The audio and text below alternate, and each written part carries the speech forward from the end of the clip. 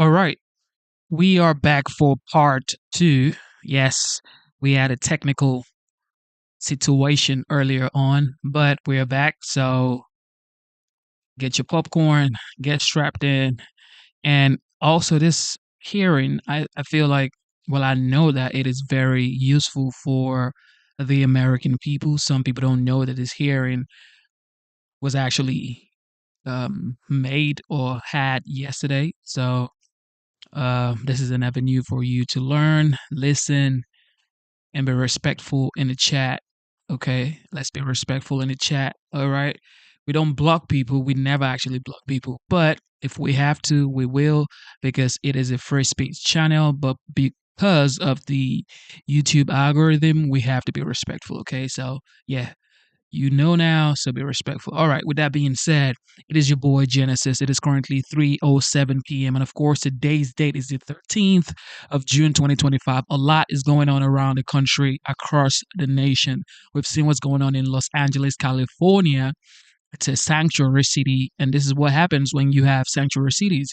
Now, New York, Chicago, now some part of Texas are beginning to start their own situation. Of course, Seattle, we see what's going on in Seattle. So it's going to spread across the nation because people are saying that they do not want ICE in their city.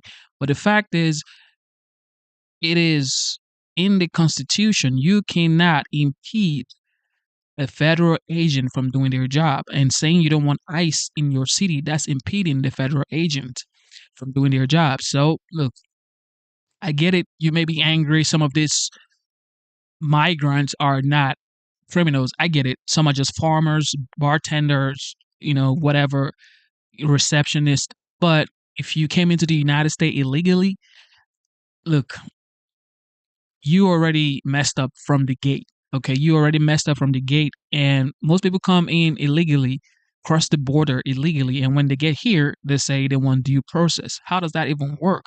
You need to come here legally first. And then you can say you want due process because you came through due process, but you cannot come in illegally. And then when you come in, you want to ask for due process. But everybody has their own opinions, I guess. When you ask liberals, they'll say, well, listen, everybody's protected by the law as long as you're on the American soil. Okay.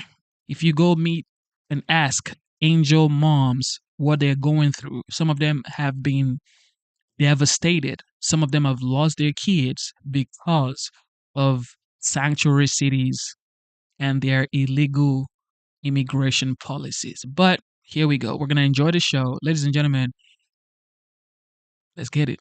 Information about the Illinois Trust Act. As you know, this is the 2017 law signed by then Republican Governor Bruce Rauner, which requires state agencies to cooperate with ICE when it presents a criminal arrest warrant for an individual, correct? Congressman, yes, that's correct. And just to be clear, the Illinois State Police, the Department of Corrections, and other Illinois agencies must cooperate with ICE when they present a criminal arrest warrant, correct? And do every single time. This is Illinois law. Yes, Donald Trump may not like state law, as we're seeing in California, but what Donald Trump likes is irrelevant. The law is the law. The Wall Street Journal reports that ICE's recent raids in California, including at a Home Depot in the LA area, were organized because the administration was falling way short of its cruel goal of deporting thousands of people per day. Politico said this is, quote, the standoff that Trump wanted. There's another reason why Trump has provoked the current situation in California. He doesn't want to talk about what he calls the big, beautiful bill and what I call the large, lousy law. So let's talk about what Trump doesn't want to discuss. What Trump doesn't want to discuss is that his large, lousy law cuts $625 billion in Medicaid, a program that insures millions of Americans. Governor Walz, in a press release on Medicaid cuts, you said, quote, the victims of these cuts will be families, children, veterans, rural Americans, and pregnant moms. That's what you said, right? That's correct, Congressman. And Governor Hochul, in a recent op-ed, you wrote, even if you don't rely on Medicaid, these cuts affect you. because when millions lose coverage, hospitals and other vital healthcare institutions lose funding. And that strains the entire system. That's what you wrote, right? That is correct, sir. Governor Pritzker, cuts in the large, lousy law are going to leave upwards of 700,000 Illinoisans without health insurance. Isn't that correct? Yes, people will die. Trump's large, lousy law adds trillions to the national debt as well, which could force $500 billion in automatic cuts to Medicare, in addition to the cuts in Medicaid that we just referred to. And of course, Medicare is a program that every senior relies on. Let me turn to my final topic. Governor Pritzker, President Trump has called Illinois, quote, a poorly run state. But the truth, of course, is the opposite. Governor, Illinois has had 7 consecutive balanced budgets, right? That's correct, Congressman. And our credit rating has been raised 9 times in the last 6 years, correct? After 21 downgrades under Republican and others. And it now stands at an A rating, right? It does. In contrast, under President Trump, every credit agency has downgraded America's credit rating below the top level, the first time in history that's happened. Isn't that right? That's correct. Trump and others claim the federal government props up Illinois. But in reality, we're one of 13 states in the country that actually give more tax revenue to Washington, D.C. than we receive in return. Now, let me turn to some of the reasons why Illinois is a donor state and not a taker state. Illinois has a $1.1 trillion economy. We produce the most soybeans in America, and we're the #2 producer of corn, right? That is correct. We're the #2 manufacturing state in the country. We are. And we're the #2 destination for corporate expansions and relocations, right? And Chicago is #1. Thanks to you, we have the world's first quantum and microelectronics park, correct? That's right. And we're ranked top in the Midwest for workforce development, correct? Yes, we are. And startups. That's right. Illinois is the heart and soul of America, Governor. It's where the cell phone was invented, was home to the first McDonald's, and was the home of amazing leaders, Lincoln, Reagan, Obama, Grant, even Superman, and yes, the Pope. And here's a picture of the Pope wearing a Chicago White Sox cap. The next Pope's going to be a Cubs fan. There you go. Illinois has terrific jobs, people, and pizza. Some may even say that God is on our side, Governor. I'm proud to be from Peoria. I'll always stand up for Illinois, loud and proud. I yield back. Chair now recognizes Mr. Jordan from Ohio. Thank you, Mr. Chairman. Governor Hochul, 3rd paragraph, 2nd sentence in your written testimony, you said New York State cooperates with U.S. Immigration Customs Enforcement in criminal cases. Governor, who's Jesus Romero Hernandez? Thank you. I want to reaffirm that we do cooperate in cases where That wasn't the question. I just read your statement. I can read your statement. Who is Jesus Romero Hernandez? I don't have the details on every I'll single tell you. person in a state of 20 million people. I understand, but this guy's a citizen of Mexico, deported 7 times, came to your state, assaulted one of your residents with a machete, choked a police officer, then when he was in custody, assaulted a corrections officer. ICE finds out this guy is in your state's custody, and they send you a detainer. You're familiar with a detainer, right? Yes, I am. Notice of action, immigration detainer to Tompkins County Jail from Syracuse Immigrations and Customs Enforcement. Section 1, they check a couple boxes. The first one they check is a final order of removal against the alien has taken place. That means a court has said this guy needs to go. This machete-wielding, cop-choking, corrections officer assaulting guy needs to go. Then they also check another box and they say biometric confirmation of who this individual is, this alien's identity. So they got the right guy, and a court has said he needs to go. Any idea what Tompkins County Jail decided to do with that detainer order? I will tell you this, the state No, of it's New a specific question. Well, I'm What telling you- did Tompkins County do?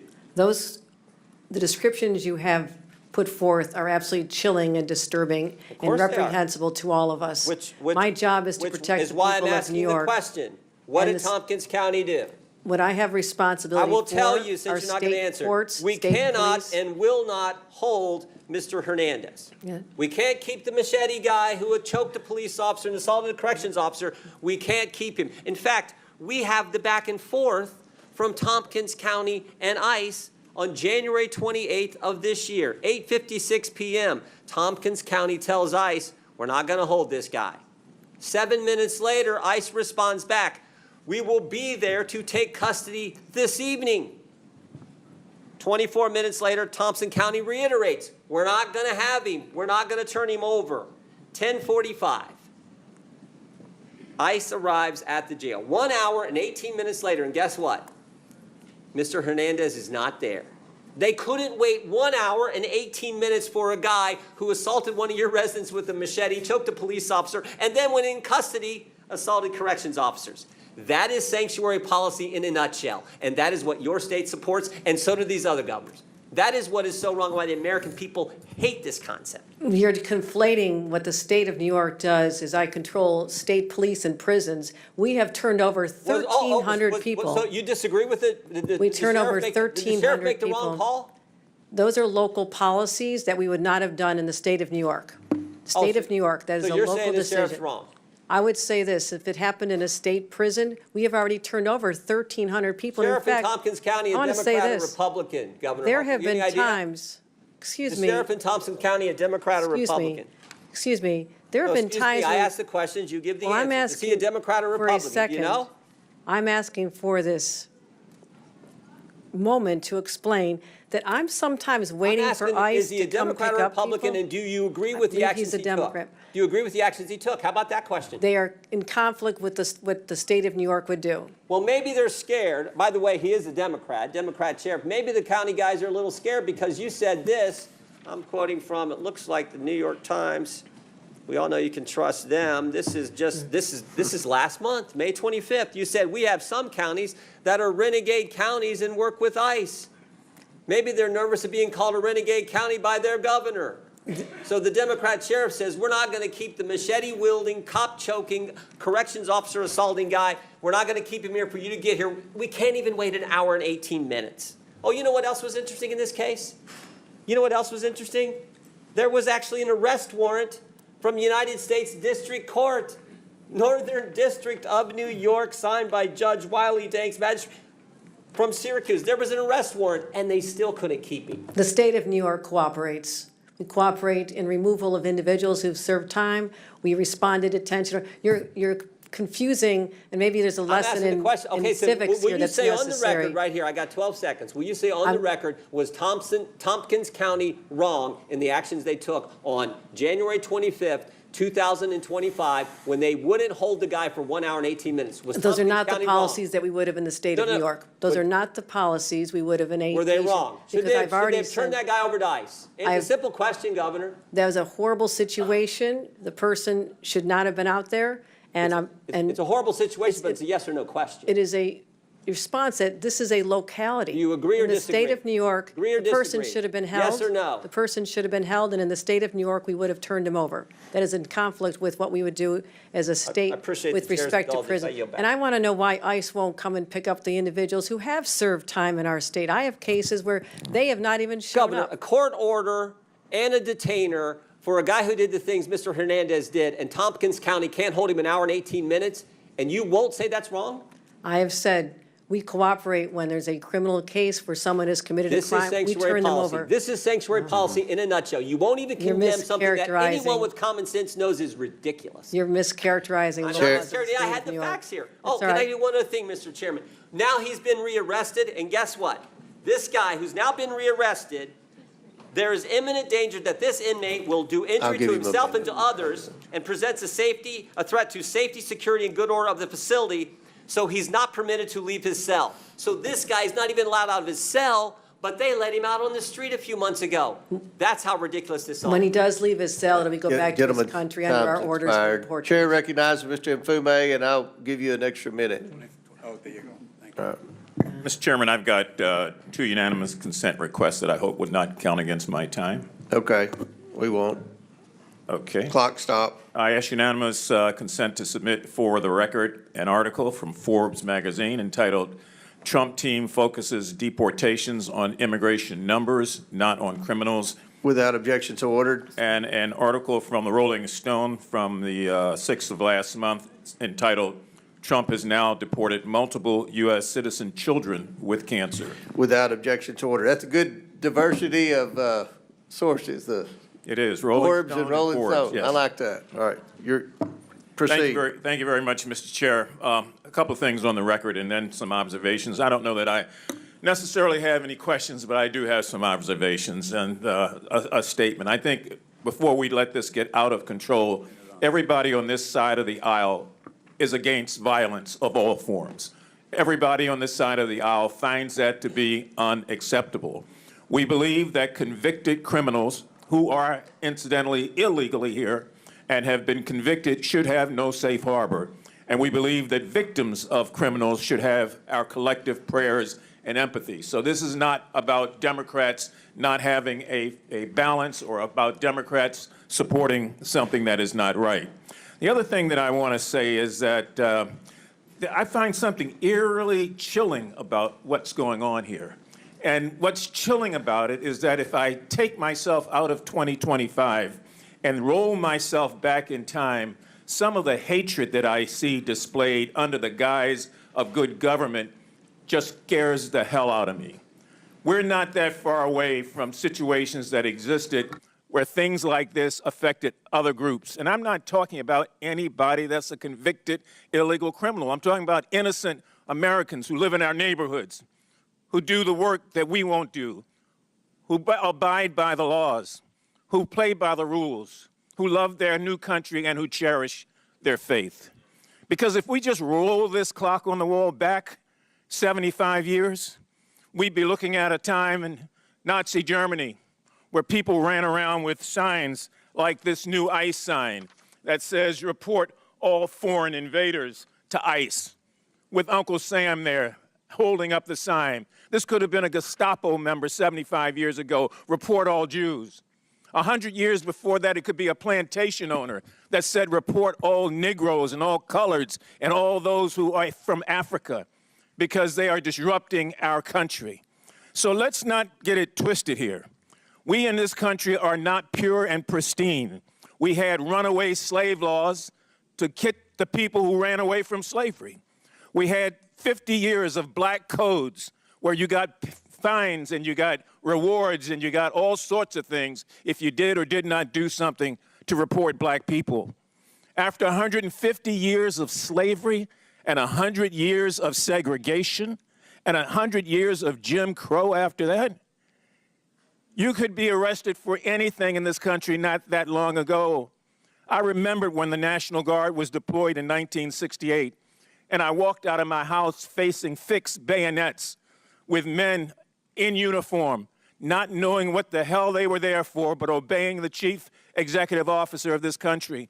And I know what it's like to face a bayonet and to face a National Guardsman. And I've seen the tension that it brought about and how that group of demonstrations across this country continue to go for days and days and days. And so don't give me something about, there's something about these people because they're immigrants. No, there's something about them because they're people, and like all groups, they've got bad people in them. I could have been arrested 75 years ago for walking into a restaurant, for drinking out of a water fountain, for being accused of looking at a white woman like Emmett Till did in 1955, and he was burned and lynched in this country. When future generations peer through the telescope of time, I hope that they look at us and realize that there are some who chose not to shirk their responsibility, not to run away from the reality and to face it head on. You know, not too long ago, I went to visit a proud lady who this year will celebrate her 149th anniversary. And she stands today, even as we sit in this hour. In her left hand is a great torch. And in her right hand, guess what? She clings the Declaration of Independence close to her breast. And on her head is a crown of spikes. And on her feet, broken shackles, symbolizing freedom from tyranny, the tyranny that so many immigrants faced before coming to this country. And as that plane flew over, I could still hear her cry out through silent concrete lips, saying, "Send me your tired, your poor, your huddled masses who yearn to breathe free. The wretched refuse of your teeming shore," she says. "Send those, the homeless, tempest-tossed to me.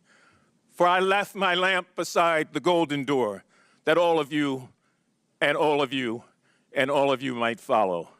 And so we came. Some took the circuitous route, some came for a thrill, and some of us came against our will. But we came and became what we are today as a nation, and we must never lose sight of the things that make us great or the things that take away from our greatness. Mr. Chairman, I yield back. Thank you. Chair now recognizes Mr. Gill from Texas. Thank you, Mr. Chairman. Governor Pritzker, do you know how much illegal immigration costs your state each year? No, sir, I do not. Costs over $780 per family per year. That's a lot of money, isn't it? Yes, it is. And may I ask, what do you mean by the cost? That is a lot of money. The for cost the of cost to illegal your state. immigration. Let me ask you, do you know who Franklin Jose Pena Ramos is? Are you talking about the federal government's I'm cost to asking the you if state you of know who Illinois as a Franklin result of Jose the Pena failed Ramos is. immigration policy? It's a yes or no question. I'll take that as a no. Do you know who Jose Martinez Rangel is? No, sir, I do not. You don't. You should. Those are two men who came into this country illegally, raped and murdered 12-year-old Jocelyn Nungary in my home state of Texas. Do you think that elected officials should have welcomed them into our communities? Sir, Answer the question. before they committed a crime, I'm not sure what you're asking. Do you think that they should have been welcomed into our communities? That's a very straightforward question. Someone who commits murder, no. Someone who commits murder should be Why apprehended. did you state during Biden's border crisis that illegal aliens, quote, should have been welcomed and helped by elected officials? When you say illegal I'm aliens, asking these you, are should people these who are people have been given welcomed and asylum. helped into our communities? People who are That's an asylum easy seekers. yes or no question.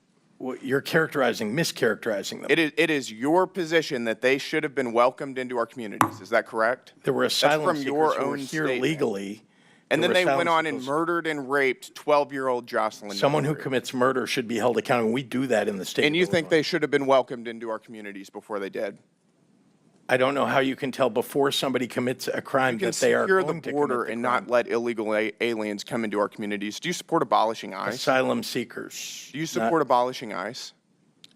No, I believe we need an immigration force in the United States. You In don't. fact, You believe a budget is a moral document. Is that correct? I do. You do. You tweeted that.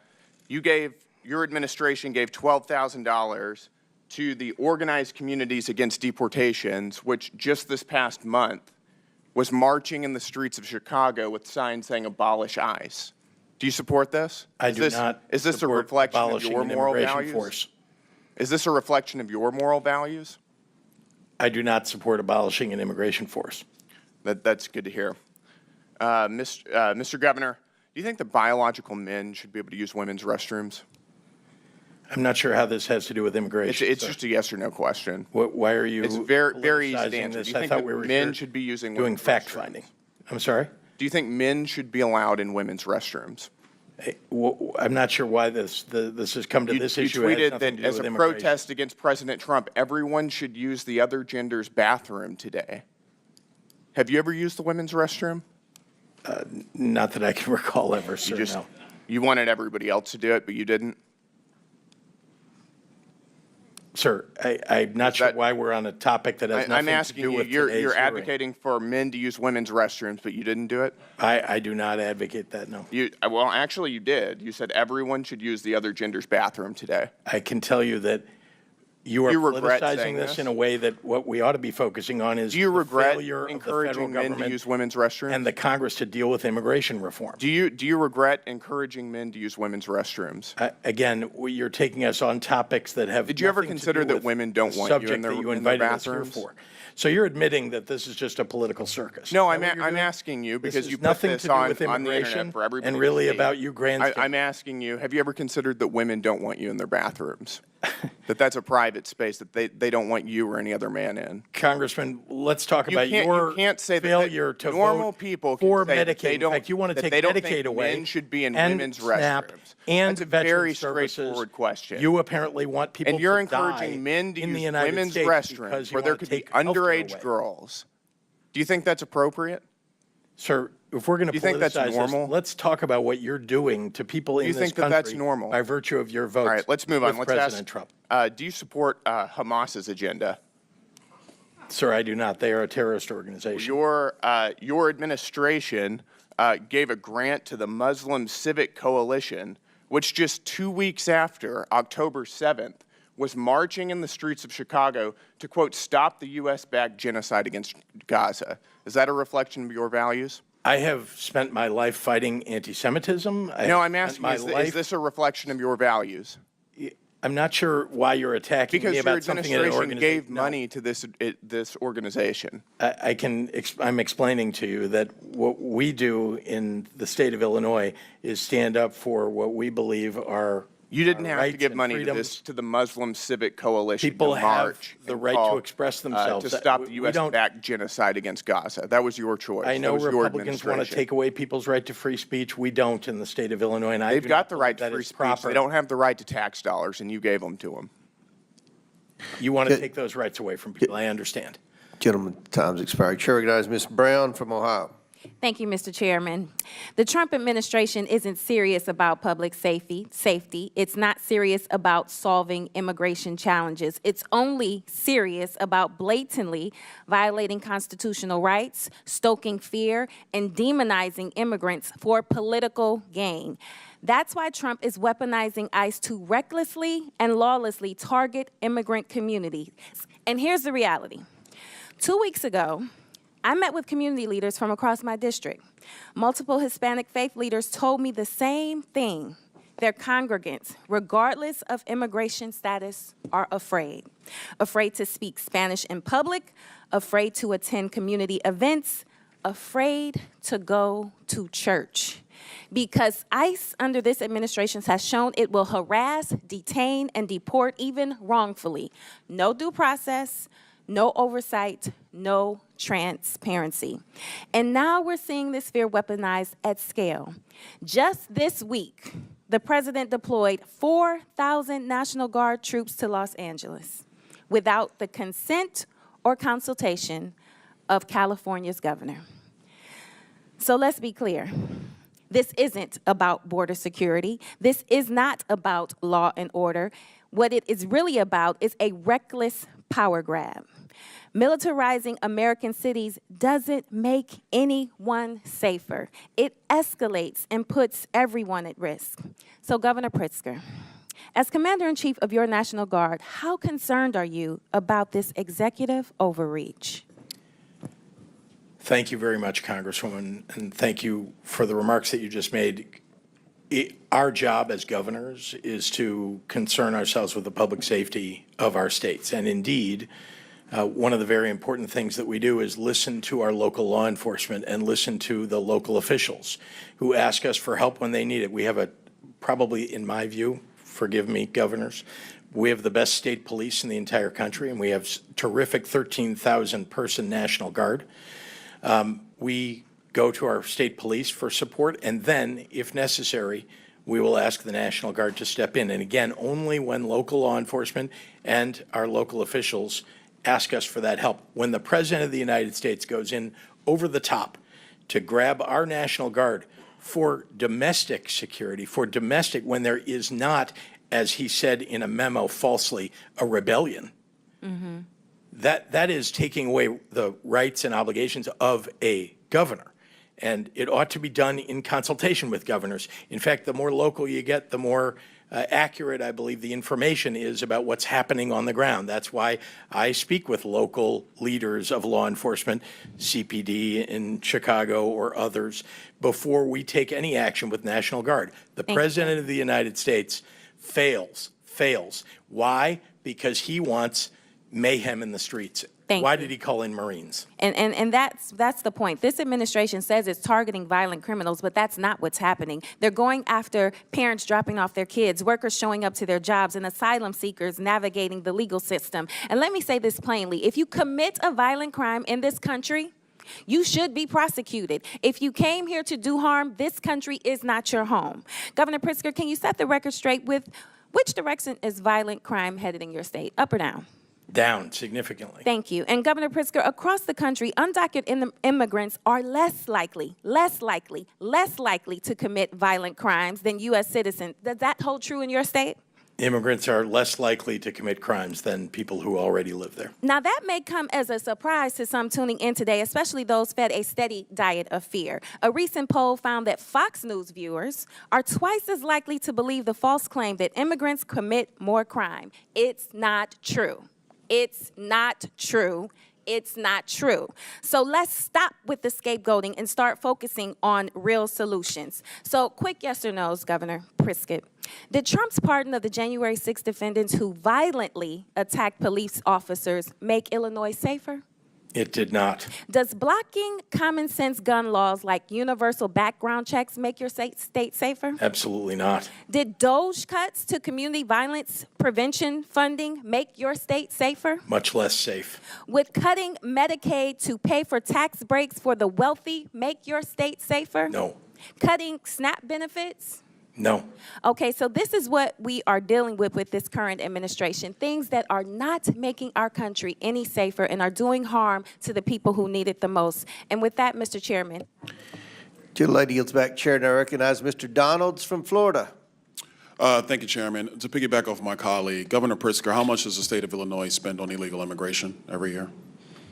Again, illegal immigration, that's a federal responsibility. They could tell how much is wasted as a result of their failures. Governor, don't you keep track of how many people are on your Medicaid rolls, how many people who are illegal immigrants in the state of Illinois who are getting actually benefits in your state? Doesn't your government keep track of that?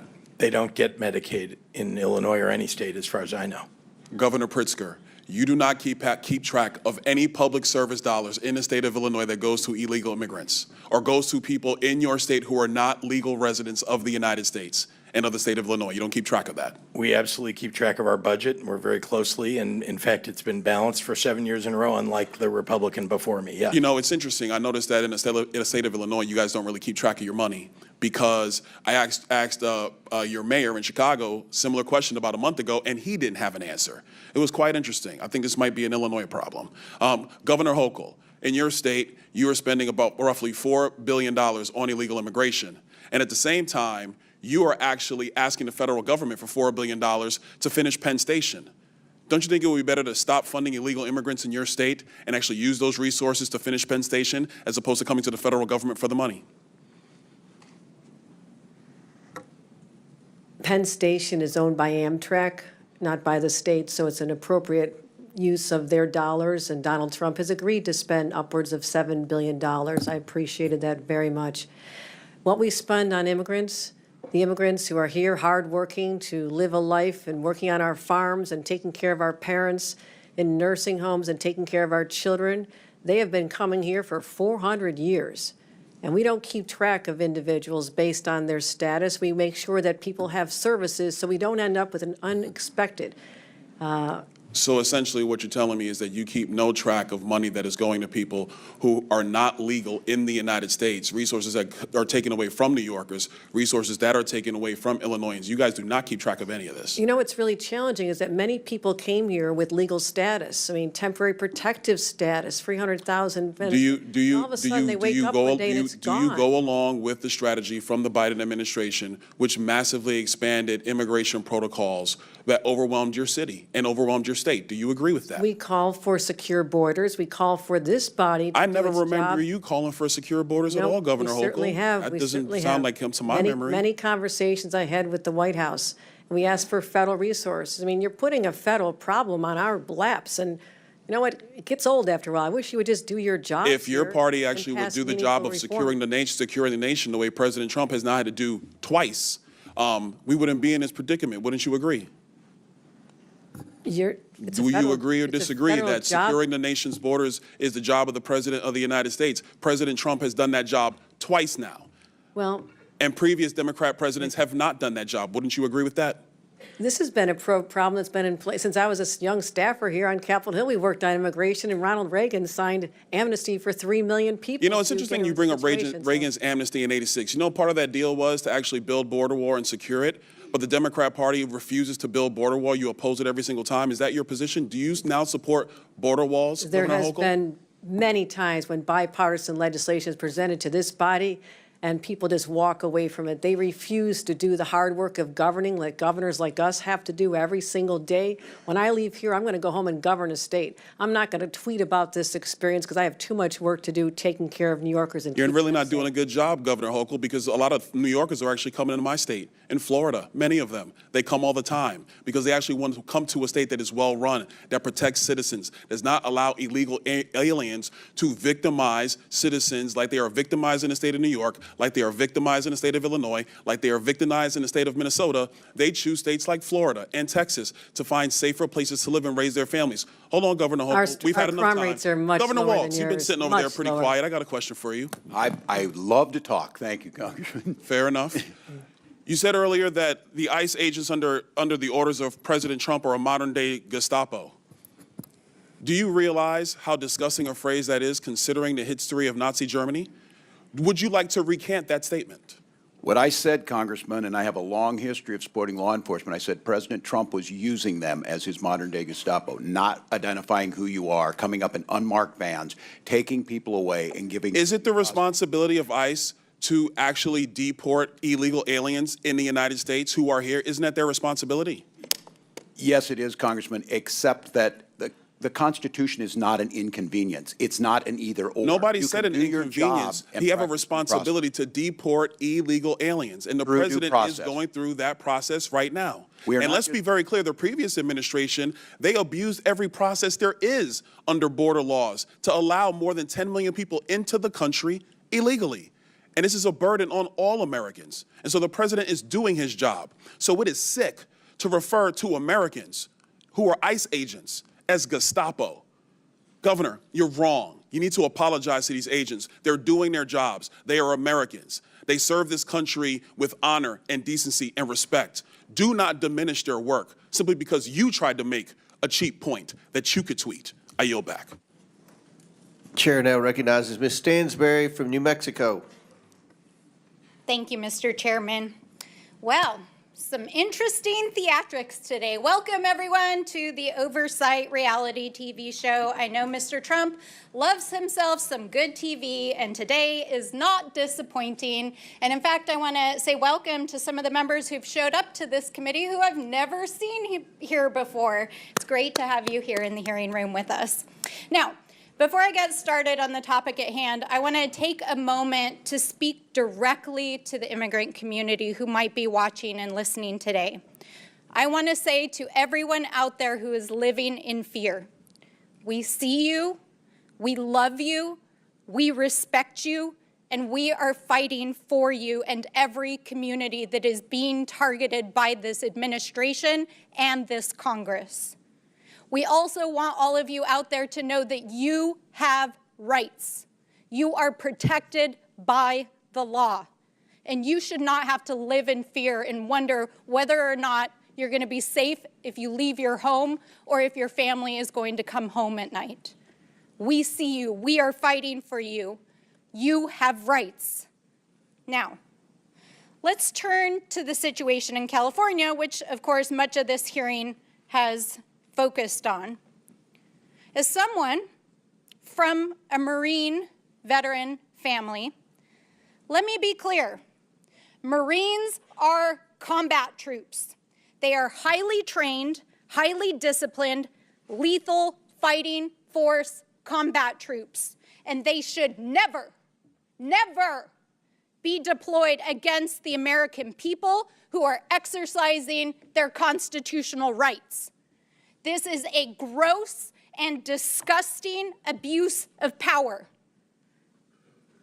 A disgusting abuse of power by fake tough guys, fake tough guys who think that they can intimidate our communities while taking away their rights. And this is from the same man who dodged the draft and called our military service members suckers and losers.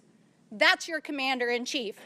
And here, these folks here and the president want to say they're for our military and our veterans while they're illegally deploying service members, violating state sovereignty, gutting the VA, firing generals and lifelong service members.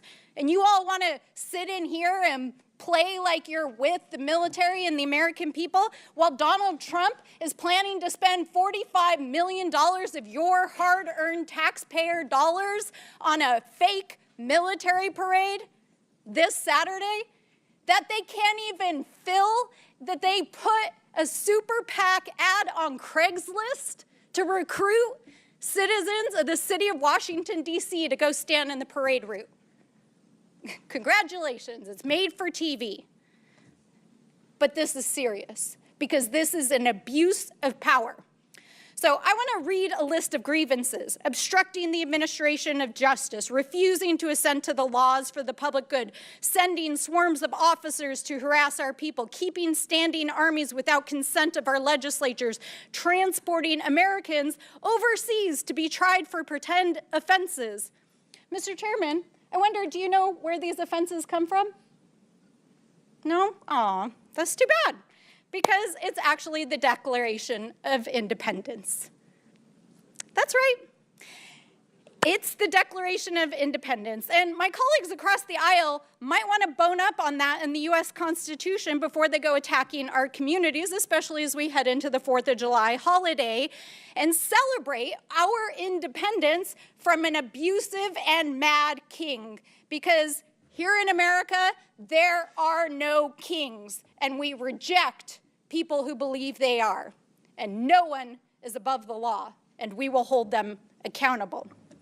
But I think it's very clear today, and I think it's been borne out by every witness that we have here, that what Donald Trump is doing is not only an abuse of power, an abuse of the military, an abuse of our citizens, but also, y'all should know this, while you're sitting here creating this made-for-TV moment, that 2/3 of Americans, according to the polling yesterday, are opposed to what Donald Trump is doing with both immigration and the deployment of the military in our communities.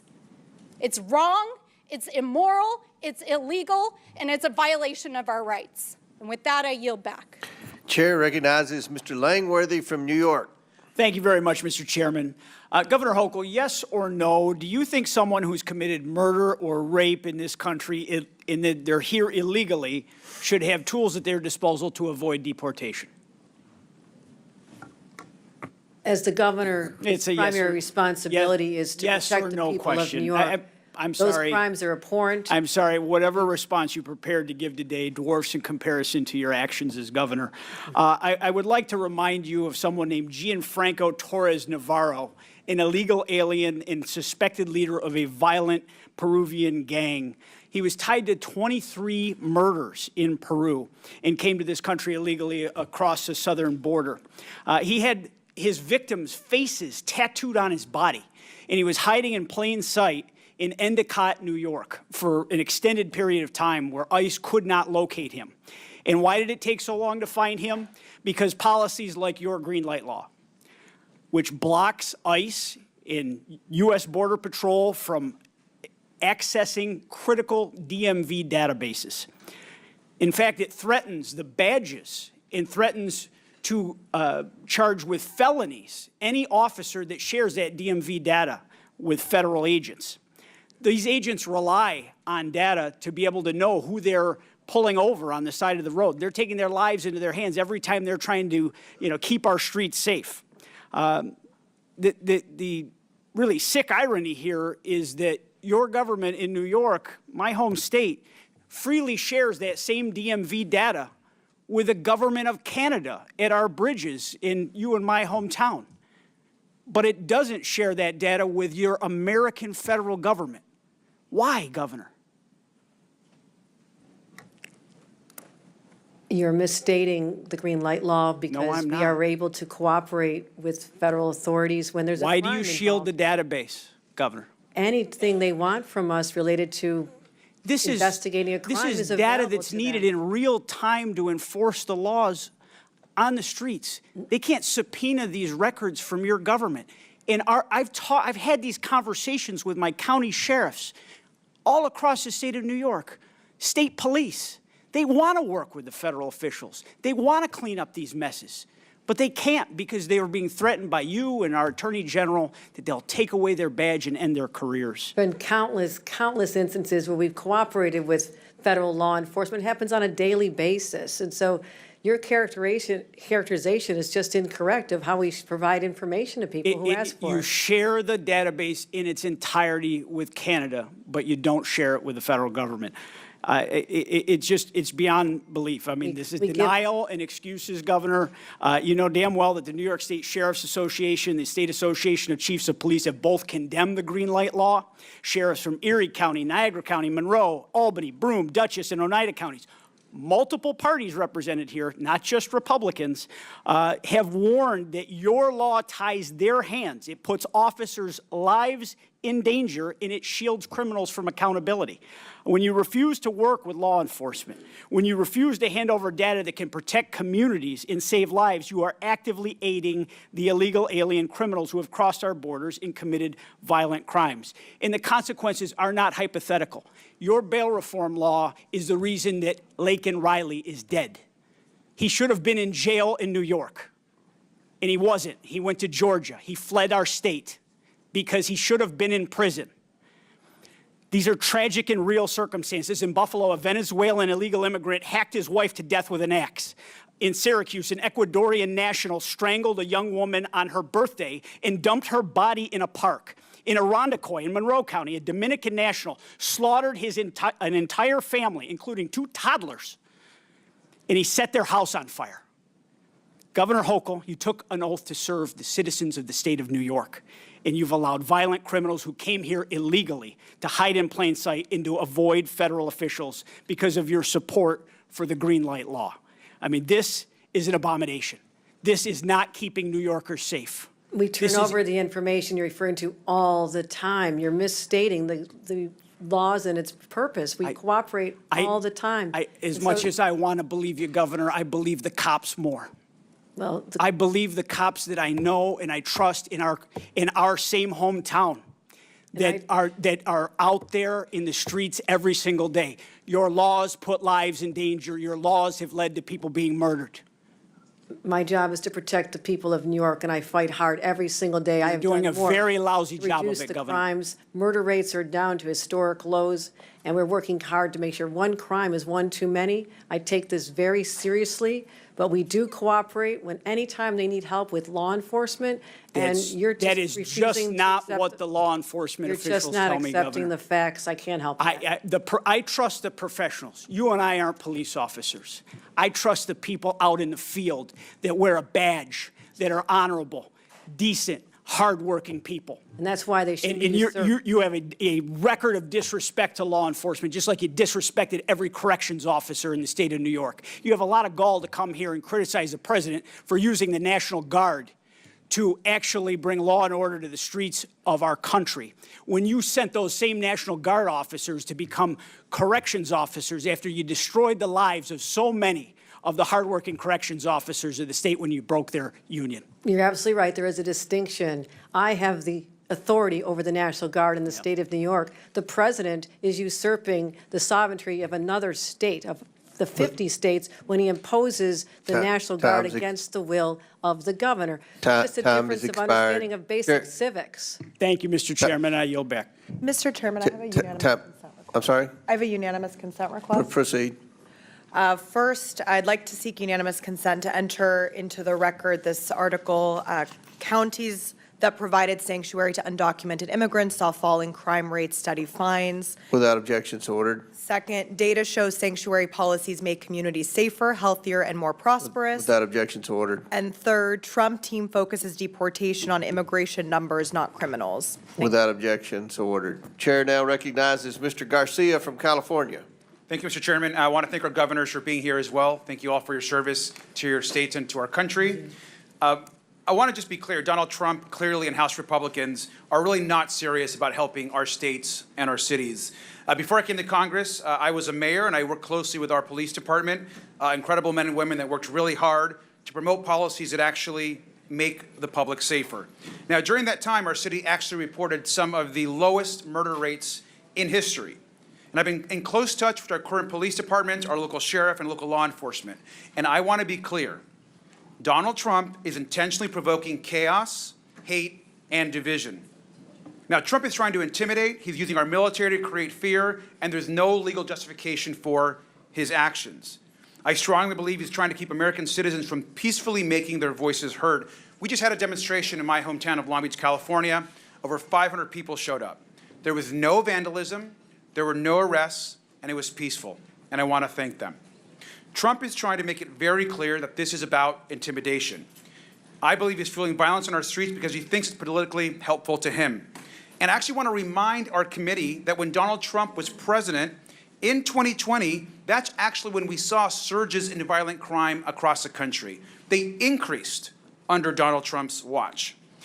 We should be focused on actual public safety threats, but we know that Donald Trump is taking federal law enforcement away from actually investigating serious crimes and cartels. And if you ask any police department, police chief across the country in your states, they will tell you they want their police focused on the issues in their neighborhoods, in the state, traffic violations, speeding, domestic violence. Those are the issues that people want to see addressed. Law enforcement should be focused on those issues, and I know the governors agree.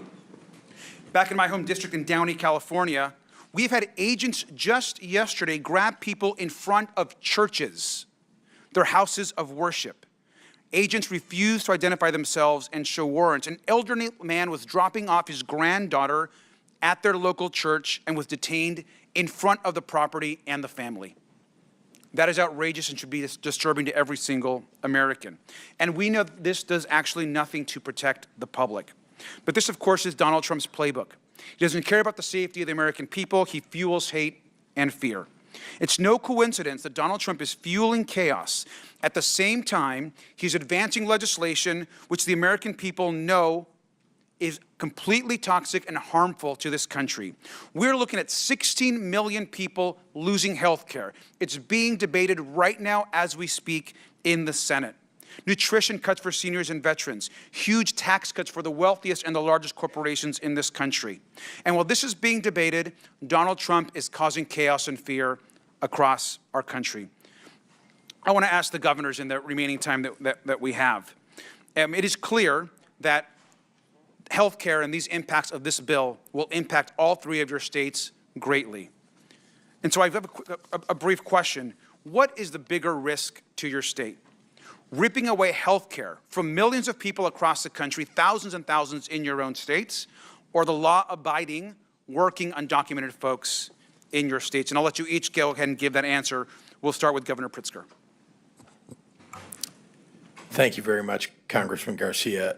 There are 770,000 people who stand to lose their health care in the state of Illinois, perhaps even more, depending on how this bill turns out. And I can tell you that there are people who are dependent upon Medicaid and Medicare to survive. I am deeply, deeply concerned about the deaths that will occur as a result of the cuts, not to mention that we're taking away SNAP benefits from families that need it most, and children. Veteran services, people who have PTSD, who need to see their therapist at a certain time, now have to wait much longer periods of time because of the threat of this bill. So I'm deeply concerned. DOJ has taken away one of our facilities in the state of Illinois already. It's a huge problem, and that is the threat. Thank you, Governor Walz. Yeah, thank you, Congressman. In Minnesota, in 2023, we were ranked as the top state for health care, home of the Mayo Clinic. We have more people covered almost than any other state. This bill would take 250,000 people off of health care, make it more difficult, reduce the outcomes we're getting. 40% of those are children receive their care through that way, and over 70% of nursing home patients. It would be catastrophic, and the state has built it up to improve lives of all of our citizens. Thank you. And finally, Governor Hochul. Health care is a basic human right. And I'm proud in the state of New York that 95% of people in our state have health care coverage. But these devastating cuts will throw off at least 1.5 million New Yorkers, and not just those individuals, but when hospitals in rural areas have to shut down, the entire community will lose important services. So this will have a ripple effect through our economy and hurt more than just the people who lose their Medicaid. And it is devastating and absolutely unwarranted. And we encourage everyone to stand up, speak up on behalf of their constituents, especially those from the state of New York who represent rural areas. They're counting on you. Thank you. Governors, I thank you, and I yield back. Chair now recognizes Mr. Biggs from Arizona. Thank you, Mr. Chairman. I get a kick out of you sanctuary state, county, city leaders who talk about having to deal with the border crisis. Cracks me up, actually. But at least, Governor Pritzker, you did call it a crisis in your statement. I appreciate that. Ultimately, as you said in your statement, you received 50,000 illegal aliens into Cook County. And Governor Hochul stated that New York received about 220,000 illegal aliens. That's fantastic that you know those numbers roughly. Now I want you to imagine you're a southern Arizona community of about 80,000 people sitting right on the border. And over the course of the Biden administration, a couple of million people came through your little town. And I quote you, Governor Pritzker, Illinois didn't ask for this crisis. And I'm going to tell you, neither did Yuma, Arizona. Its lone hospital, only hospital, couldn't handle the influx, nor could its single food bank, its law enforcement, its schools, and other services and infrastructure. That was a failure, you're correct, on the part of the federal government under Joe Biden. That's all stopped now. That's all stopped now. Because it didn't take a new law, it took enforcement of the current law. But you know what drew a lot of those people? Because you might have been down there once. I've been down there dozens of times. I've taken more people from Congress down there than anybody else here. And you know what those people told me? They're coming here because they wanted to get to places, and they would name Chicago, and they would name New York to me. And I'd say, why the heck are you crossing here and not crossing at Del Rio? Because you guys offered sanctuary policies. They believed that they would be protected in your jurisdictions. And now that these millions of illegal aliens are here, permitted to get here by the Democrats and the Biden administration, your jurisdictions actually hinder the enforcement of immigration laws because of the sanctuary policies you've adopted. And then you have the temerity to complain about the influx of illegal aliens that strain your social services. Well, you did that. That's not even an unintended consequence. That's what it is.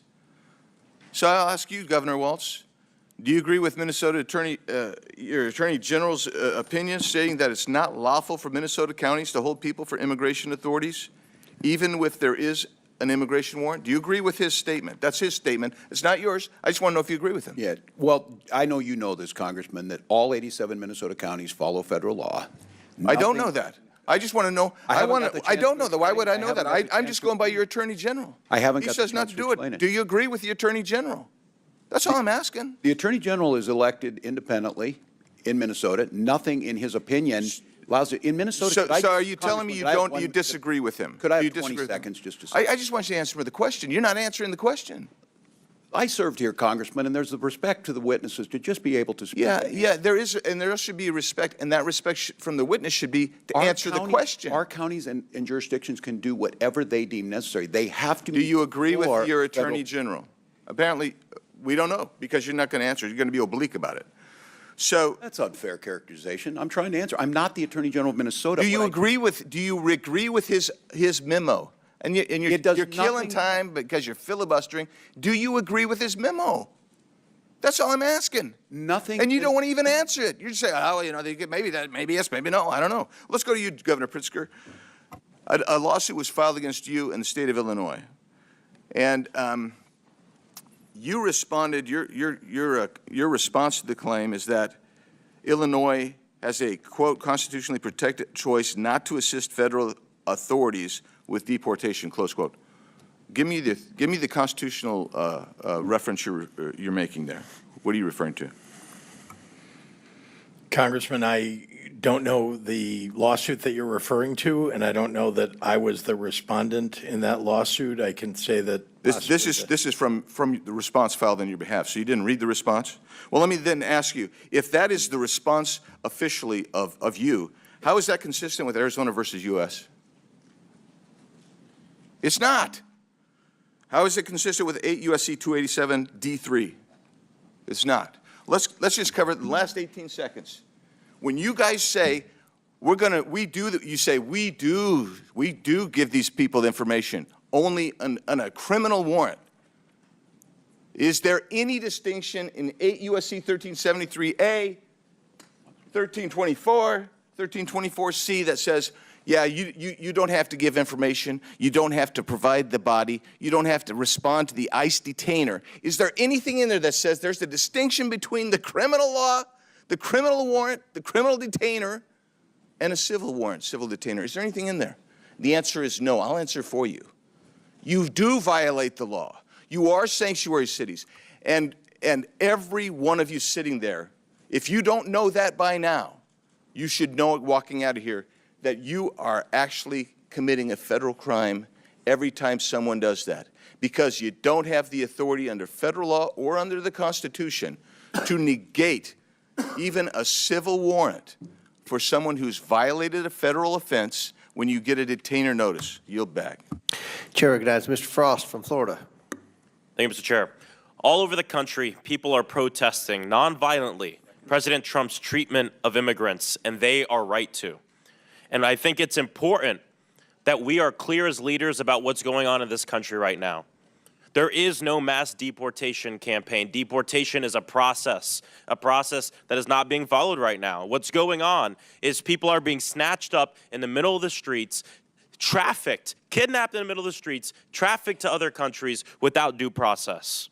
Trump is taking blatantly illegal and inhumane actions to stoke protests and then escalating things from there. Over the weekend, he sent the U.S. troops to California. This is dangerous. First, the California National Guard without the governor's support, and now the Marines. The Marines are trained to fight and win wars, not to de-escalate a protest in the heart of an American city. Members of our armed services have sworn an oath to the Constitution. They didn't swear an oath to Donald Trump, and they're not his personal army. And so in the face of a wannabe dictator, we have to have strong opposition. First, the Trump administration says they're going to arrest judges. Then they arrested a judge. Then they talk about arresting elected officials. Then a mayor gets arrested. Then they said they'd arrest a member of Congress, and one has been indicted. A Democratic member of Congress has been indicted. And now we have Trump's border czar, Tom Homan, who's threatened to arrest the California governor. And I don't think we should take this as an empty threat. Why is Trump now saying he wants to arrest governors? It's because he knows that some of the people who are going to be the greatest opposition to his lawlessness are Democratic governors standing up for their people. And so I'm just curious to hear from our three governors here today, because these things can be put forth as hypotheticals, but they're not hypotheticals. Elected officials are being arrested. This is happening.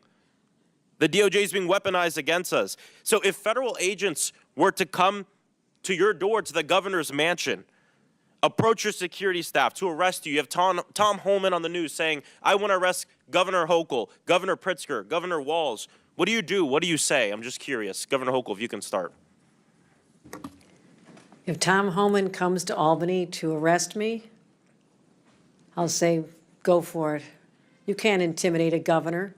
What is this country coming to?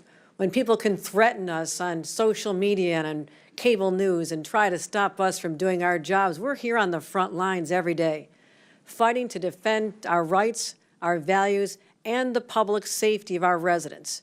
And so anything threatening our responsibility is an assault on our democracy, nothing short of that. Thank you, Congressman. Let me begin by saying I have the highest duty to protect the people of my state. And indeed, if Tom Homan were to come to try to arrest us, I can say, first of all, that he can try.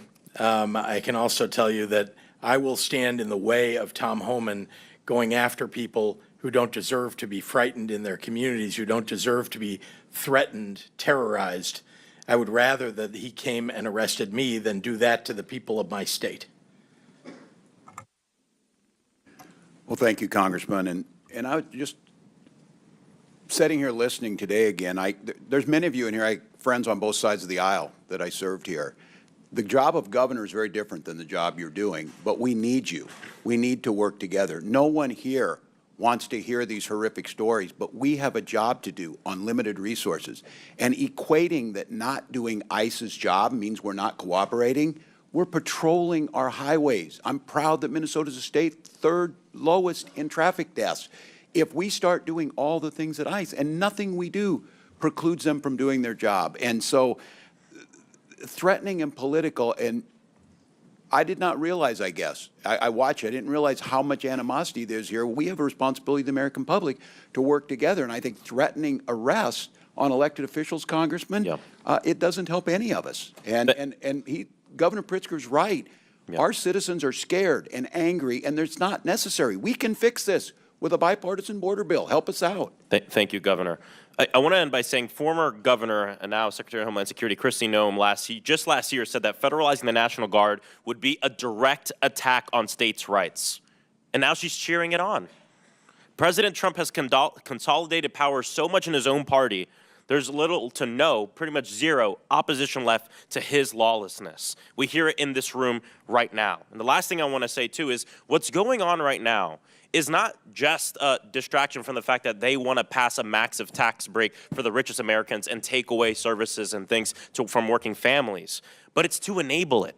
These aren't two different stories, because the only way you rip away health care from 15 million Americans in this country and not feel like you have to fear for your job or that you're going to be protested every day is by scaring the people and suppressing their First Amendment right. What's going on in Los Angeles and what this Donald Trump wants to do around the nation is directly connected to the fact that he's going to take away health care from all of these people, 15 million Americans, to benefit people like him and his donors. And it's shameful. These aren't two different things. It's the same thing. I yield back. Chair recognizes Mr. Higgins from Louisiana. Thank you, Mr. Chairman. Governors, I guess thank you for being here today. This was staged to be it was bound to be, political conflict here. But I like to get pretty real with each of you. I know Governor Walz pretty good. He and I came to be, believe it or not, America, Governor Walz and I came to be quite friendly. I consider him a friend for many years. And it was fascinating that we disagreed on almost everything politically. I doubt there was a vote we had in common, but I'm pretty sure I could call Governor Walz and get a straight answer, even now, at least in private. But in a setting like this, it's difficult to get a straight answer because you're being viewed so closely. All of us are. So I'm going to try and be real with you. And Governor Pritzker, I don't know you. Governor Hochul, I don't know you. I can tell you that that you strike me as extremely political and rather arrogant, quite smug, good lady. And this is a serious topic, man. We have hundreds of thousands of Americans dead from fentanyl that came across our border. Our nation suffered generational trauma for 4 years from open border policies. And we listened in ad nauseum, speech after speech after speech about how Mayorkas, who struck me as equally smug in many horrific meetings, said we need more money, we need more laws. We never needed more money. We never needed more laws. We needed an executive branch that had the will to enforce the law and thus end the trauma that the American people were continually suffering at our southern border. Now, the impact of that policy remains, and sanctuary cities are a large part of this thing. And I don't know the life of you three, your background. I don't know if you've held the hand of a mother or father had to deliver to them the news that their child had been killed by a violent criminal. Prayed with that person, but I have. And the victims of crime commonly have a simple refrain. Why? Why? Why did this happen to my family? And I'm going to ask you, Governor Pritzker, and you, Governor Hochul, what do you say to those people when, have you ever had the courage to speak with one in person, in private, without cameras, and when they ask you why was this horrible person invited to Illinois or New York? Why do your sanctuary policies encourage, why did this guy that killed my daughter, why was he in my state? Why? Representative. Don't tell me it's limited resources. Representative. Don't tell me it's limited resources. I'll let you know when it's time for you to answer the question, madam. Okay. Don't tell me it's limited resources, because we're talking about the resource of righteousness and goodness. And God controls the bank of righteousness and goodness. And there's no limit to that withdrawal. Governor Pritzker, what do you tell a family when they ask you why? Why was this murderer in my state that came here across the border illegally and was encouraged to come to my state by your policies? Go. You said invited or encouraged. 50,000 people invited were and encouraged by 50,000 sanctuary people were policy. shipped to my state by a Don't border beat state around the governor. bush. Own it, man. I'm not beating Own around. it. I'm telling you, 50,000 people were shipped to my state by a Would you ship Republican them back? border state governor. 50,000 is a smidgen. We have 15 million cross the border. I understand. I'm glad they bust some to your state. I have 'cause you and needed I to have taste been it. clear Your sanctuary about policies encourage favoring border Governor Hochul, security. There was a I'll give bill you the last last year couple of on that seconds very here. subject, sir. On the Governor question of Hochul. what And I'd you say to opposed that it. family, I would say my heart is breaking for you. I'm a mother. When you describe the pain of a family like that, I've been there. I have held victims' families in my That's a arms. good start. And I'll tell you Mr. this, Chairman, you appear my to be a time has religious expired. I person, yield. but we are called. Gentleman's time's expired. Chair recognizes Ms. Lee from Pennsylvania. Mr. Chairman. I recognize the ranking member for unanimous consent. Okay, a couple of things. One, I want to raise a point of order.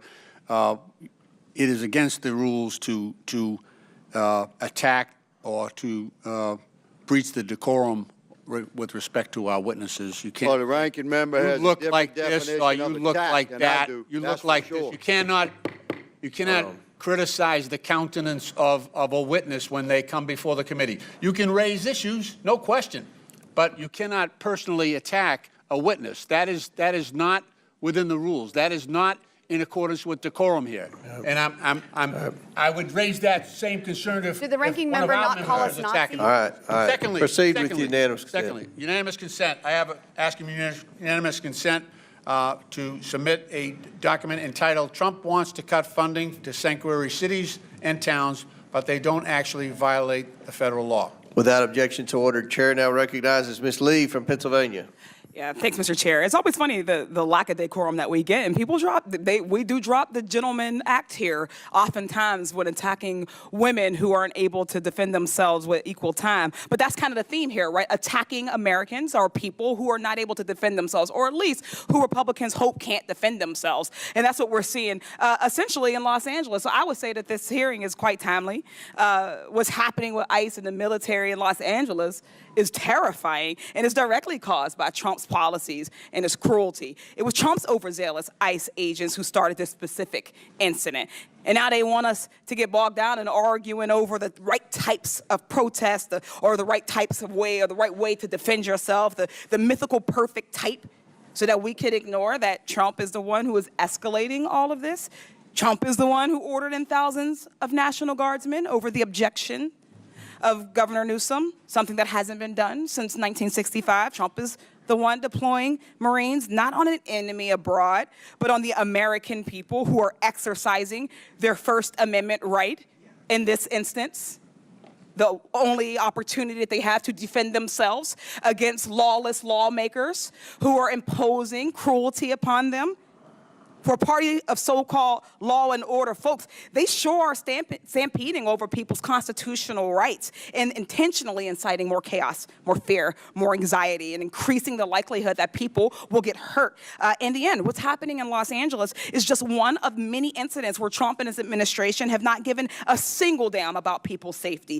For one, the ICE and DHS agents that are arresting people and raiding places often don't even have any kind of uniform or identifying badge. They're masked, and they're in unmarked cars. Ms. Perryman, just briefly, why is it so dangerous to have masked, plainclothes ICE agents arresting people? So I'll just thank you, Congresswoman, for your question.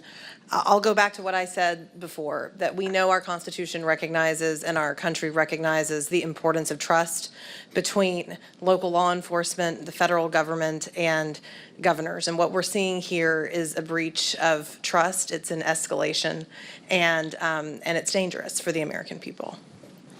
Trump said he was only going to go after undocumented criminals, but that's clearly not the case. Whether through incompetence or straight up racial profiling, ICE and DHS agents are wrongfully arresting U.S. citizens. We've talked about it today, and catching these mistakes often happens too late, after an American citizen has already been illegally thrown into another country, and Trump's administration is doing nothing to get them back. These agents are also going into previously protected spaces, as we've discussed, like churches and schools and hospitals. DHS agents tried to get into an elementary school by lying that they had the permission from the parents. That is a cartoonish level of evil. ICE also arrested a Massachusetts high school senior, Marcelo Gomez da Silva, on his way to volleyball practice. Governor Walz, you're a former teacher and coach. Do you think these kinds of actions create instability for students? And do you worry about increasing anxiety of kids coming to school?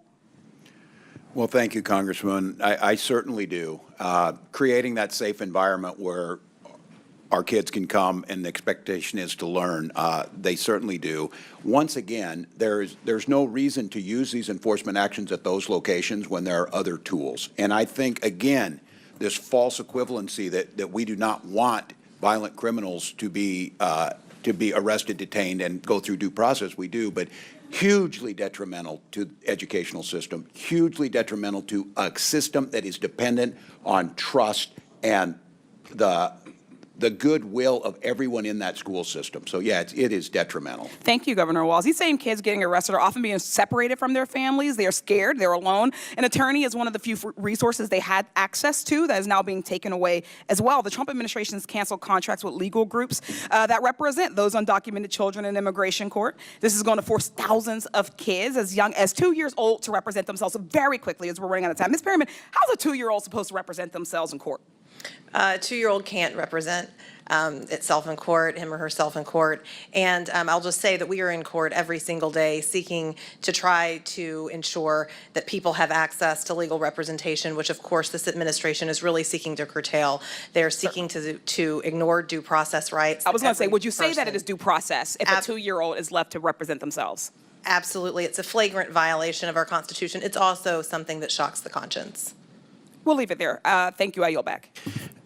The witnesses have requested a 15-minute bathroom break, but before we do that, I'm going to go to Dr. Fox for 5 minutes of questions. After Dr. Fox, we'll take a 15-minute break for the witnesses, and then we'll start back with Mr. Kassar. So Chair recognizes Dr. Fox from North Carolina for 5 minutes. Thank you very much, Mr. Chairman. Governor Walz, as you're aware, Minnesota saw the largest COVID-19 fraud scheme in the nation. The so-called nonprofit Feeding Our Future falsely claimed to have served 91 million meals to children, for which it received nearly $250 million in federal funds. According to the FBI, the $250 million in federal taxpayer money was, quote, funneled into luxury homes, cars, and lavish lifestyles while families struggled. In March, 2 individuals were convicted in connection with this case, and I understand related investigation continues. The FBI stated that, quote, The egregious fraud uncovered in the Feeding Our Future case represents the blatant betrayal of public trust. The FBI will not allow criminals to rob federal programs and walk away unscathed. We'll expose their schemes, dismantle their networks, and ensure they face the full weight of justice. Do you support the federal government's efforts to bring to justice those who stole federal taxpayer money at the expense of hungry children in your state? Thank you, Dr. Fox, wholeheartedly. And this is a great example. When the federal government works with the state, we reported it, they prosecuted them, they are in prison. So do you support federal efforts to bring to justice those who commit federal crimes in Minnesota? I most certainly do. Okay. Does Minnesota honor ICE detainer request? Congresswoman, thank you for the question. I've been making sure I get my opportunity here. Minnesota follows all federal law. State law requires, and I would say the state law requires all state and county facilities to ask for immigration status when a convicted felon is committed and tells DHS if they're undocumented. All state facilities. DOC calls DHS before a convicted felon leaves prison. We have a controlled handover. ICE is How can we be sure that your state is serious about cooperating with the federal government to enforce our immigration laws? We do it on a daily basis, Congresswoman. And again, I say this is the floor. Counties can do more, but here's the confusion we have right now. Last week, a list of supposed sanctuary cities or counties were put out. Many of those were counties in Minnesota that had gone above and beyond. Their sheriffs said it put them at risk because they were doing that. They were sharing information and doing what they're supposed to do. It's a coordination issue. But you said in your answer it's only if they've been convicted of crimes that or a judicial warrant. Or a judicial warrant. That's correct, after due process has been served. So that you don't cooperate if they're illegally here and the ICE comes to get them. If they have gone through the process, Congresswoman, and they have received due process, and ICE's job is to come and get them. It's what I've been saying all day. But if they're here illegally, then they're here illegally.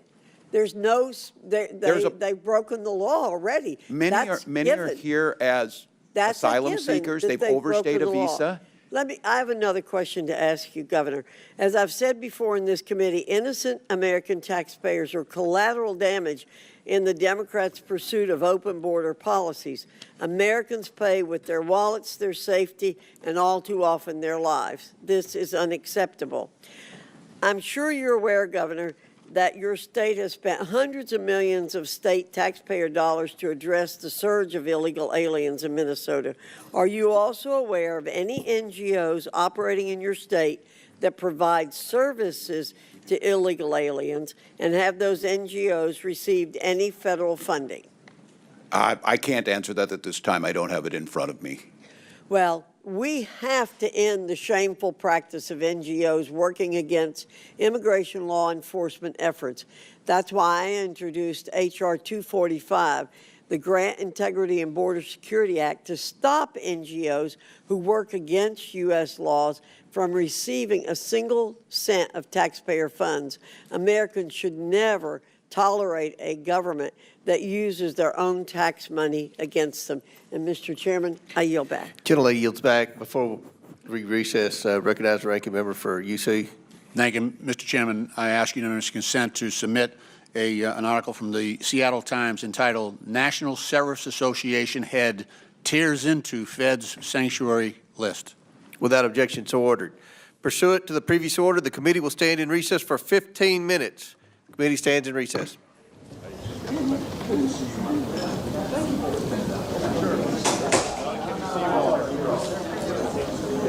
All right, here we go. Tampon took the last stand. Of course, we knew he was gonna say trash all through, but thank God we got the real one at the house. All right, here we go.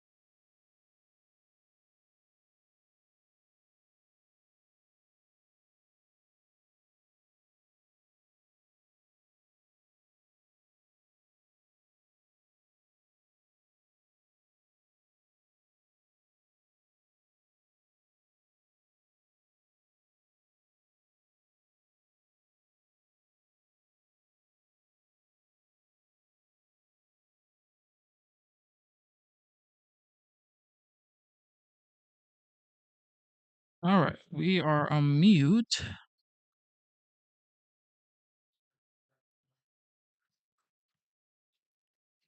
What do we have here? All right, we are on mute.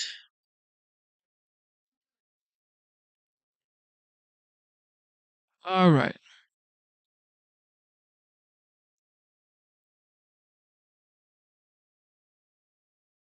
I got y'all. I got y'all.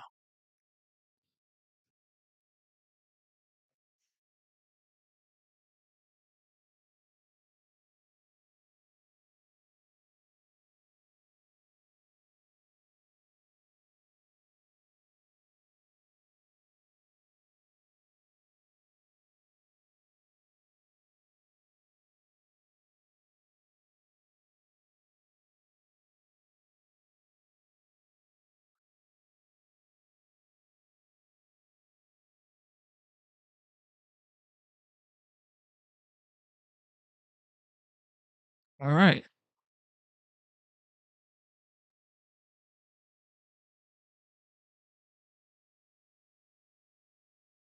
Okay. Hmm. All the time because they actually want to come to a state that is well run, that protects citizens, does not allow illegal aliens to victimize citizens like they are victimizing.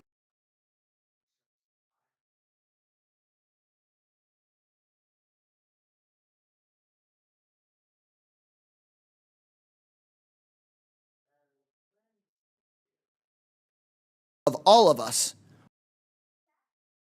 are not the real danger that we face.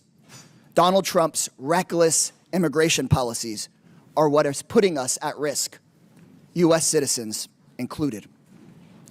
Trump and his puppets here in Congress put out a constant stream of lies about immigration.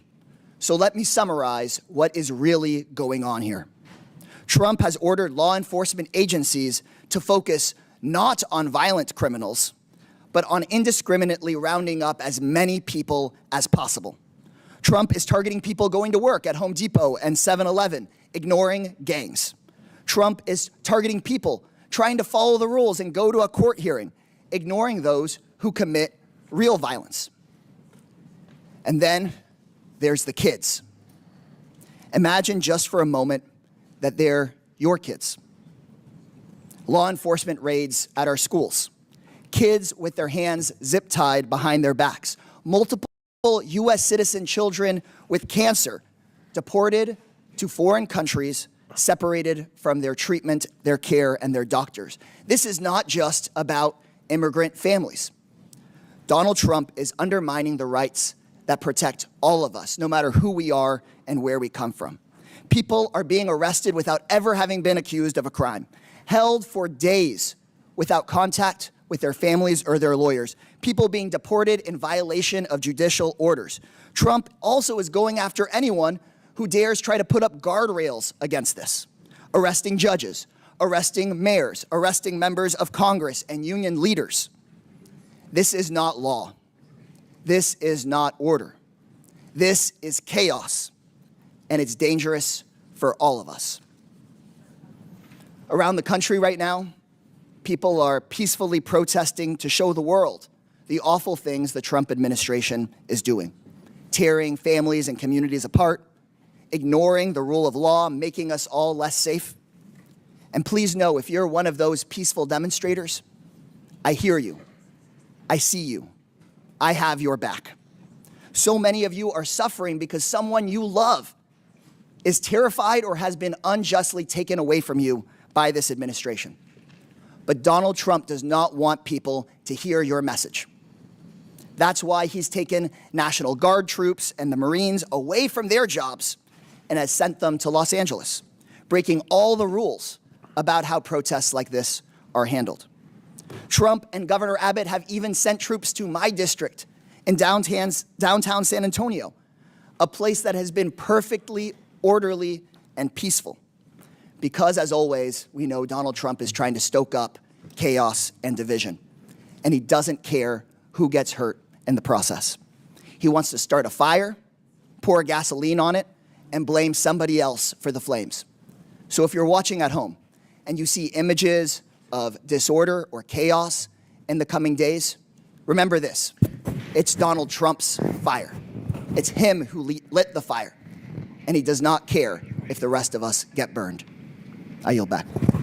Gentleman yields back. Chair now recognizes Mr. Fallon from Texas.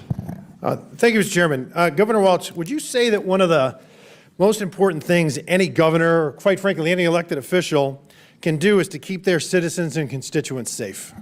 I would, Congressman. Great, I would agree. And I ask this because when I was reading your bio that you provided, nowhere did you mention the safety and security of Minnesotans or fighting crime or supporting law enforcement or, for that matter, the rule of law. So I want to take you back to 2020. You were the governor of Minnesota. There were summer protests. You referred to them as peaceful demonstrations. In hindsight, would you still stand by that? Were they mostly peaceful? Congressman, after the murder of George Floyd on the streets, thousands gathered in the streets. Were there those that... But, Governor, were they mostly peaceful protests? The vast majority certainly were. They were. Those that weren't... So why would you have to call out the National Guard for mostly peaceful protests? They weren't all peaceful protests. Okay, so they weren't. All right, mostly. So, Governor, the total damage in dollars, what was that in Minnesota for the peaceful protests? I don't have that in all right, according to the insurance industry in Minnesota, they put the number between 1 and 2 billion, and your own state Senate put the price tag at 500 million. So if that's a peaceful protest in Minnesota, I shudder to think what a violent one would cost. Governor, I'd like to keep things simple.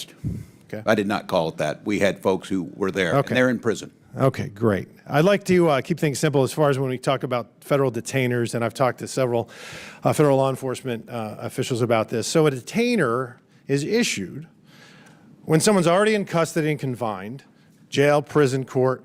It's not somebody just plucked off the street randomly, and there's really 3 conditions, and it's and/or probable cause that a foreign national is subject to removal from this country, final deportation order has been issued, or it's a foreign national that's been convicted of a crime and is about to be released. So sanctuary states won't cooperate with federal law enforcement. In Minnesota, do you cooperate sometimes, never, or all the time? We follow federal law in all 87 counties and all the jurisdictions. Some of them do honor detainer requests. Some do and some don't. That's correct. Okay. Counties have the ability. Okay. So, Governor, would you commit here and now, and this is really simple, I think it's commonsensical, to compel state and locals in Minnesota to cooperate with all federal detainers issued by federal law enforcement when it involves a foreign national that's been convicted of a felony? And I'm talking about kidnappers, rapists, child molesters, murderers, predators, parasites, scumbags. In all those of instances, a felony being held by my state corrections, every time we call. Every single time you're going to do that. Every time we in call Minnesota. them and have them come pick it up. What I would ask you to commit to is, are you going to fund ICE's what they don't pay us on detainers? Well, listen, on detainers and in ICE, I don't call them the Gestapo. And this is my definition of Gestapo, Governor. Real Nazis from 1933 to 1945 that facilitated and participated in the murder of millions. I don't call federal law enforcement officers Gestapo. You were recently quoted. Where's the apology? Donald Trump. Oh, no, Donald Trump didn't. Listen, Donald Trump's not here. Yeah. You are, Governor. Yeah. You're a big boy. Put your big boy I would pants on. ask, don't wear masks, identify who you are, don't pull up an Governor, you called them Gestapo. Will you apologize for that? And don't pull people. Will you apologize for that? Congressman, my job, I'm a history teacher. Okay, so you won't. Okay, we're going to move on. No, historical Mr. reference. Chairman, I reclaim my time. If you won't answer the question. I think that's hyperbolic demagoguery. I mean, you said that in a speech, maybe you got a little carried away. I don't know if you apologize for that too, that you were, quote, going to kick Republicans' asses. I mean, I didn't say that. You said it. And that's dangerous rhetoric, especially when you use Gestapo. That's lazy too, and it's terribly inaccurate. The fact of the matter is, again, time and again, you've excused violence and you use dangerous, irresponsible rhetoric. And you can choose between being on the side of law enforcement or the side of vicious criminals, and you've chosen the latter time and again. I don't know why. Maybe it's because you want to impress your limousine liberal friends when you're eating wine and cheese, or you're getting your coffee every morning at the hemp store. I don't know, but I think it's ignorant, and I think it's culpable, and I think it's disgusting. And I can see why the American people on November 5th made it a very bad night for you and a very great night for our future. Mr. Chairman, I yield back. Chair now recognizes, is Ms. Crockett here? Okay, Then Chair recognizes Mr. Bell from Missouri. Thank you, Mr. Chair, and our witnesses for being here today. I think that it's important for leaders to be honest and understand the nuance of issues. And as my grandmother used to say, all the easy problems have already been solved. We're left with the tough ones. And so it's important to our constituents that we're explaining the nuance in these issues. And this hearing is yet another attempt at dismantling the system of power and the rule of law in America.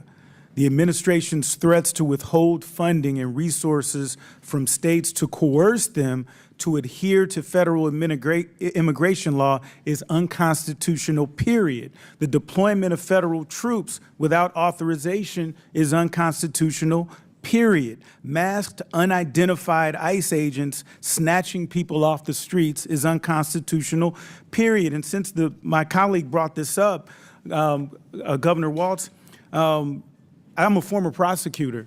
Is it good precedence to allow masked men to show up and take people off the streets, not even identifying themselves? No, and it also puts law enforcement at risk. Absolutely, and there's this criminal element who might say, we can kidnap people, we can rob people, come with masks, identify ourselves as ICE, and someone may not know what they can do. Is that correct? Well, if I'm not mistaken, I thought yesterday I saw that very thing happened. Someone identified themselves as ICE and committed a crime. Yes, look, you wear the badge for a reason. You wear the name for a reason, and you make sure that you're coordinated with those other law enforcement agencies that are there. It's a dangerous situation for everyone. Absolutely, and so governors, quickly as it relates to criminal trends in your state, are illegal immigrants more or less likely to commit serious violent crimes? It's clear that immigrants commit crime at a lower rate than the rest of our population. Studies suggest that illegal immigrants were about half as likely as U.S. citizens to commit an offense serious enough to result in incarceration. And it seems to me that we're redirecting critical resources from communities to address immigration when statistically immigrants commit less serious crimes, and this misalignment risks undermining community stability by deprioritizing other high public safety concerns, which you all have to deal with. And so I'd like to ask quickly, too, Ms. Perryman, are you familiar, and I'm not sure if you are because this was out of the State House in Missouri, are you familiar with the Second Amendment Preservation Act? Is that the act, Congressman, where the State House in Missouri sought to pass a law that it would not cooperate with federal law enforcement? Particularly with gun cases, yes, ma'am. And so I'm a little confused, and I'd love for my Republican colleagues to clear this confusion up.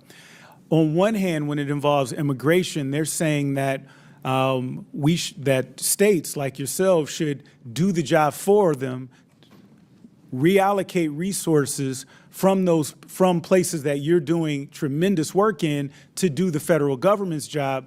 But when it comes to gun violence, Missouri passed a law forbidding police, local police, from cooperating with federal law enforcement.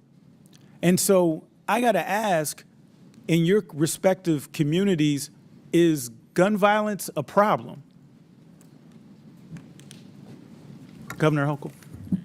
Any incidence of violence is a problem for us, but I'm proud that after investing nearly $3 billion in law enforcement since I've been governor, our crime rates are trending downward, particularly violent crimes. And a place like New York City had the lowest crime rate in May in history. And I'm going to reclaim, just because I'm short on time, but Lowest gun murder violence rate? is a concern. Would that be safe to say? Yes. It Governors? is. It is absolutely a concern, And, yes. and so when local law enforcement and federal law enforcement work together to curb gun violence, which protects all of us and all of our families, I don't hear Republicans complaining about the fact that local law enforcement is literally barred, until the Supreme Court overturned this, barred from working with federal officials. And I think it's just about hypocrisy to suggest in this situation that you should be forced to take the finite resources that you have to do the federal government's job.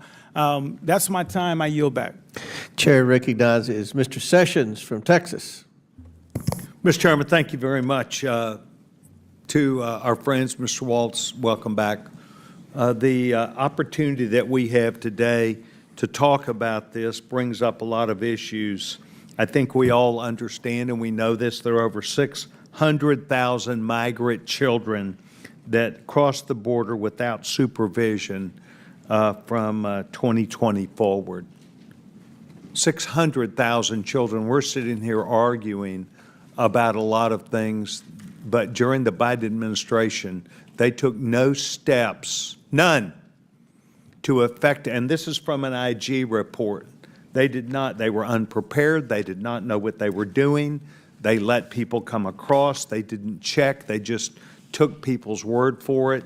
And we still have these. Of those, 233 migrant children were never even given dates to appear in an immigration court. No dates by the Biden administration. Here, come on in. Here you go. I would suggest to you that each of you are participatory for bringing people because of your words of New York is open, Illinois is open for business. We want you to come. We want you to be here. And terrible things have happened in our country as a result of a false promise. I know you're perfectly willing to pay millions of dollars to people out of your own coffers, but the bottom line is they came through Texas and other areas, and it caused a great deal of carnage and harm. And these migrants are in trouble. They're in trouble, the entire pathway to be taken advantage of and to cause harm, not just to themselves, but other people. I would submit to you, all three of you have encouraged people to come, and the numbers are stunning about the numbers of not just people that got caught, but those people that came here who have criminal records, and they appear on terrorist watch lists. And I would ask each of you, are you aware that when you put your open Come to America sign, come to the state of Minnesota, come to Illinois, come to New York, are you aware that you were doing that where there would not be a background check, where there would be people who would openly hear this who were criminals and terrorists, and they evaded this process and overwhelmed law enforcement? You created a gold rush. You created a rush whereby people came, and the entire pathway is littered with not only brand new areas, and it's the number of communities that now participate under 280G has exploded.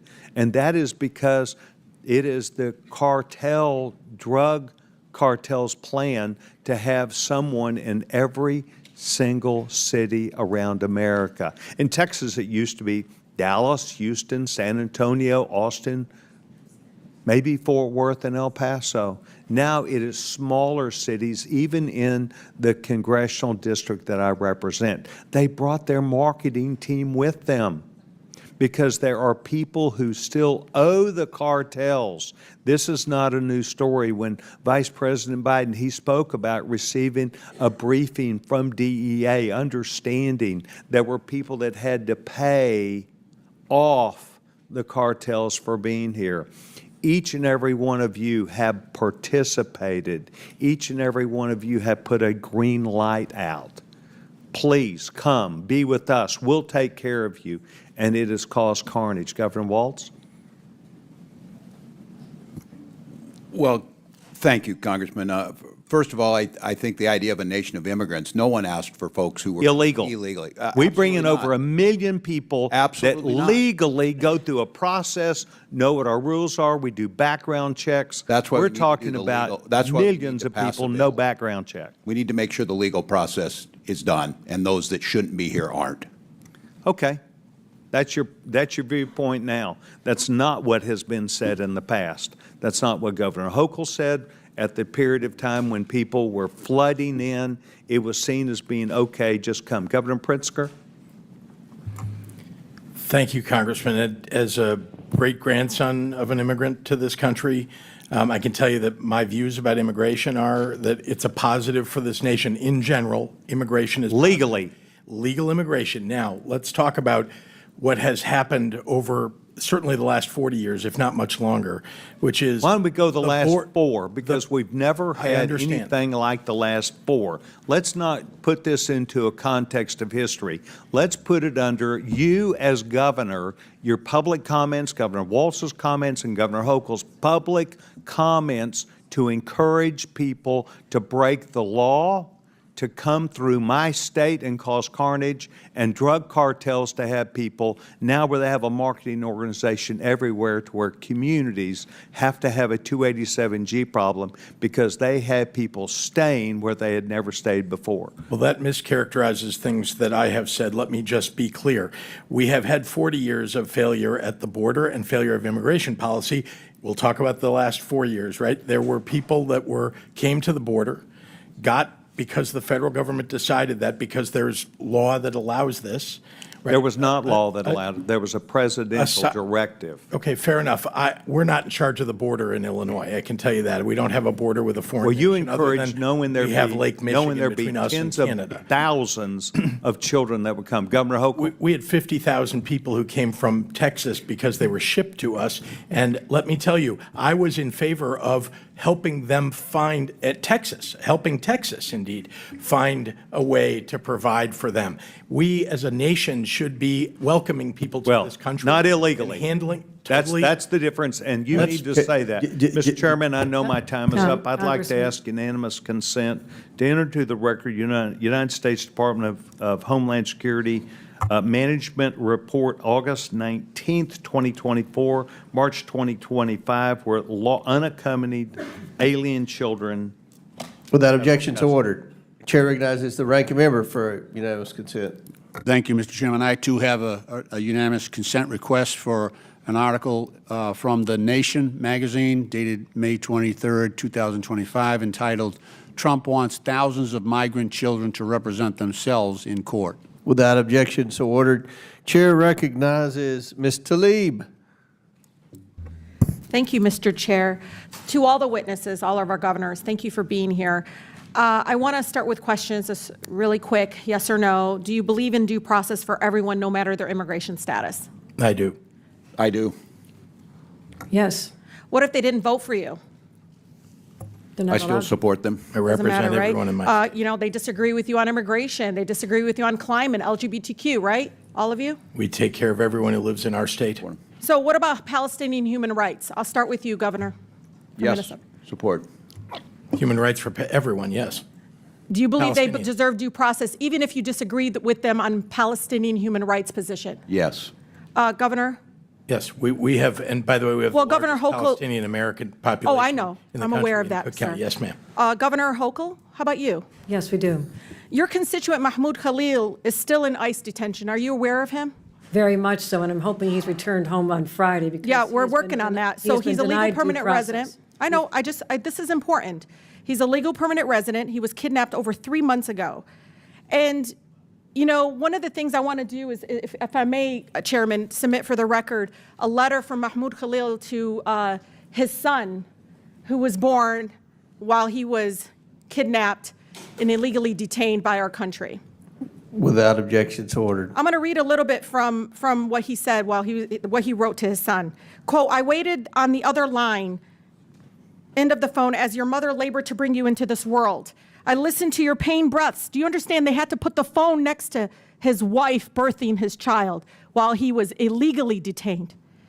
I listened to your pain breaths, her pain breaths, and tried to speak comforting words into her ear over crackling line. During your first moments, I buried my face in my arms and kept my voice low so that the 70 other men sleeping in this concrete room would not see my cloudy eyes or hear my voice catch. The cruelty of what is happening in our country. Everyone, to all my colleagues, should understand the human toll of separation of families. Read this letter, take a moment. And maybe Governor Hochul, sometimes I feel like because he's Palestinian, you didn't speak up enough. And I say that as a Palestinian American serving here in Congress. We all need to always support due process for everyone, no matter if you disagree with them politically or not. The judge said they might release him on Friday. You should use this opportunity, Governor Hochul, to redeem yourself and welcome that decision. I urge you to all protect your constituents' constitutional rights, no matter if you disagree with them politically, including the right to boycott. Right, Governor Pritzker? Including the right to protest, boycott, do whatever. That's right. I want to discuss the next item. This is a person that is now, I believe, already on a plane to Colombia. This is Michael Bogoya Durante from Southwest Detroit.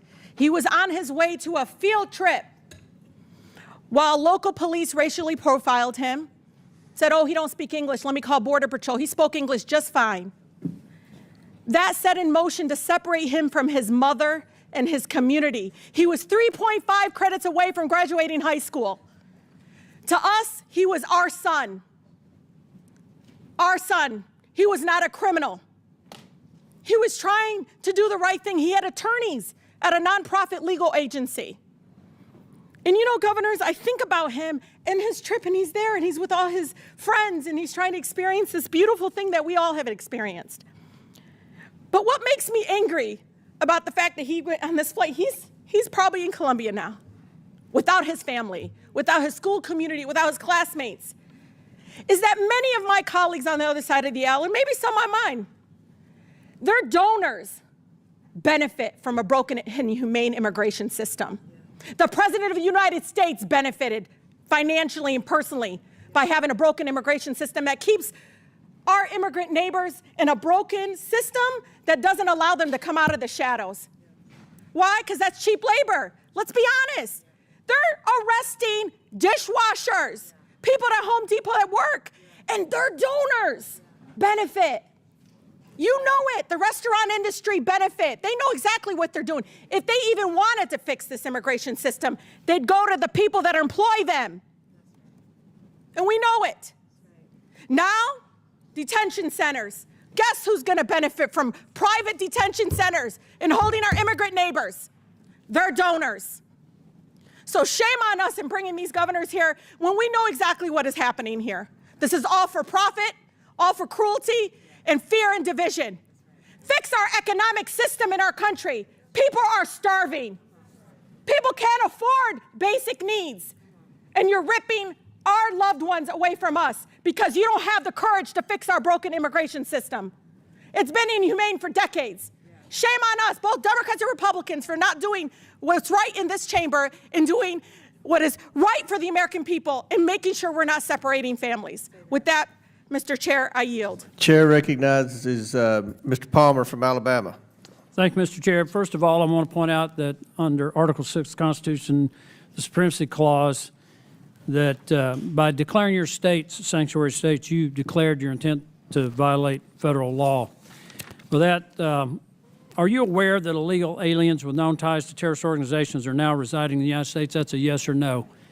Quickly, yes or no. Governor Walz. I don't have firsthand knowledge, but I would assume You should yes. have. Governor Pritzker. I know that's been alleged. I don't have firsthand knowledge myself. You should have. Governor Hochul. My Joint Terrorism Task Force has surveillance.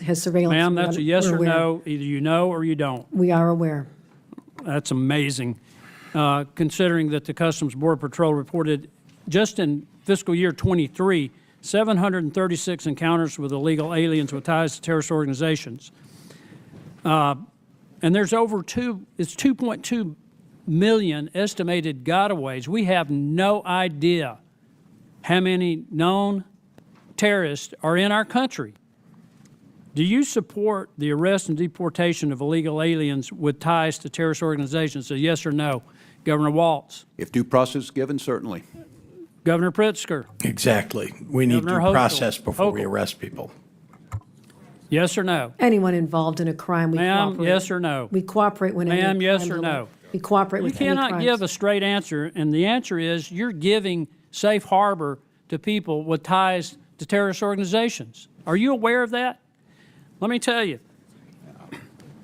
You're shielding members of known terrorist organizations such as MS-13, Tren de Aragua, Brown Pride Azteca, Barrios Azteca, Serenos, which is otherwise known as Sir 13, and the 18th Street Gang. Those are designated terrorist organizations. Many of these are the people responsible for bringing fentanyl in that's killed, along with other drugs, killed over 100,000 people per year. We're no longer in a war on drugs. We're involved in a war with drugs. These are casualties. Are you aware that the Department of Homeland Security identified over 400 illegal aliens who were smuggled into the United States with the help of an affiliate of ISIS? Are you aware of that, Governor Walz? Congressman, I don't have direct knowledge of that. Well, I'll help you. Mr. Chairman, I'd like to enter to the record article from NBC News. DHS identifies over 400 migrants brought in the United States by an IS-affiliated human smuggling network. Is that a problem? Without objections ordered. Does that raise any concern for you? None of us want terrorists in this country. Then why are you shielding people here from being picked up by our ICE agents, referring to this as a Gestapo organization? You know, I'd never want to get up on another morning like I did on September 11th, 2001. There are people in this country who are here with the full intent to do us harm. They came across our borders illegally. 358 of them crossed the northern border into New York. Not all of them into New York, but some of them came through New York. There's arms smuggling across the Canadian border into New York. And you're shielding these people. Are you aware that if just 0.5% of the estimated 15 million, 14.7 million to be exact, that came into our country illegally during the Biden administration, if just 0.5% are tied to criminal organizations or terrorist organizations, that constitutes more than the combined active duty forces of the Army and Marines? Does that not strike you as something that should be of great concern to us? Since you raised New York, I'd like to answer. Are you aware? We cooperate fully with all investigations, particularly terrorists. I mean, you cannot say 9/11 and not invoke incredible emotion How do you know, Governor from us. Hochul, that they're terrorists if you don't allow people to be picked up who came here illegally to at least give an account for their presence? We say they how do should you be vetted know at the if they're border. not part of that 400 that we know came in through an ISIS-affiliated human smuggling operation? You don't know. You're not even looking into that. You're pointing to an abject failure of the federal government to do its job to secure our borders. What I'm pointing out here is that your sanctuary policies now constitute a threat to our national security. We cooperate in all criminal investigations. You are engaged always in have, always will. operations against federal government attempts to enforce federal law that I think now constitutes a threat to our national security, and you're in violation of federal law. That's 100% false. And charges for obstruction should be brought against each one of you for doing this. I'll leave that up to the Department of Justice. Mr. Chairman, I yield back. Chair now recognizes Ms. Crockett from Texas. Mr. Chairman. And Mr. Chair, Point of order, point of order. That was intimidation of the witness. Do you have a point of inquiry? Yes, I have a point of inquiry. State your point. Raising the prospect of charges against witnesses is a form of intimidation, is it not? Thank you. Thank you, and I withdraw the question. I appreciate it. Chair recognizes Ms. Crockett. Thank you, Mr. Chair.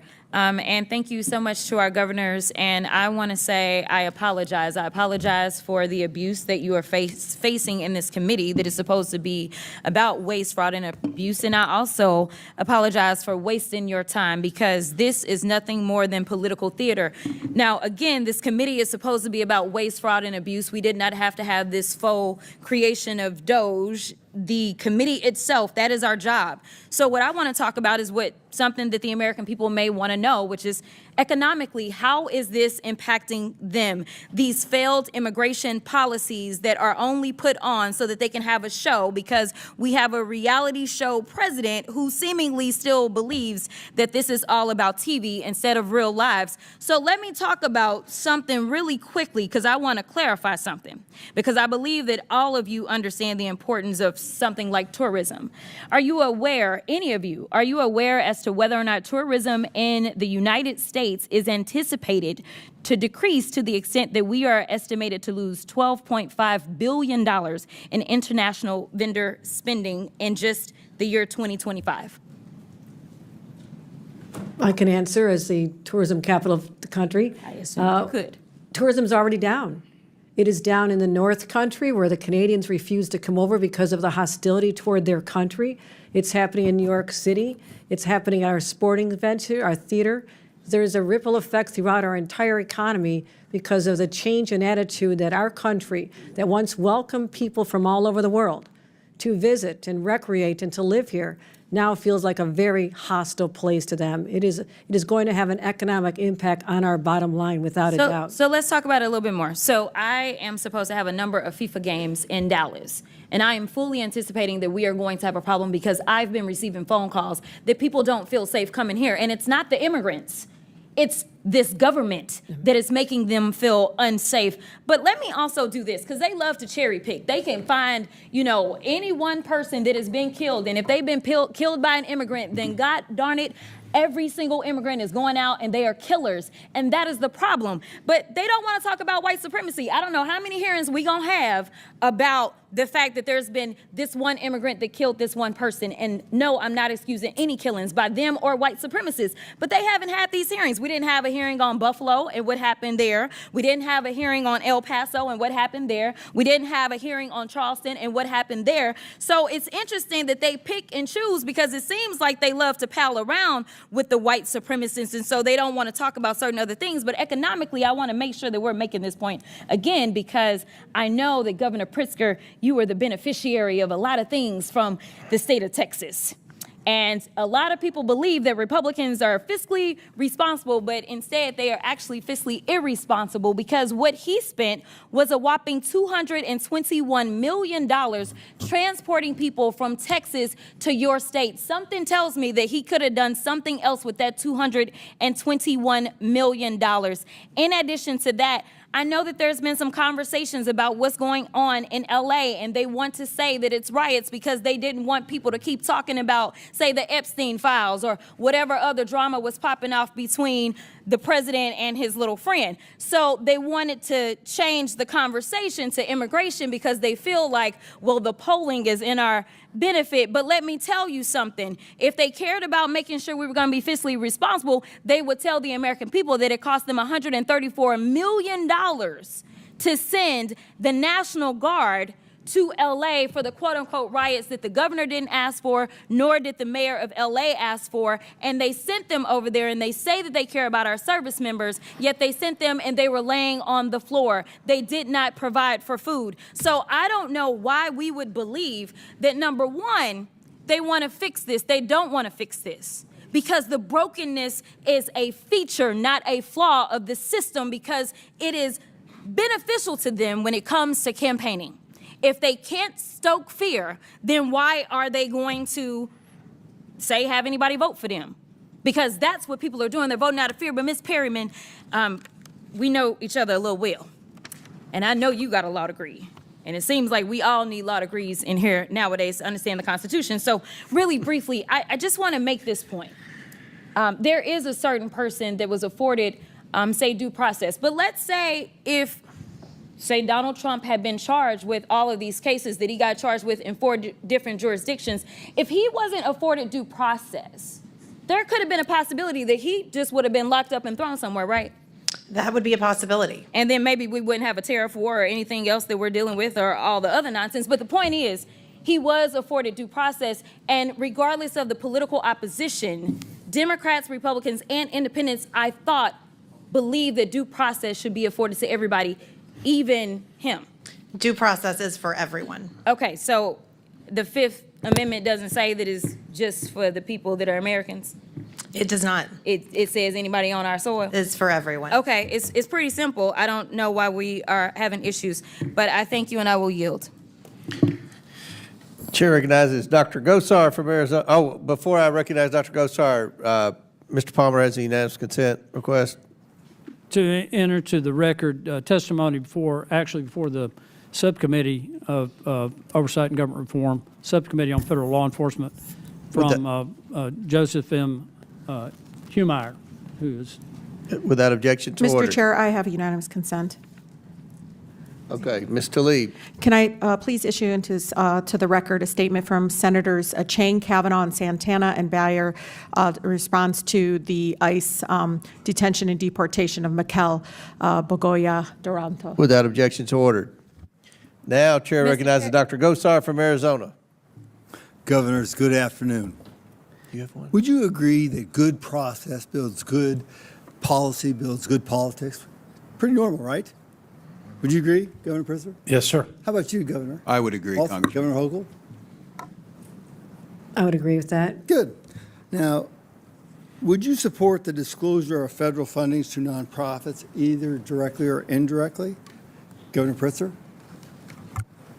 Federal funding of nonprofits, just generally, there is actually nonprofits do report their. Well, they do kind of, because we don't get that. That's all blocked out, okay? But you can't make good decisions if you don't have that. Would you agree?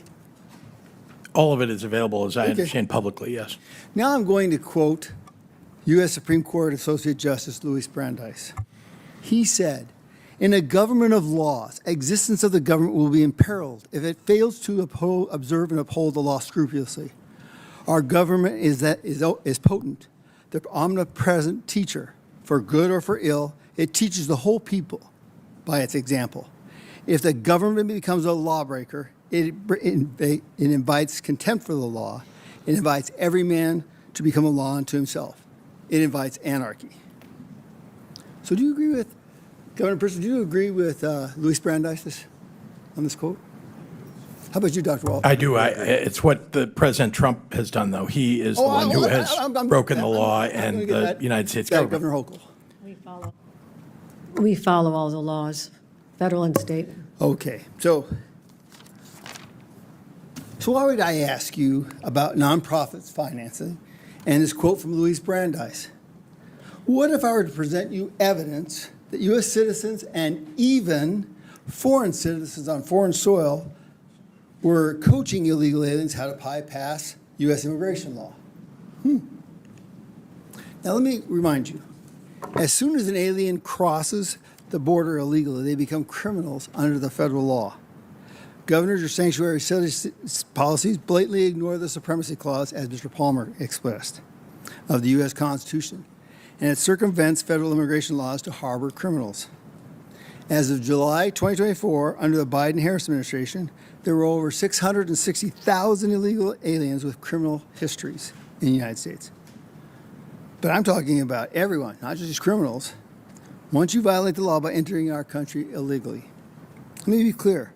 You're aiding and abetting criminal illegal aliens, which is a felony under Title 8 U.S. Code 1324, punishable up to 20 years in prison or life in prison or even the death penalty. Seems kind of weird, but if this aiding and abetting results in someone's death, which this committee and all Americans know has happened. Wouldn't you want to even err on the aspect of caution? I would. I really would. Now, Governor Hochul, do you like nature, and do you consider yourself a conservationist? I do. I'm one of those. I'm particularly fond of New York State's great state parks, so yes, of course I love nature. Good. So why would you allow illegal aliens to destroy a National Park Service land at Floyd Bennett Field? Yes, I was there. I got to see it all. But, I mean, even putting people in that process. I would hardly call it a park. It was a place that people used to train for military exercises. But you know what? Somebody found it as a park, right? Did they not? They considered it a national park. It's a park. Okay. Technically, it's under the Department of Interior. Okay. Governor Walz, do you know the estimated size of 2 milligrams? I think generally, yeah. You can barely see it's the tip of a pencil, sharpened pencil at that.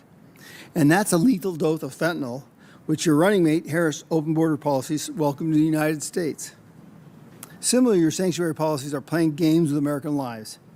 Do the millions of lives lost to fentanyl constitute an all-out assault on our broken borders?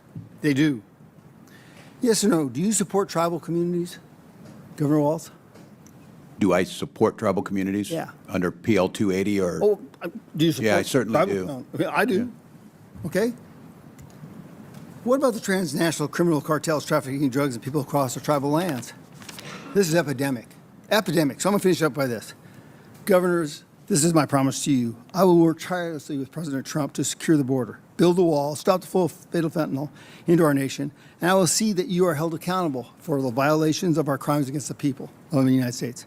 Our immigration system is not broken. We just needed somebody like Donald Trump to uphold the rules of law. I pray for the safety of our immigration, ICE officers, and all the officers, and I yield back. Gentleman yields back. Ms. Crockett has a unanimous consent request. Yes, Mr. Chair. I'd like to submit a unanimous consent request for, this is from the Alabama Reflector. It says, study says undocumented immigrants paid almost $100 billion in taxes. Without objection, so ordered. And my second one is from Reuters. White supremacists behind over 80% of extremism-related U.S. murders in 2022. Without objection, so ordered. Now I recognize Mr. Lynch. Thank you, Mr. Chairman. I also have a couple of unanimous consent requests. The first is from Law and Crime magazine. Judge rebukes Department of Justice explanation for ignoring the court order. Without objection, so ordered. Subhead is the government again evaded its obligations. The judge upbraids the Trump administration's woefully and insufficient explanation for flouting his court order. The second one is from NBC News. Trump administration's threat to suspend core U.S. legal right sparks outcry and alarm. Without objection, so ordered. Chair now recognizes Ms. Presley from Massachusetts. Thank you to our Democratic governors for being here today. This hearing is an utter and complete waste of your time. It is a waste of taxpayer dollars. Republicans have called you here alleging that you are circumventing federal law. You are not. But you know who is the poster child, who is violating federal law daily? The current occupant of the Oval Office, Donald J. Trump. To make matters worse, these hardworking governors had to leave their states to be here in a moment when their work is incredibly difficult. Because Donald J. Trump and his accomplices and co-conspirators, who, by the way, Donald Trump doesn't give a damn about your constituents, and he doesn't give a damn about you. He doesn't even respect the seat you hold in Congress as a co-equal branch of government. But Donald Trump and his accomplices, many of whom are in this room, are hell-bent. What you want your legacy to be is that you're tearing food away from our babies and medical care from our elders. These Democratic governors have to stand in the gap and figure out how to stretch budgets and modify programs to keep their constituents fed and alive. Constituents like this precious little soul that I wish I didn't have to leave to come be here. Layla, who drew me this rainbow, a 5-year-old who lives with a rare liver disease, had a successful liver transplant at Boston Medical Center. Thank God. She is thriving today. But Layla will need immunosuppressant drugs for the rest of her life that are paid for by Medicaid. And without Medicaid, well, I shudder to think what might happen to Layla. But for sure, a family will at least go bankrupt trying to do everything to keep their baby alive. That's what these governors, that's the situation that they've been put in because you're a big-ass, ugly bill, and if it comes to pass. And they're dealing with the fallout of this White House pulling federal grants recklessly. Grown men throwing temper tantrums. So again, let me be plain. The Trump administration is breaking the law, not these Democratic governors. Ms. Perryman, how many legal challenges is the Trump administration currently facing? I believe there's over 300 right now. And Ms. Perryman, can you explain how litigation like this has helped to shield and defend vulnerable communities? Absolutely. Without our courts upholding the rule of law and upholding the rights of people, right now there could be federal funds frozen across the country that would endanger things like Head Start and Meals on Wheels and community safety programs, including community safety programs that help prosecutors and help law enforcement in states and communities across the country. The administration has terminated over $800 million in Office of Justice Program grants that we are having to challenge in court, and the list goes on and on and on. Thank you, Ms. Perryman. Thank you for your good work. That's right, in case after case. The media might not want you to know, but we are winning. Trump tried to end birthright citizenship, blocked. He tried to shut down asylum, blocked. He tried to defund cities, blocked. And because we are winning in court, Republicans are trying to change the rules to rig the system. Tucked in the big ugly bill the Republicans voted for is a provision, Section 70302, titled Restriction on Enforcement, that would restrict the judiciary from enforcing court orders and holding government officials accountable. This is an intentional and deliberate attempt to undermine the court so that the Trump administration can break the law with impunity. Republicans, Ms. Perryman, pretend to care about law and order, but this provision is the exact opposite. What message does this send to people who count on the courts to protect their rights? It suggests that the people that voted for the bill don't want the American people protected and that they don't want them to access their courts and access the ability to protect their rights. Don't want the American people protected, that part. Allegedly all in the name of law and order and safety. This is about nothing but power and control and abuse of power and terror, which makes everyone less safe.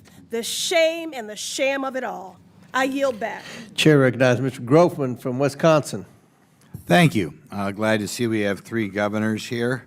I hear a lot about Illinois being from Wisconsin. I just had some builders in my office yesterday talking about all the Illinois people building houses in southern Wisconsin to get out of Illinois. In any event, I think we have a very generous country here right now. Every year, about 850,000 new citizens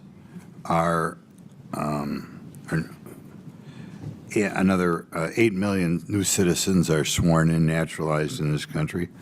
I think we have about another 500,000 people coming in this country on work visas and a little under that coming in on student visas. So we're very generous about allowing people in this country. I should have said 850,000 new people sworn in. In any event, it's not impossible to get here legally. Nevertheless, we have a lot of people every year overstaying visas or still sneaking across the border. And the question I'm going to ask you guys and gal is, do you believe we should have immigration laws in this country? We'll start, I guess we'll go right down the line.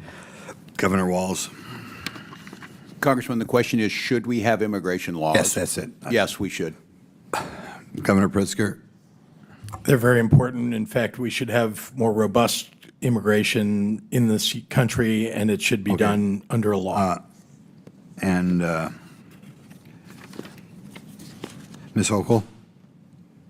Yes, of course, we should have immigration laws. Okay. In fact, we do. The question is, when people come in this country and break those laws, do you believe they should be enforced? Let's say people come in this country, Gulf of Mexico, Pacific Ocean, however they come here. Should they be spun around and sent back out of the country, or should we just allow them to stay here? It depends if they're, Congressman, if they're coming on an asylum claim, protected status. Exact question. Assuming they come on an asylum claim and that claim has been rejected, should they be allowed to stay here? The judge denies their asylum claim? No, they should not. They should not be able to. Governor Pritzker, if somebody's overstaying, we'll say a different way, overstaying their say work visas, a student visa, should they be allowed to stay here or should they be removed? Given due process, sir. Should they be removed? Due process is required, yes. Okay, Governor Hochul. Yes, agree. Following due process, the federal government has the authority to make those removals. It has nothing to do with. I'll ask you: should people who are here illegally get welfare benefits? Mr. Governor Walz, by that food stamps, low-income housing. Should they get assistance that would be here? Yes.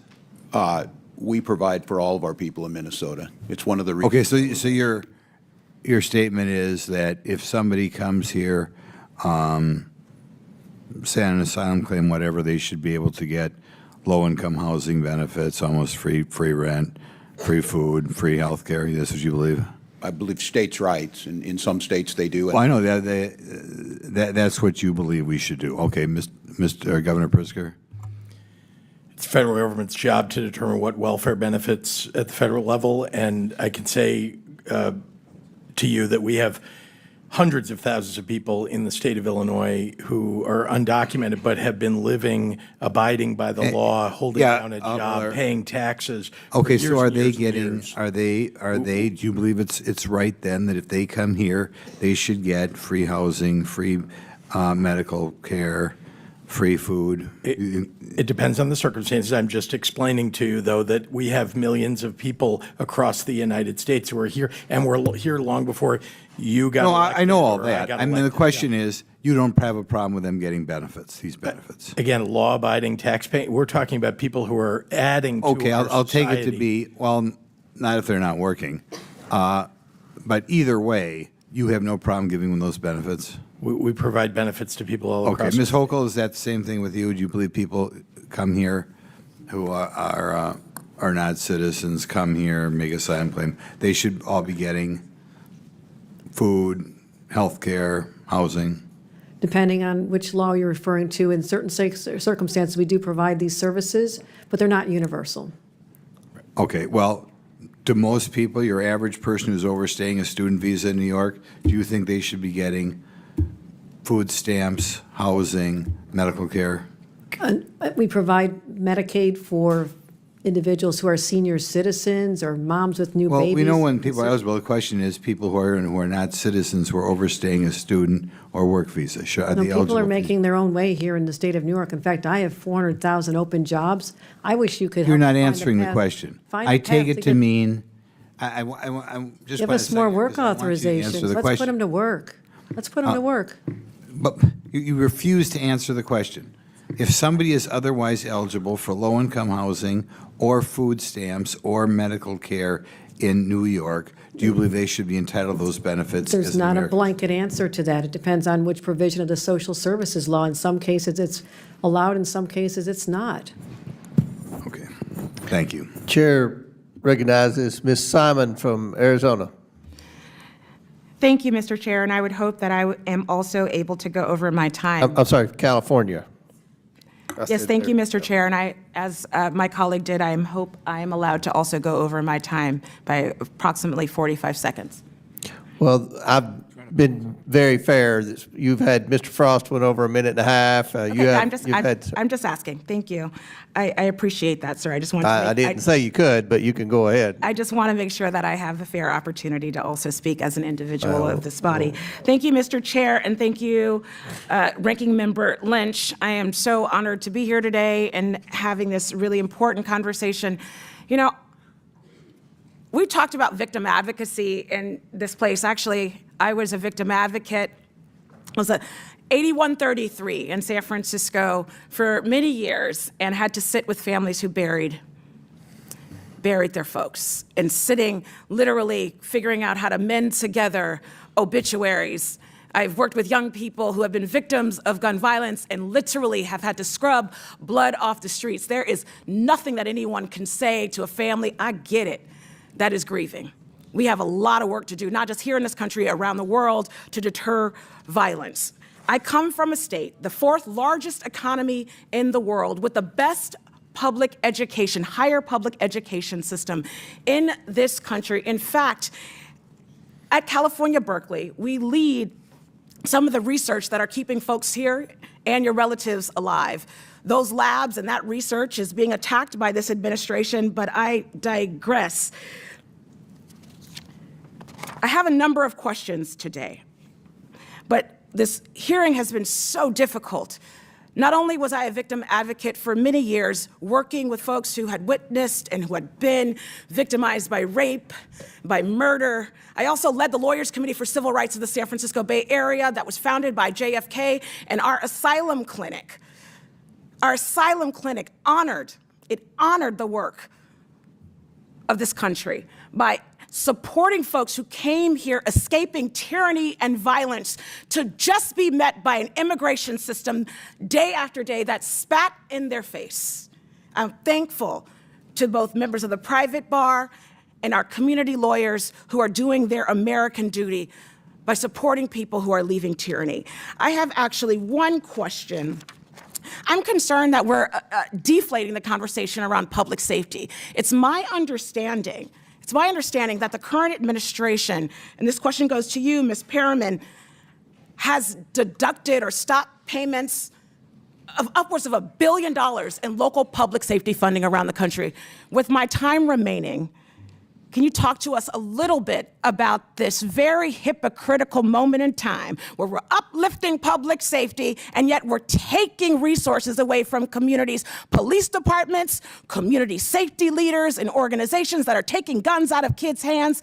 Give us a little bit of the flavor. Talk about what money has been taken away from communities under this administration. Yes, since January, the administration has abruptly terminated a range of funding and grants for community programs across the country, including grants under the Office of Justice Programs, which was obviously a law that President Reagan signed. And there's been over 800 million grants and funding that have been abruptly terminated that we are having to litigate right now. They have also cut off funding for programs that help lawyers and law enforcement become trained in what they're doing in communities across the country to keep people safe. And then I know that one of the colleagues mentioned terrorism, and as part of the administration's broader funding freeze, federal funding freeze that we had to block in the first weeks of this administration and that remains blocked by a federal court. Officials from states like Arizona and Oregon swore out declarations in court talking about the risk to counterterrorism funding that they were concerned about with respect to this administration's federal funding freeze. Those are just some examples. Our team is literally in court every single day. Ms. Perriman, so would you say, is it of your knowledge that police chiefs, their grants have been frozen? Yes, many people in community safety programs. And so taking away literally upwards of $1 billion in local public safety funding from around the country, including violence prevention and gun safety programs, would you say this administration is making us more safe or less safe? Less safe. Any members, any other governors? Would you have any? I have a few seconds. We have programs that we work with the federal government between cities, law enforcement, and federal government law enforcement that are being torn apart. And, drug task forces, our gang task forces, gun task forces, this is making us less safe. Grants for rape kits and rape investigations, the disembowelment of the Department of Education, including the Office of Civil Rights that investigated rape and sexual assault on college campuses, decimated. I would agree that our administration is making us less safe. Thank you, and I yield back. Thank you, Chairman, for the extra time. Chair recognizes Mr. Perry from Pennsylvania. Thank you, Mr. Chairman. Sad to say I'm disappointed today, but, governors, Ms. Perriman, welcome to the House of Representatives. Great to have you here and hear about your thoughts and views on things. Governor Pritzker, you said, I think numerous times now, that the president broke the law. You're an attorney, right? Northwestern? Is that where you went to law school? Congressman, yes, sir. So just, can you cite which law in this regard he's broken? Well, there have been congressionally approved appropriations that this president has cut off, and we've had to go to court. That's illegal. We've had to go to court to have it reinstated. It's illegal. It is illegal. If you have to go to court, it's illegal, and it's still working its way through the courts, right? Yes, but things have been ruled on already. It's not illegal yet. It's your opinion. But regarding when a judge rules on it, that's the law. Okay. It's the law at that moment until the next judge rules on it. Okay. Right? Because you understand the court system. You're the attorney here. I'm not. But you're not saying he broke the law regarding the riots in in Los Angeles right now, or are you saying that? That hasn't been ruled upon yet, so. But are you the- saying the he broke answer the is, law in I that believe regard that or he not? did, but that is not what I'm referring to. Okay, you're not referring to that. No, I just Okay, told you all right, there I are just want to be clear appropriations, about that. congressional appropriations. Because the that have been implication, cut off. because of what this hearing is about, is that you're saying that he broke the law regarding the mobilization in Los Angeles, and you're not saying that. I want to make that clear. You're not saying that. What he is doing is overstepping his authority, and we are going to court. Oh, okay, so, And okay, so let and me we are ask you a backing couple up. questions, because I want to go through a little walk down memory lane here in history for you. In 1794, George Washington mobilized the military. You familiar with the Whiskey Rebellion? Yes, sir. Okay, so was Washington beyond his scope? Did he overstep? What about inciting riots I'm just on asking January if he 6th did. at the Capitol, right We're in this talking- building? Sir, sir. Well, you're asking. I'm asking, you're saying he's breaking the law. Yes. Ms. He Hochul, has broken the Governor law, Hochul, and he you're is also breaking an attorney. How about Abraham Lincoln, 1862? Did he do it? The abuse of power is an overreach into the Okay. How responsibility about of Dwight state- Eisenhower? Did he do it when he mobilized? in situations where John you're Kennedy. overruling. John Kennedy. You seriously don't want an Twice. answer from me, John I F. won't even Kennedy. bother. How about Lyndon Johnson, 1865, 1965 and 67, and 68? Is that, you're saying that's against the law? What the president is now doing? Are you guys, you're the attorneys here, and I'm not talking to Governor Walz here because he's not an attorney. He called himself a knucklehead, so I'm leaving him out of this right now. Are you guys familiar with sections 251 through 255 of Title 10 of the U.S. Code? The conditions under which a president may usurp the authority of a governor in activating the National Guard is under an invasion or an insurrection. I would Well, argue that neither one of those Governor standards have Hochul, been met. I would refer you to Section 253. I'm not going to bore everybody with reading it for you, but you're wrong. And to accuse the president, quite honestly, that's the least that you've accused him of. You've also, in this room, he's been accused of being a dictator, maybe not by you. And if you're willing to say he's not one, we'd love to hear it. But also that the law enforcement agents are Nazis with Gestapo-like tactics. Governor Walz, you mentioned that in a commencement speech. Now, let me ask you, I'm going to ask each three of you this. 8 CFR 287.7. It arises from the Secretary's power under Section 103A3 of the Immigration and Nationality Act, the INA. So do Sections 236, 241, 287. Are those things laws that should be followed and enforced? Are you okay with those things being laws and enforced or not? For federal immigration laws are designed to be enforced by the federal government. So you're okay? You're okay with that? Is that each one of you? The state cooperates. I don't know what you read. I don't have that in front of me. These are laws, Governor Walz, that are on the books. It's the Immigration and Nationalities Act, and those are sections of them, as is 8 U.S.C. 1226A, 8 U.S.C. 1357A2, 8 U.S.C. 1357A4, 8 U.S.C. 1357A5. Would the gentleman provide copies of that for the witnesses? If you're going to cite a law, you'd provide a copy for the witnesses typically. Out of order, Mr. These two governors, two of these governors are attorneys, sir. I'm not. They should know this and I shouldn't. But I'm just asking, let's just assume that these are laws. Let's just assume I'm not lying to you, that these are laws on the books right now. Are you okay with them being enforced? You might be asking us a lot. Governors don't get to deal in hypotheticals. Okay, so putting myself on them, these are laws, these are current laws on the books regarding immigration and naturalization. We abide by all of those laws. You will abide by all these laws? We abide by federal law. Governor Hochul, do you abide? State law. We follow all state and federal laws. Governor Walz, do you abide? We abide by all laws. Is there any detainer, is there any ICE detainer that you will reject, that you will instruct your law enforcement community or corrections facilities and enforcement community in your states to reject? Anyone for any reason? A legal ICE detainer under the laws that I just cited? Every jurisdiction in Minnesota follows the law. Every single one? Okay, and his gentleman's time's expired, but feel free to answer the question, Governor Walz. Governor Pritzker. We follow all laws, states. But you don't. That's my point. In You actually Minnesota, don't. there's I want a you to say you Florida- will, because we hope you will, but you Well, actually don't, and you haven't, Well, the which is courts- why we have the this courts will horrific determine mess. that. I yield. Chair, Can we allow the witness to answer? That'd be great. Thanks. Chair recognizes Ms. Ansari from Arizona.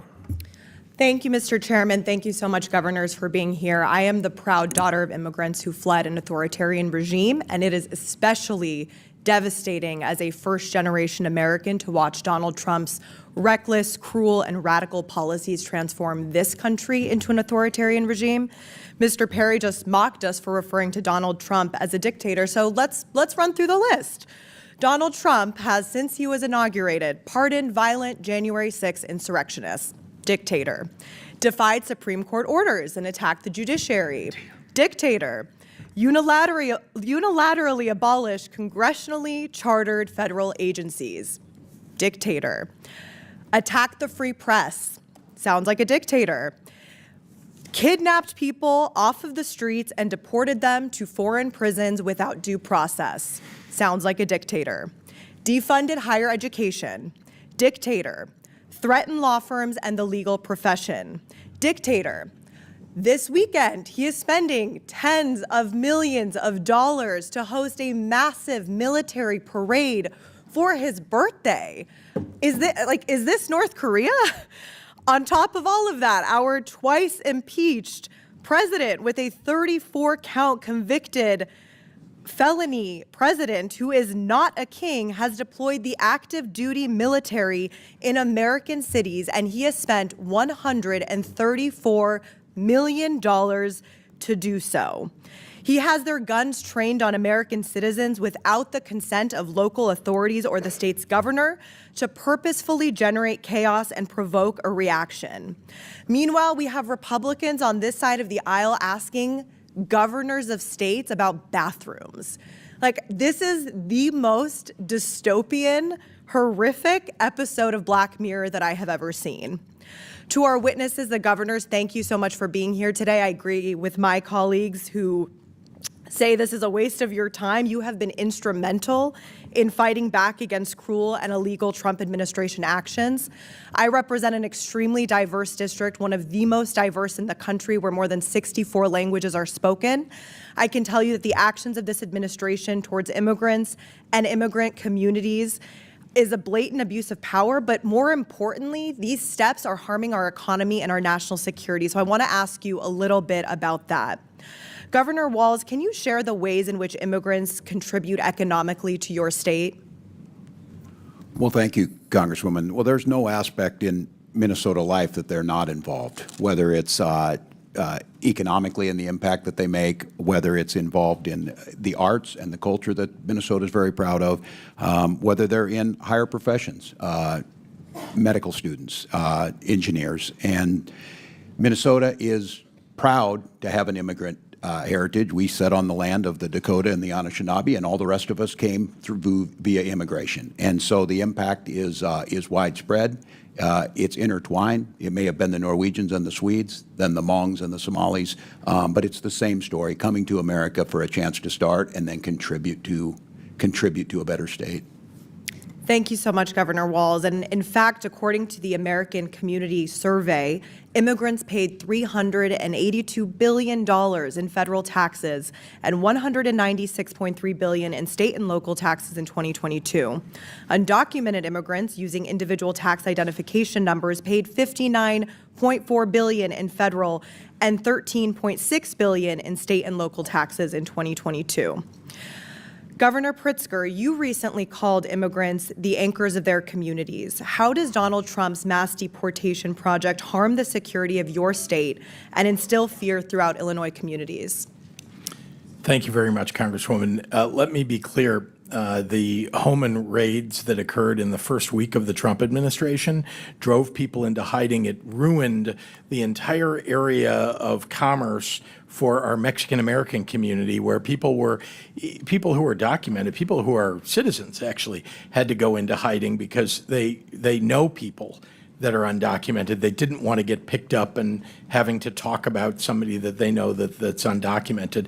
You could see it was a ghost town. It was a ghost town. We've had people who are working, I'm talking about for decades, who've raised families, who are paying taxes in my state, who have had to flee. And these are good people. These are our neighbors. These are people that are bringing culture and art to our communities, people that should be given an opportunity, if we had good immigration laws, to apply to stay legally in this country and maybe to become U.S. citizens. Indeed, many of them have proven themselves to be maybe more worthy than some people who are already U.S. citizens. Let's give them an opportunity. So I can tell you that it's had a profoundly negative impact on my state, that Donald Trump has been attacking people who are not the problem. Let's go after people. If you're talking about terrorists, and one of the congressmen mentioned that, let's go after terrorists. Let us know who they are. We will go arrest a terrorist any day of the week, every day of the week. Governor Hochul, if you could also answer. I'm very proud to represent the state that has the Statue of Liberty in our harbor. Millions of migrants and immigrants have passed through, including my own grandparents. My grandfather was a migrant farm worker. They are an important part of our identity, our economy. The diversity of New York is what sets us apart and makes us so fascinating and so desirable for businesses large and small.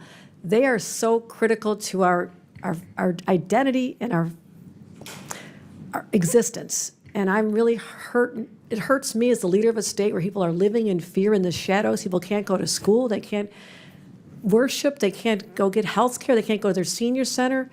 What is happening has been traumatic. It's unnecessary. We will help every day of the week to get rid of people who commit crimes that never should have come here or commit crimes here. That is my number one job.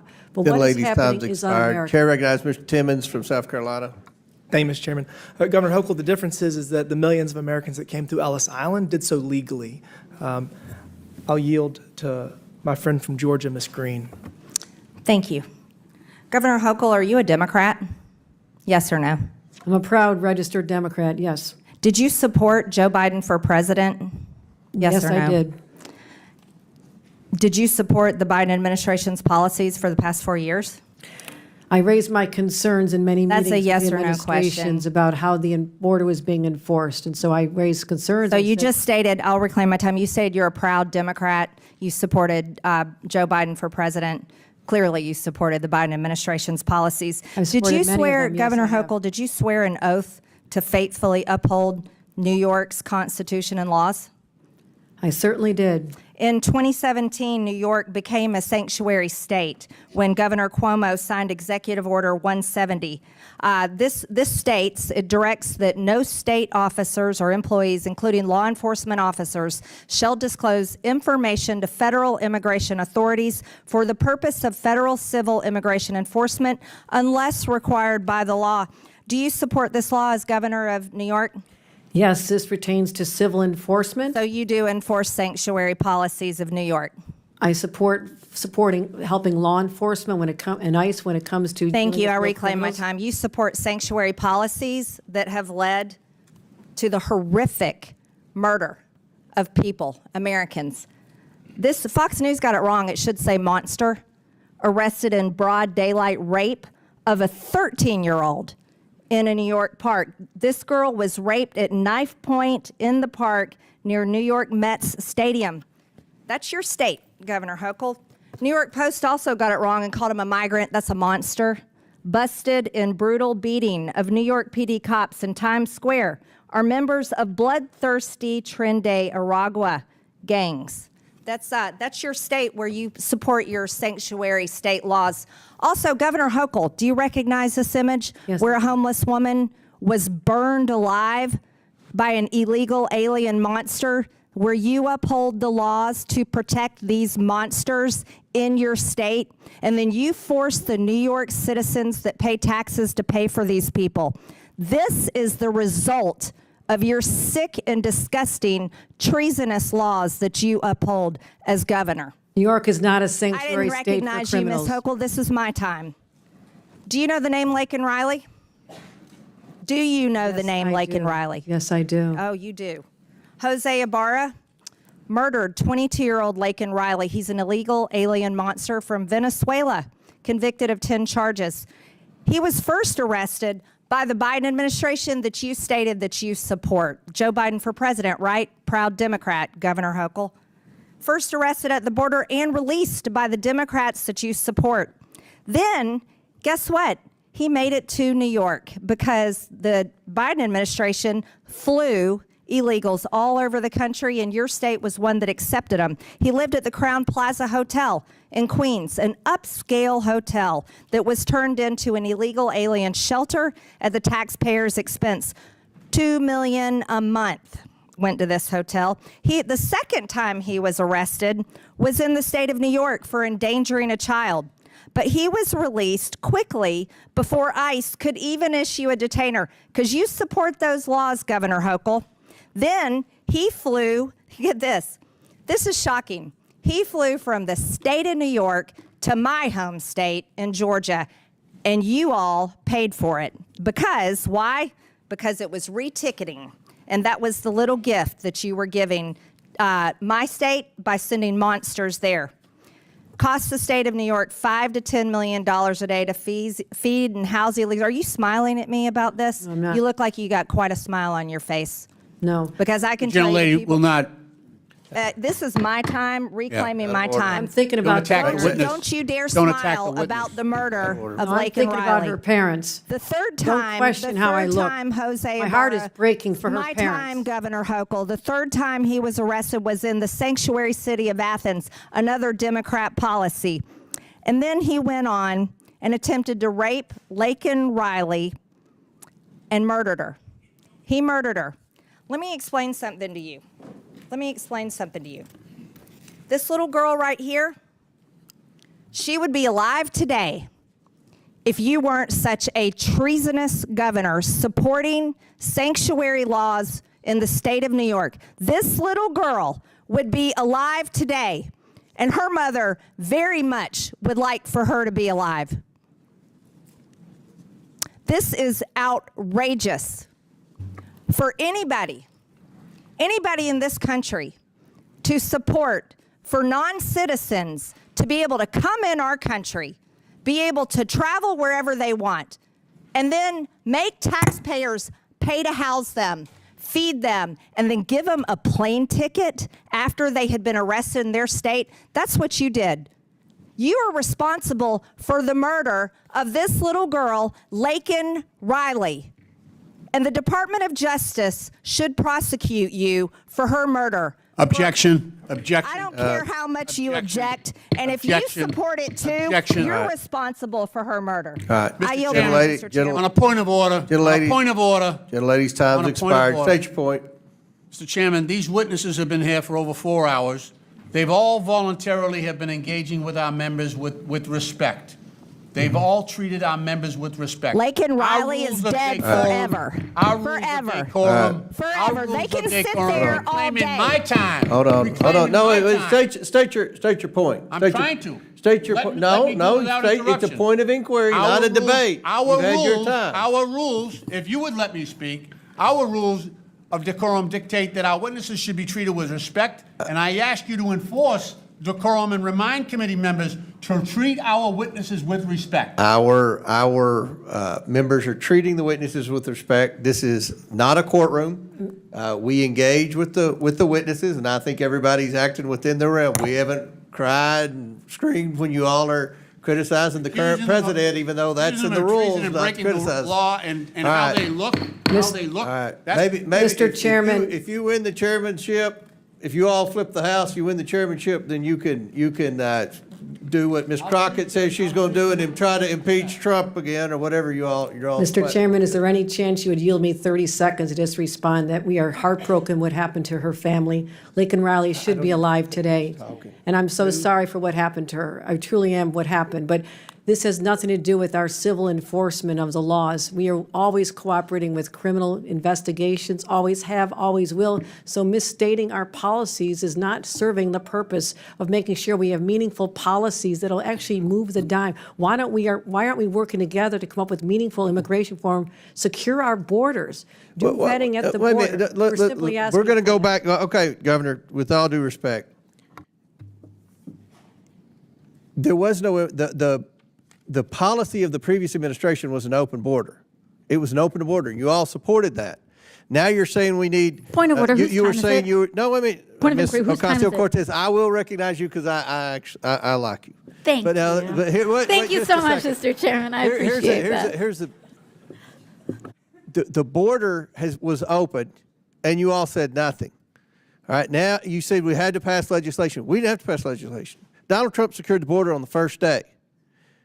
Now, there's no question you all have been obstructing and criticizing and failing to work with this administration in trying to apprehend the criminal illegals. That's what this hearing's about. It's not about theater. It's about trying to get a consensus on working with this administration to deport the criminal illegals.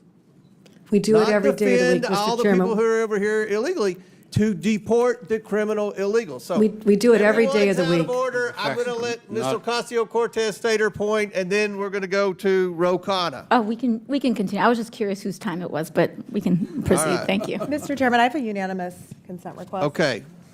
I'd like to seek unanimous consent to enter into the record this tweet. Just happened, stunning. Senator Alex Padilla from California was just forcibly removed from the news conference being held by Without DHS. objection to order. You just have to state the title. Go ahead. This is the title. Mr. Lynch. Chair recognizes Mr. Lynch. All right. Mr. Chairman, I have a unanimous consent request. This is from MSN. Unquestionably in violation. Judge says U.S. government didn't follow court orders on Without objection, so ordered. deportation. The next one is from Rolling Stone. Trump has now deported multiple U.S. citizens, children with cancer. Without objection, so ordered. This is New York Times. L.A. deployments of the military to cost $134 Without million objection, in the so last ordered. 50 days. And lastly, Secretary Hegseth will not commit to obeying the court's order on Marines in Los Without Angeles. objection to order. Chair recognizes Mr. Khanna from California. Thank you, Mr. Chairman. Governor Pritzker, I've admired your moral clarity during these times. You had a speech about a month and a half ago where you said you would not bend the knee to any president of any party. I highly recommend the American people listen to that speech in its entirety. Professor Chenoweth has said at Harvard that if 3.5% of a population engage in peaceful protest, that is the single best way to bring change and stand up for constitutional values. As you know, there's the No Kings protests that are happening this weekend. I'd like you to weigh in and share your thoughts about what that could mean for the country. Thank you, Congressman. And let me say that peaceful protest has been the avenue for so much positive social change in this country. I think about the civil rights movement as the best example of that. And it continues to be civil rights for LGBTQ people, civil rights for immigrants, et cetera. I encourage people to peacefully protest, and I have said that many times. I think, getting out your microphones and your megaphones, speaking up, speaking out, and very importantly, for people who can vote, go to the ballot box and vote. Too many people don't do that, and too many people don't stand up and speak out because they're a little bit afraid. And in this environment, I have to say, President Trump has created a situation where people are afraid. They're afraid, and they're afraid they're going to get targeted, because that is what's happening under this administration. People are getting individually targeted when they stand up and speak out. Thank you.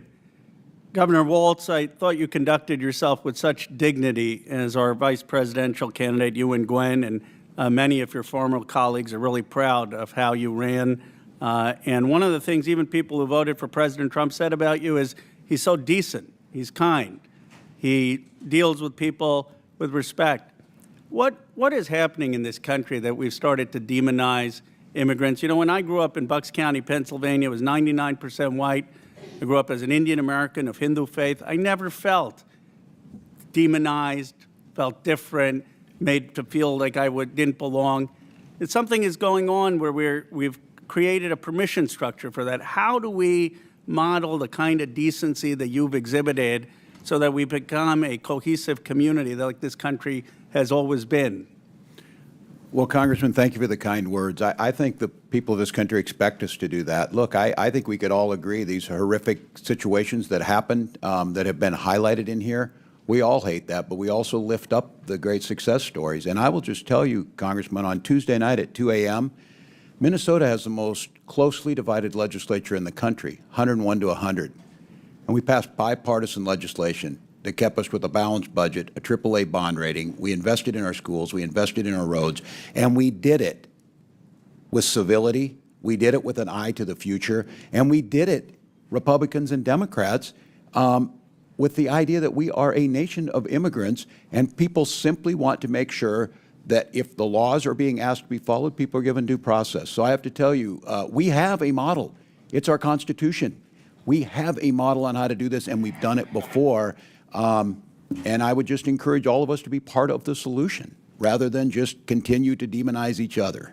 Thank you, Governor. Governor Hochul, I appreciate your speaking out about the Marines being sent into my state. I was horrified. There's just footage today of Senator Padilla being shoved out. I don't know if people have seen it, but he went to ask Secretary Noem a question, and the police literally grabbed the senator and shoved him out of the room.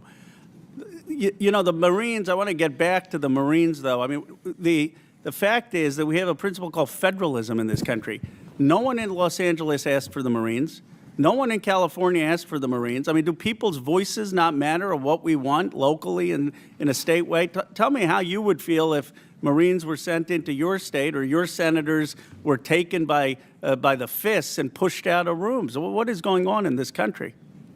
Thank you for the question. It's disturbing at so many levels. I mean, I served as a member of the Armed Services Committee when I served in this body years ago. And to think that the Marines are being deployed against fellow citizens, fellow residents, is unprecedented. Now, we have different levels of law enforcement to manage crowds. That's all this is a crowd. When it gets out of control, when it's violent, there must be consequences. And that's what the police are trained to do, whether they're LAPD or what we have in New York is one of the highest trained organization of top law enforcement, people who put their lives on the line every day, who know how to deal with crowds and protests and if they devolve into riots. But to go to the extreme of not just the National Guard, which usurps the governor's authority, the governors are the commanders-in-chief of the National Guards, but to go all the way to the U.S. military as an indication that a mayor and a governor can't handle what's happening in their own streets is overkill at a level that is just unconscionable. And I hope we do not see this in other cities. We need to just calm the situation down, get rid of the criminals, we'll work together every day, and leave law-abiding individuals alone. Thank you. Chair recognizes Mr. Burchett from Tennessee. Thank you, Mr. Chairman. Governor Walz, you said that as long as you are governor, immigrants will be welcome in Minnesota. Do you find a difference between an immigrant and an illegal immigrant? A difference, their status? Is there a difference? Legal status or otherwise? Well, the legal status is different, but in Minnesota, we have a long tradition of welcoming. Okay. ICE in St. Paul arrested a criminal illegal alien who had been convicted for possession of child pornography on a work computer. Do you still stand by your statement that ICE agents are the modern-day Gestapo? ICE agents need to do a job, but they need to do it within the realm of due process and the law, wearing masks, no notice of who they are, no notice of the vans, and picking people up off the streets without that due process. I stand that is wrong and a road towards authoritarianism. I certainly stand by that. You know, I have one rule. I have a couple rules in my office, but one of them is never compare anything dealing with the Holocaust except for the Holocaust. I think that it desensitizes people about what really went on in Nazi Germany by making any comparisons there. Does Minnesota receive federal tax dollars for any programs that assist illegal immigrants? Minnesota's federal tax dollars are appropriated by you in Congress, and then we use state dollars under our laws. During the Biden administration, nearly $1.5 billion was sent to sanctuary states to pay for their illegal immigration policies, housing, health care. Governor Hochul, are crimes committed by illegal aliens preventable, in your opinion? Our law enforcement is highly trained in how to identify prospective perpetrators, but certainly we try to prevent crimes, and we also work to resolve them and make sure that if there's a crime committed, that people Okay. find their time in court and are incarcerated. That's Yes, how it's ma'am. always worked. By definition, illegal aliens are unlawfully present in the United States. They should not be here in the first place to commit crimes. Don't you agree with that? It depends on the circumstances of coming over. I mean, there's civil violations, there's also criminals. So it's the federal government's determination on the status of an individual. If they're But I mean, if they're not here, the crime's not going to be committed. I think if there was If not they're a not going to single, be here, ma'am, the crime is not going to be committed. if there was a no one young in our man whose country, no fam- crimes would be committed. I suppose you could say the same thing. A young man in my district whose family is very close to me lost their son to an illegal alien. And I can guarantee you if that illegal alien, if we'd followed the laws of the land and there'd been some enforcement, that young man would be here today. Well, let me ask you this. Why did your state issue say that you are welcome with open arms in reference to illegal aliens? That was a direct quote attributed to you, ma'am. It's a 400-year history we have in the state of New York of welcoming all. I don't know why we would change that now. Okay, Governor Pritzker, you mentioned in your opening statement that criminals have no place in our country, but Cook County released numerous criminal migrants last year, including one that was charged with raping a minor. Why would you release a criminal rapist back into your community? Thank you, Congressman. First of all, we don't need to release somebody if ICE or another law enforcement authority shows up with a judicial warrant. Then that's just the fact. And if somebody gets released, it's usually because they've had due process and determined not to be eligible to be held. That's Okay, but do you know what happened after that individual was released?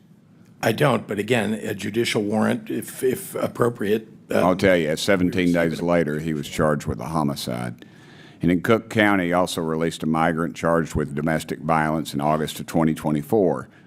Do you know what this individual was charged with 1 month later?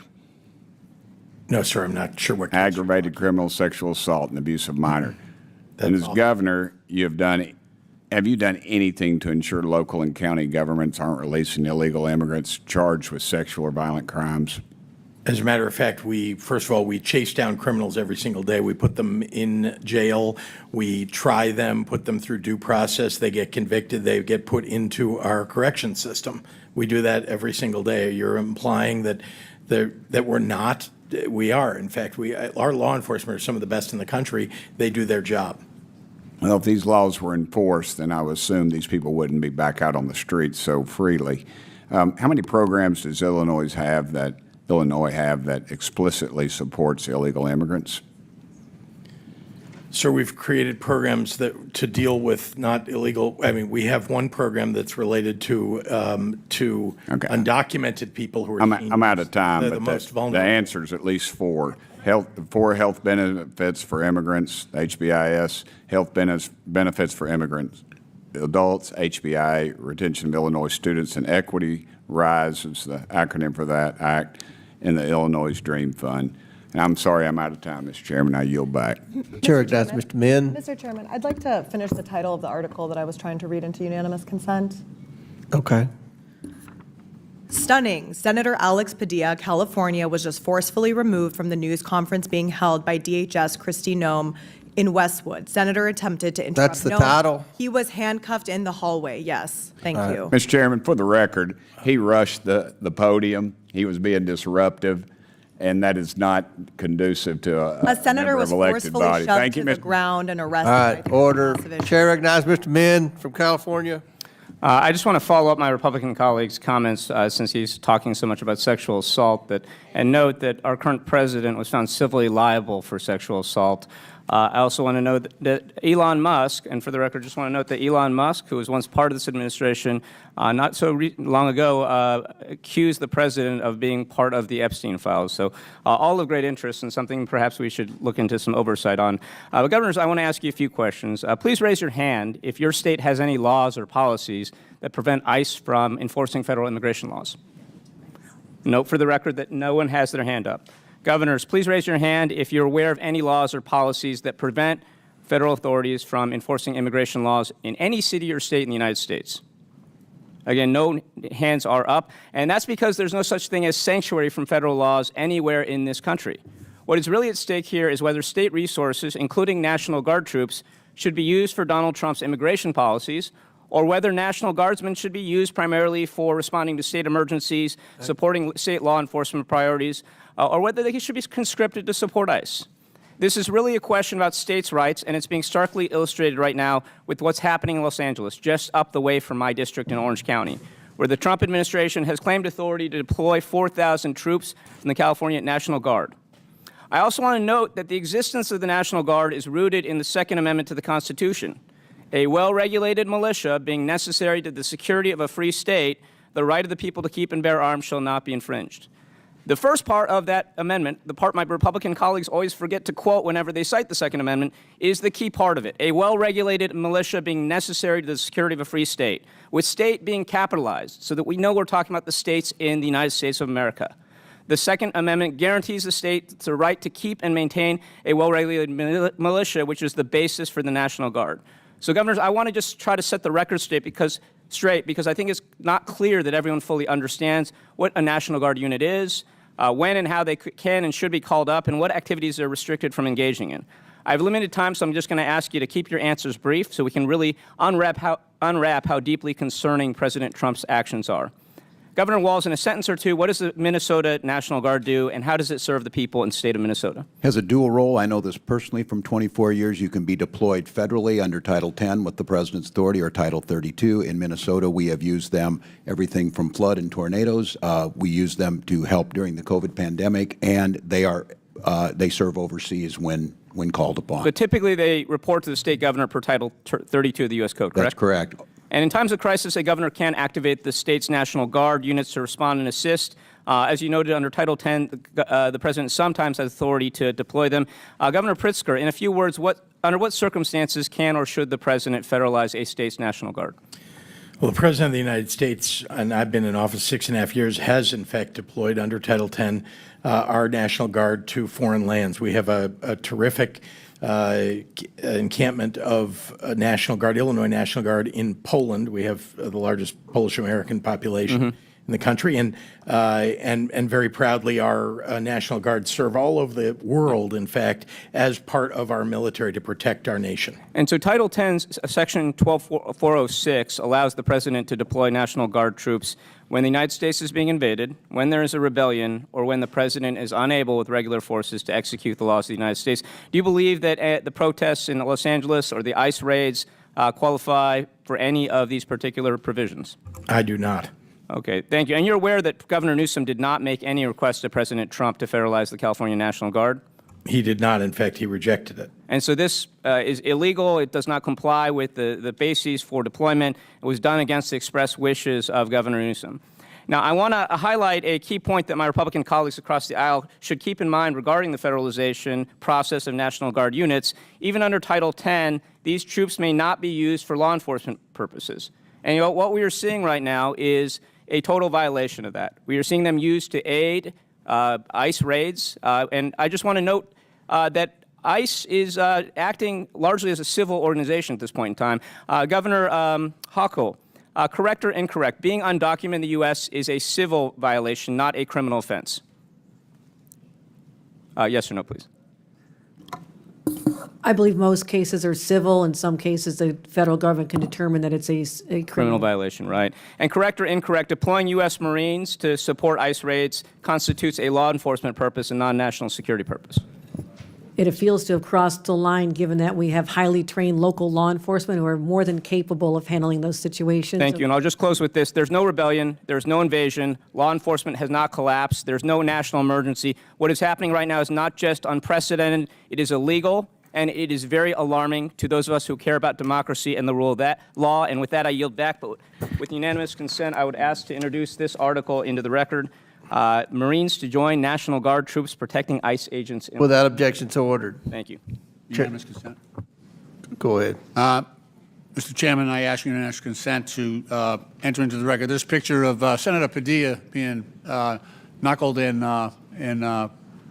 looks like he's being arrested and restrained by three police Okay. officers. I can't understand. We'll enter the picture without objection to order. Chair recognizes Ms. Mace from South Carolina. Thank you, Mr. Chairman. Welcome to the unofficial 2028 Democrat presidential primary right here on stage at the Oversight Committee.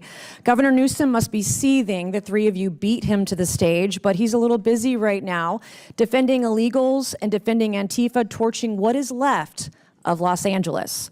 Governor Walz knows the playbook. In 2020, he rolled out the red carpet for anarchists while Minnesotans watched their neighborhoods burn.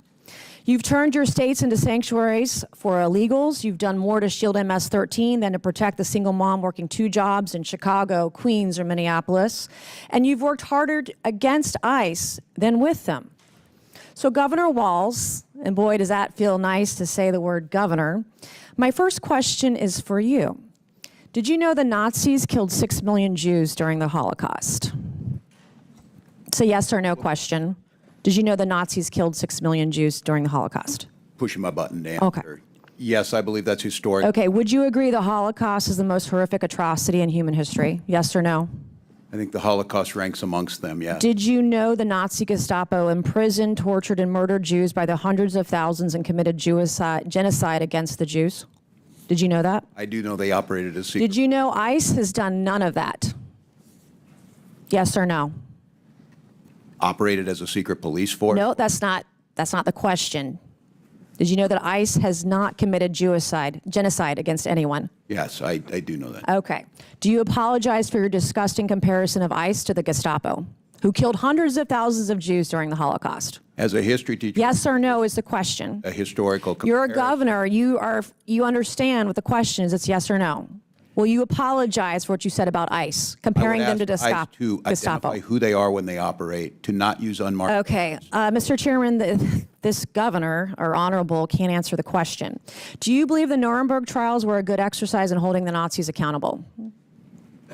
Yes or no? I think due process. Okay, is so always- are you calling for ICE agents to be brought to a tribunal under the threat of death by comparing them to the Gestapo?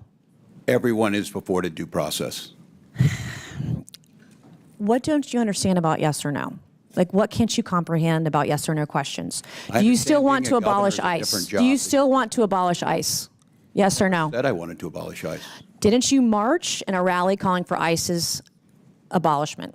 Not that I can recall, Congressman. Well, according to widespread media reports, you did. And the media is always correct. How do you rate Kamala Harris's job as border czar? I want a number between 1 and 10. How was she as border czar? I wouldn't have a way to measure that. I was not in the administration. Weren't you her running mate for vice president? As in the campaign. And you Wasn't part of the can't rate her role as border czar on a scale of 1 to 10. Was she great at 10 or was she a 1? Terrible. I think her proposal that she put forward to make sure we had the bipartisan immigration. It wasn't bipartisan. Did you ever personally speak with Kamala about Joe Biden's cognitive collapse? Not that I can recall, Congressman. Not as her running mate for vice president. You never once talked to her about the president and why she was nominated instead of him. No, not that I can recall. What kind of operation were you guys running over there? I was more concerned with Donald Trump's cognitive. Thank God he's things that we were- he's president and J.D. Vance is vice president and not you. Have you ever served in a combat zone, Governor? I have not, Congresswoman. Okay. Are you still friends with school shooters? I have never been a friend with a school shooter. Didn't you say you were friends with school shooters on the debate stage? Oh, Congresswoman. Yeah, I is think that's very bullying evident. is As a teacher and a bullying parent. is my mom was a teacher. I'm a high school dropout. We can talk about that later. Is bullying okay? Is bullying okay as a teacher? Is bullying okay? Yes or no? Is it okay to bully somebody? I think yes there's or a no? time to push back at a bully. So yes, I do think there's a time. So you think it's okay to bully others? I think it's okay to bully the bully at times. Well, you're showing that the Democrat Party is the party of violence. Were you at Tiananmen Square? Have I been to Tiananmen Square? I have. Were you at Tiananmen Square? I have been at Tiananmen Square. When were you there? Oh, as I recall, January of 1990. Okay. What is a woman? What is a woman is the question. I'm not sure I understand the question here. Well, that. What Okay. do you want me to say? This is I want you to say that a woman like me is an adult human female, that men can't become women. You guys are the party of violence, and you're the party erasing women. You don't respect us. You're a bigot. You're a misogynist. You're a sexist. Mr. Chairman, I yield back. Congresswoman. Good lady, yields Mr. back. Chairman, I would Recognizes ask Mr. unanimous Ocasio-Cortez from New York. All right, well, that was some kind of bingo going on over there. I don't know what's going on. Anyways. Oh, I know what's going on. Thank you. Thank you to the witnesses for coming here today. I apologize for the treatment that the four of you have been subjected to. And Governor Walz, I just have to say, I know you're getting a lot of grief from the majority here, but you know, we are talking about individuals who have cheered on an individual who issued a Nazi salute from behind the presidential seal of the United States of America, who have cheered on the pardoning of individuals who attacked the United States Capitol and flew a Nazi flag and the flag of the Confederacy, traitors to the United States, sworn enemies of the United States of America, through the capital of this nation.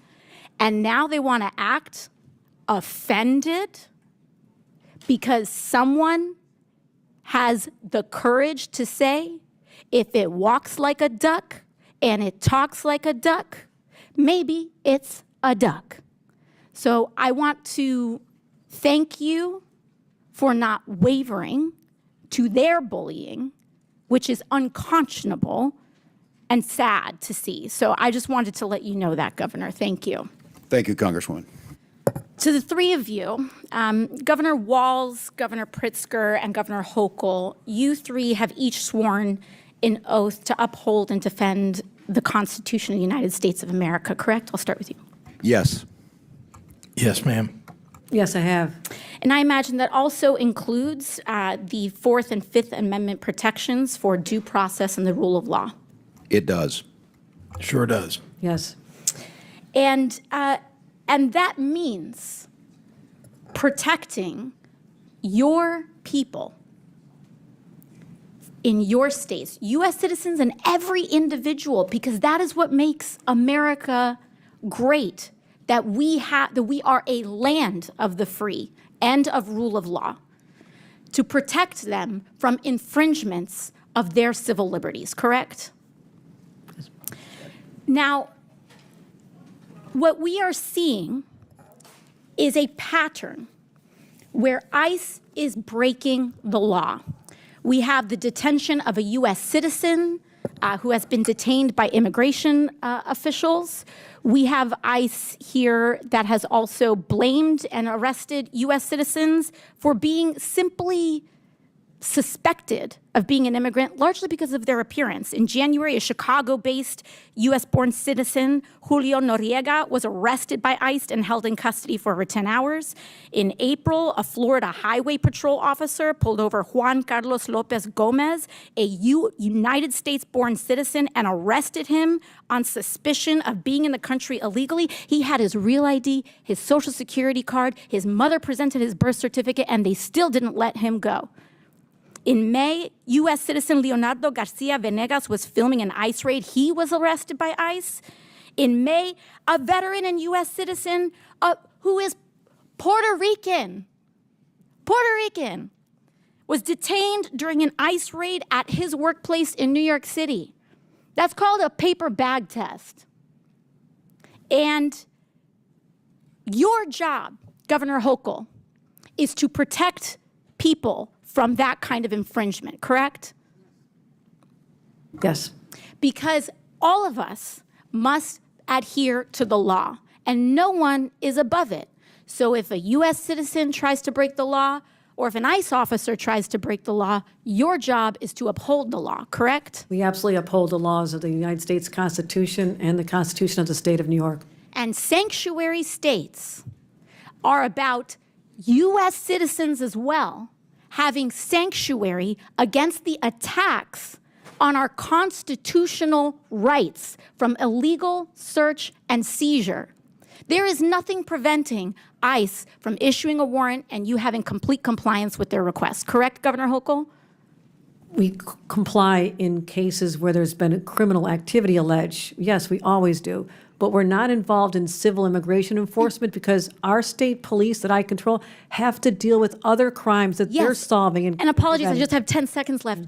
But when they say illegal versus legal immigration, they are trying to end legal status in the United States as well. Correct, Governor Pritzker, with the end of TPS and making people undocumented by removing legal status, ending legal status, and then having the audacity to call them illegal when they were here documented, correct? Taking students' visas away from people, taking their legal right to be in the United States away from them when they've been granted maybe years earlier to stay. So I don't want to hear about how this is about illegal versus legal immigration. They are attacking legal status and removing legal status. The Republican majority is anti-legal immigration in the United States. And I want to make that very clear, and I yield back. Chair now recognizes. Mr. Chair, unanimous consent request. Mr. Frost.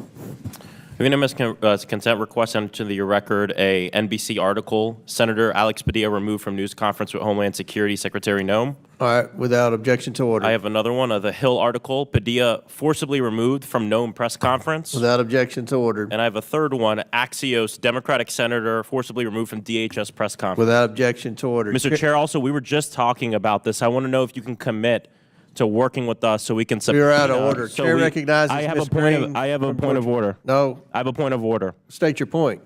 We need to subpoena. That's not Secretary a point of order. Noem. Chair recognizes We Ms. just talked Green. about this No, it's not a earlier. point. We talked Thank you, about Mr. Chairman. You already had Reclaiming your my chance to get on time. MSNBC. Reclaiming my Chair recognizes Ms. time. thrown to Green. the ground.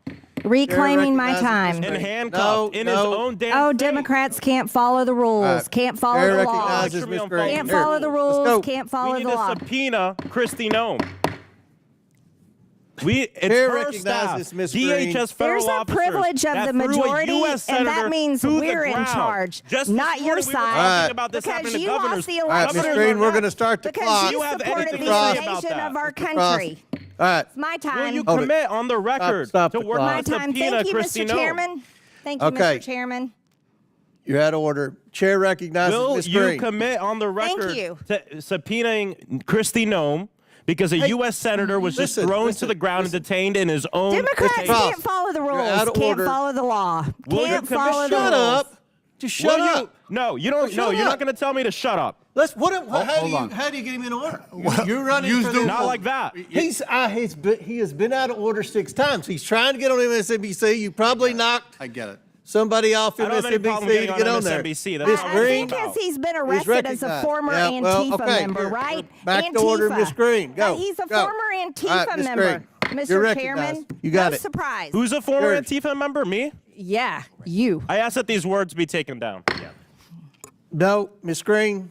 Thank you. You're I recognized. asked that Thank these you, words Mr. be taken Chairman. down. There's a motion. Governor Ms. Hochul, Green is recognized. Governor I asked that Hochul, these you words be taken stated down. that you're a proud Democrat, proud registered All right, Democrat. we got to suspend. There's been a parliamentary move. They said they weren't going to do that. What's the? Just ask her to strike what she said.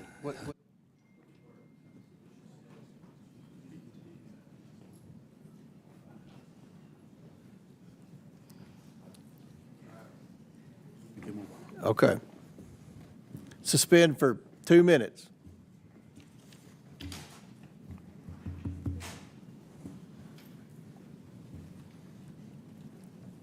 And while we're suspending, we have votes in about 7 minutes. We're going to try to get 3 more questioners in, then we'll break for, I think there are 4 votes, and we'll come back right after the last vote. We don't have that many more questioners, so.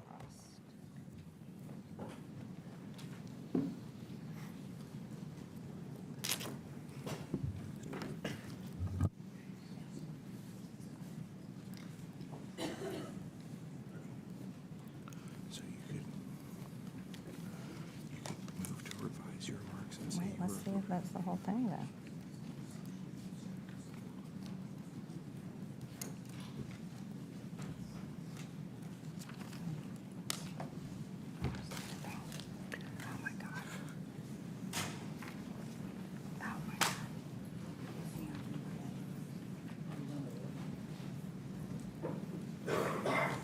Dear Lord.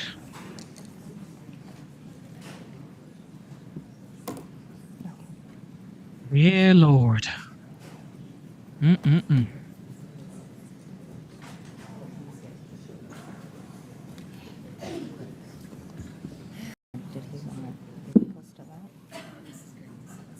To uphold the laws of New York.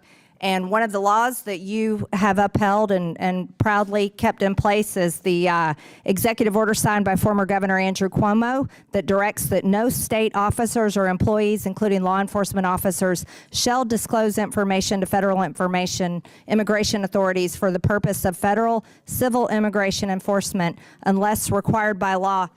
And because of your state's policies of paying for flights of illegal aliens, we ended up with Jose Ibarra in our state of Georgia. And, you know, I'm a mother of 3 children, and 2 out of my 3, I have 2 daughters. And you're a mother, is that correct? Yes, it is. Yes, and I think you've got 2 children, you have 1 daughter, is that right? That is correct. And so you and I are both mothers, and there's one mother that I wish could be here today and could talk to you instead of me, and that's Allison Phillips. That's Laken Riley's mother. And we talked about Laken a few minutes ago, and you know, there's a really special bond between mothers and daughters. And we speak with our daughters daily. We speak with our daughters all day long. We speak with our daughters about every single thing that's happening in our lives and every single thing that's happening in their lives. And I want you to know the last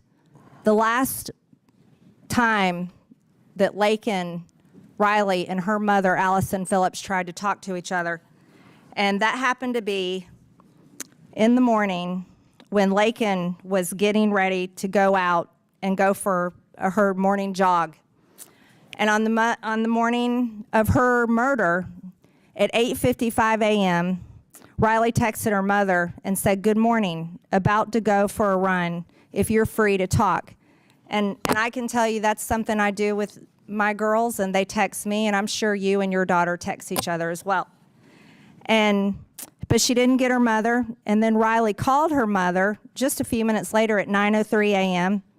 as she was starting to listen to music, but she didn't get her mom on the phone.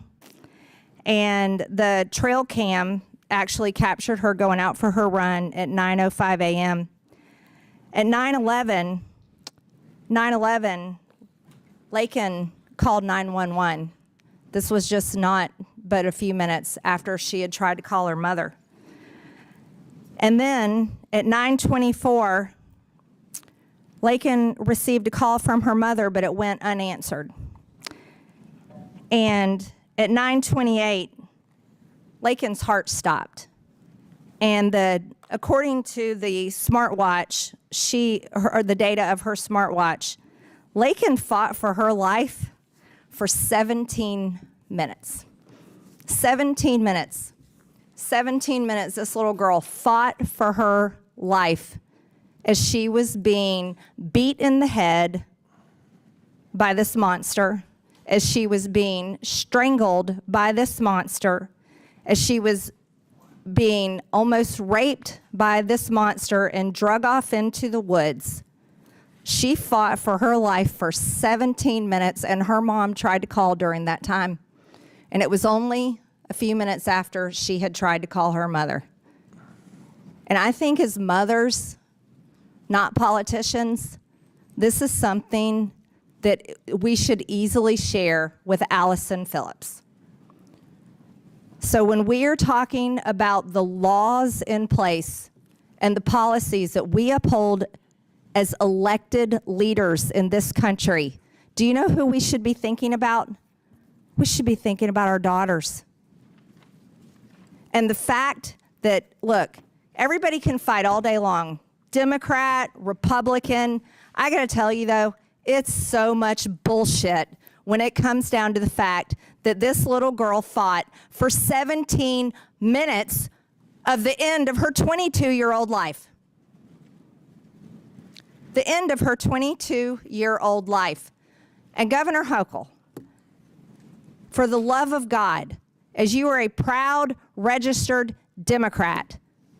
I don't know how on earth you can uphold laws that protect and give aid and comfort to monsters, especially one that was arrested in your state and let go because of your policies in your state. And I can't comprehend it, Mr. Chairman, just one more second. Laken Riley and her mother deserve to have one last chat. Like, you know what? Me and you get to have chats with our daughters. Mr. Chairman, I yield. Yield back. They've called votes. We're going to try to get two more questions in. I'll recognize Mr. Davis from Illinois and then Ms. Luna. Thank you, Mr. Chairman, and I thank you and the ranking member for letting me wave on to this hearing. I want to thank all of the witnesses, all of the governors who've been here and who've been here all day. But I also want to thank you, Governor Pritzker, for the outstanding leadership you have provided to the state of Illinois. Our state is characterized as being progressive and humane. Could you share why we think that's important, you as governor and I as a citizen resident? Well, we had to do a lot of reform of our state government in order to get there, but it's important to me that we provide health care, that we provide education for all of our people, that we have a policies and a government that take care of particularly those who are most vulnerable in our society, including working families, including the middle class. And it's very important to me that we be known for that. We are a state that is, frankly, cares a great deal about our fellow man. We are a state that is humanitarian in so many ways, and that stands up for the law. And so I'm very proud of our state. We have the greatest state in the country, the land of Lincoln, and we say that proudly because we know that Lincoln would be a Democrat today if he were alive. I'm a big believer in taking his values and promoting those, as well as the values now of today's Illinois, and promoting those. And we've done that and frankly succeeded in so many ways to lift people up. Thank you. Well, thank you. We're proud of you and your leadership, and I yield back, Mr. Will the gentleman yield? Gentleman yields back. Chair recognizes Ms. Luna Mr. from Chairman, Florida. point of inquiry, did you skip me in the order on purpose? Just curious. It must have been an oversight, Mr. Moskowitz. Well, this is So the Chair oversight recognizes committee, Ms. which has Luna. lots of oversight. Gentlemen, please. Chair I'd like to ask my recognizes Ms. question. Luna. I just, suppressing free speech. It's Ms. Luna. Thank you very You're much, recognized. Chairman. First and foremost, I would like to take this opportunity to educate the American people on what's really happening right now with these riots. So I see right now there's a lot of back and forth and finger pointing, but the fact is that there is a financial tie to these riots, tied to immigration, that actually leads right back to the Communist Chinese Party. Straight up, the LA riots have been organized by an organization dubbed PSL, the Party for Socialism and Liberation, funded by billionaire Chinese activist Neville Singham, who spends parts of his year by living in Shanghai. In addition to that, although he is not a registered foreign agent, he accepts a lot of money from the CCP and then turns around and funnels it right into some of these violent protests that we're seeing. But it doesn't just stop there. This is not the only organized protest that's using brown people and immigrants as a ruse to push their communist and Marxist agenda. Mr. Waltz, thank you for coming in today to testify, or Mr. Walls. Real quick, is it true, yes or no, that you are speaking at the June 14th Twin Cities No King rally? I can't confirm that right now. That Okay. could be true. Okay. Just so you know, they're advertising you speaking there. The graphic's actually on X right now. I'd be happy to provide it for you, so I'll take that as probably speaking. Is it true also, I know on your campaign, that you had admitted to visiting China anywhere from 15 to 30 times, sir? Yes or no, please? I did live in China. And No, visiting, sir, in addition to living there and in addition Yes, to having, okay. that's correct. All right, also too, I'd like to note that during your time in Congress that you filed for a $5 million earmark that actually was secured. $2 million of it went to the Harmel Institute that actually collaborated with the Wuhan Institute. Also, the Department of Homeland Security, sir, just to you, so that you're tracking, actually had an internal memo that was released that stated that the government of China considered you a prime target for influence operations. I'm letting you know that now because I do believe that you should be made aware of, if you are not already, that you are working with and going to be speaking at an organization and rally that not is just funded by Christy Walton, the heiress of Walmart, but also has ties to the Chinese Progressive Association, largely funding it, that actually brags on their website that they are pro-Maoist. Also, too, funded by the National Endowment for Democracy. I know there's a lot of people on this committee that don't like billionaires interfering in politics, but say nothing when George Soros gets over $260 million from USAID through the last administration that's then funneled into some of these nonprofits and organizations. So I guess my question for you guys is, now that I've made you aware that these riots are not about illegals and they're not about immigrants, if they did, they would have been protesting under Barack Obama, who's also dubbed the deporter-in-chief. And frankly, I think many of you would say that Barack Obama was a good president. Are you going to say that Barack Obama wasn't a good president? Yes or no, Governor Walz? Do you think he was a good president? Do I think Barack Obama was a good Correct. president? I think he did a good job. Okay, how about you, Governor Pritzker? I think you did a good job, yes. Hochul? Hochul, and yes, he did do a good job. Okay, next. Perryman? I think President Obama did a good job. So then you would understand that Barack Obama had the very same policies, for the most part, on immigration that Republicans are parroting today, and yet you guys are sitting here saying that we're Gestapo. And what I would tell you is that what happens with open borders is that the real people that are coming here, the ones that are exploited, actually it hurts people on both sides, not just Americans, but the illegals. Some of you had said here to the actual committee that you are doing what you can to assist these people. But what I would say is that your policies aren't actually done from a place of understanding and sympathy. I would say that it's actually doing the exact opposite.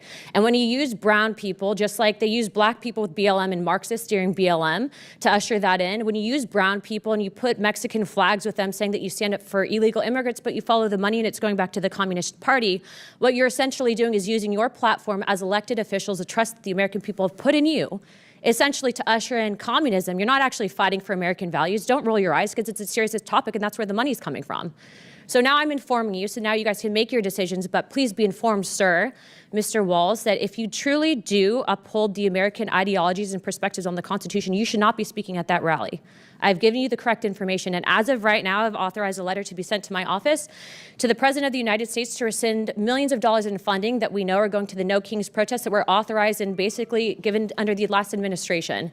That is what Congress is supposed to do, not point fingers, not blame people, but actually ensure that the American people are protected and not fighting for foreign interests, foreign governments, and also the communist Will the gentlelady yield for a question? No. You don't want to tell us what your evidence is of all Yes, this connections? actually, no, I will yield You know, to that. I appreciate No, Mr. no, Goldman, you'll wait, get I 5 will- minutes Take your let word me answer for the it, question. but Let me answer you'll the question. appreciate we might want actual evidence. I would be happy to provide that, and I'd also be happy to inform Chairman that actually we have a letter of which you can sign on to. I know you like to sign on to letters with us, especially on the Epstein stuff. But we actually have a letter going out to Neville Singham on Friday, and it's actually signed by every single member of Oversight. I'd like to extend that to you because that letter is calling him to testify, and it's also calling for his financial transactions. And do you agree, sir, that we should not be accepting money from the Communist Chinese Party? I think anyone on this platform would agree that that should not be accepted, correct? I would like for you to actually present evidence rather than just, quote, inform the witnesses. And now that they're informed, they should assume Look, I what don't you disrespect say is you. I'm true going to answer your when question. it We are is having a repeatedly hearing on it where we debunked. can It's present the all the right-wing evidence. Order. No, but let's have this Yeah, dialogue. go ahead. You're recognized, Ms. Luna. We are going to be having a hearing, and you can gavel on to the hearing. I'd appreciate you to do it because the fact is that the Democrat Party, remember, Is it going to be as good as the Biden impeachment hearing? Mr. Goldman, you'll have 5 minutes in a let's keep it moment. focused real quick. Well, Mr. Chairman, like to she's go out a of step time. I just think further. you're trying not to let me talk. Guys, if you guys want to talk about it, I'll answer the question. But Mr. Singham is also funding Code Pink through his wife. You know, it's my turn. Can we ask Elon to divest from China while we're at The it? lady's time's expired. The lady's Thank you time's very much. We'll expired. be having the hearing. Y'all are invited. There you We go. might have you guys All right, back. thank you. Before we go to votes, which have been called, I'm going to recognize Mr. Donalds for unanimous consent. Mr. Chairman, I want to submit a letter into the record from Congressman Richie Torres to Governor Hochul, speaking specifically about that the Penn Station Center is actually being led by MTA, where the chairman is actually appointed by the governor of New York, and the cost overruns are $7 billion. Without objection, so ordered. And again, the witnesses, I apologize. The votes were supposed to be at 4 o'clock when we scheduled this. They've been moved to 3. We have 4 or 5 votes. We'll come back here as soon as the votes are the last vote. So pursuant to the previous order, the committee will recess for floor votes. The committee will return 5 minutes after the last vote. There are only 7 or 8 more questioners, so the committee stands in recess.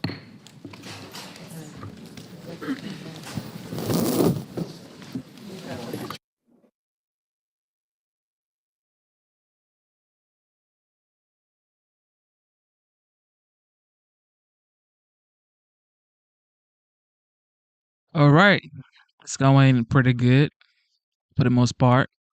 I just wish they would treat each other with much respect. All right, here we go. The witnesses' indulgence here. Again, we were told the votes would be at 4:15 and they were at 3 o'clock, so I apologize. We had 2 more votes than we were supposed to. So the chair recognizes Mr. Burleson from Missouri. Thank you, Mr. Chairman. I'm just still kind of trying to understand the connection between our ICE officers and the Gestapo. I think the statement was horrific. The acting ICE director had this to say: on the final day of National Police Week, when those brave enough to put on a badge and a uniform to mourn their fallen brothers and sisters, Minnesota Governor Tim Walz referred to my professional, hardworking ICE agents and officers as a modern-day Gestapo. This is abhorrent, dehumanizing, and ignorant comments should not be tolerated. It seems that Mr. Walz prefers violent criminal aliens are released into Minnesota's communities. If the governor doesn't like the laws, he's free to advocate that Congress change them. But he should refrain from putting ICE officers in danger by likening them to one of the most appalling groups in history. Assaults against ICE officers are up over 400% from this time last period. And part of that is because politicians like Governor Walz are careless with their politically motivated rhetoric. He should issue an immediate apology to the men and women protecting his communities. Governor Hochul, do you agree with the statements that Governor Walz said? Do you agree with the characterization that ICE agents are Gestapo? I don't use language like that in describing anyone. My view is that we respect our law enforcement, but also in a case where people have gone too far, they should be called out. Do you agree with that association? Associating ICE officers with Gestapo? It's not a word I would use, but I will say that I understand the sentiments that people feel. Okay, well, thank you for being reasonable here. Next door, Governor Walz, is a group called, they were actually meeting here today, the Zionist Organization of America. And I spoke with Morton Klein, who is their national president, and he had this to say. He wanted me to read this to you. As a child of Holocaust survivors who lost almost my whole family to Gestapo Nazis, I find Governor Walz comparing Americans to ICE officials to Nazis a dramatic insult. Walz should be ashamed of himself, and I demand that he retract and apologize for this ugly, phony statement that diminishes the horror of the Holocaust. So I'm going to give you another chance, Governor Walz. Do you apologize for your comparison to ICE agents as Gestapo? Thank you, Mr. Burleson. What I said is using a historical reference on authoritarianism, watching in my state and across this country, Governor Walz, it's a simple question. Covered faces. Will you apologize to this Jewish community? Will you apologize to Jewish Americans? I don't know, Mr. Klein. I would certainly be glad to speak with him if he would. Mr. Walz, let me ask you this question: Are there any events that you regret from actions of illegal immigrants in your state? Are there any events that come to mind that you think of that weigh on you?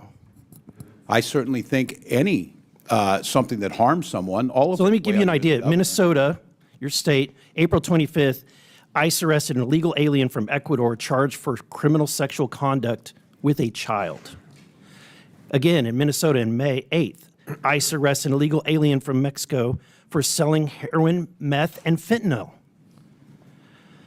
Mr. Pritzker, in Chicago, in 2018, an illegal alien from Mexico is charged with aggravated criminal sexual abuse of a minor, then was released back into the public in 2022.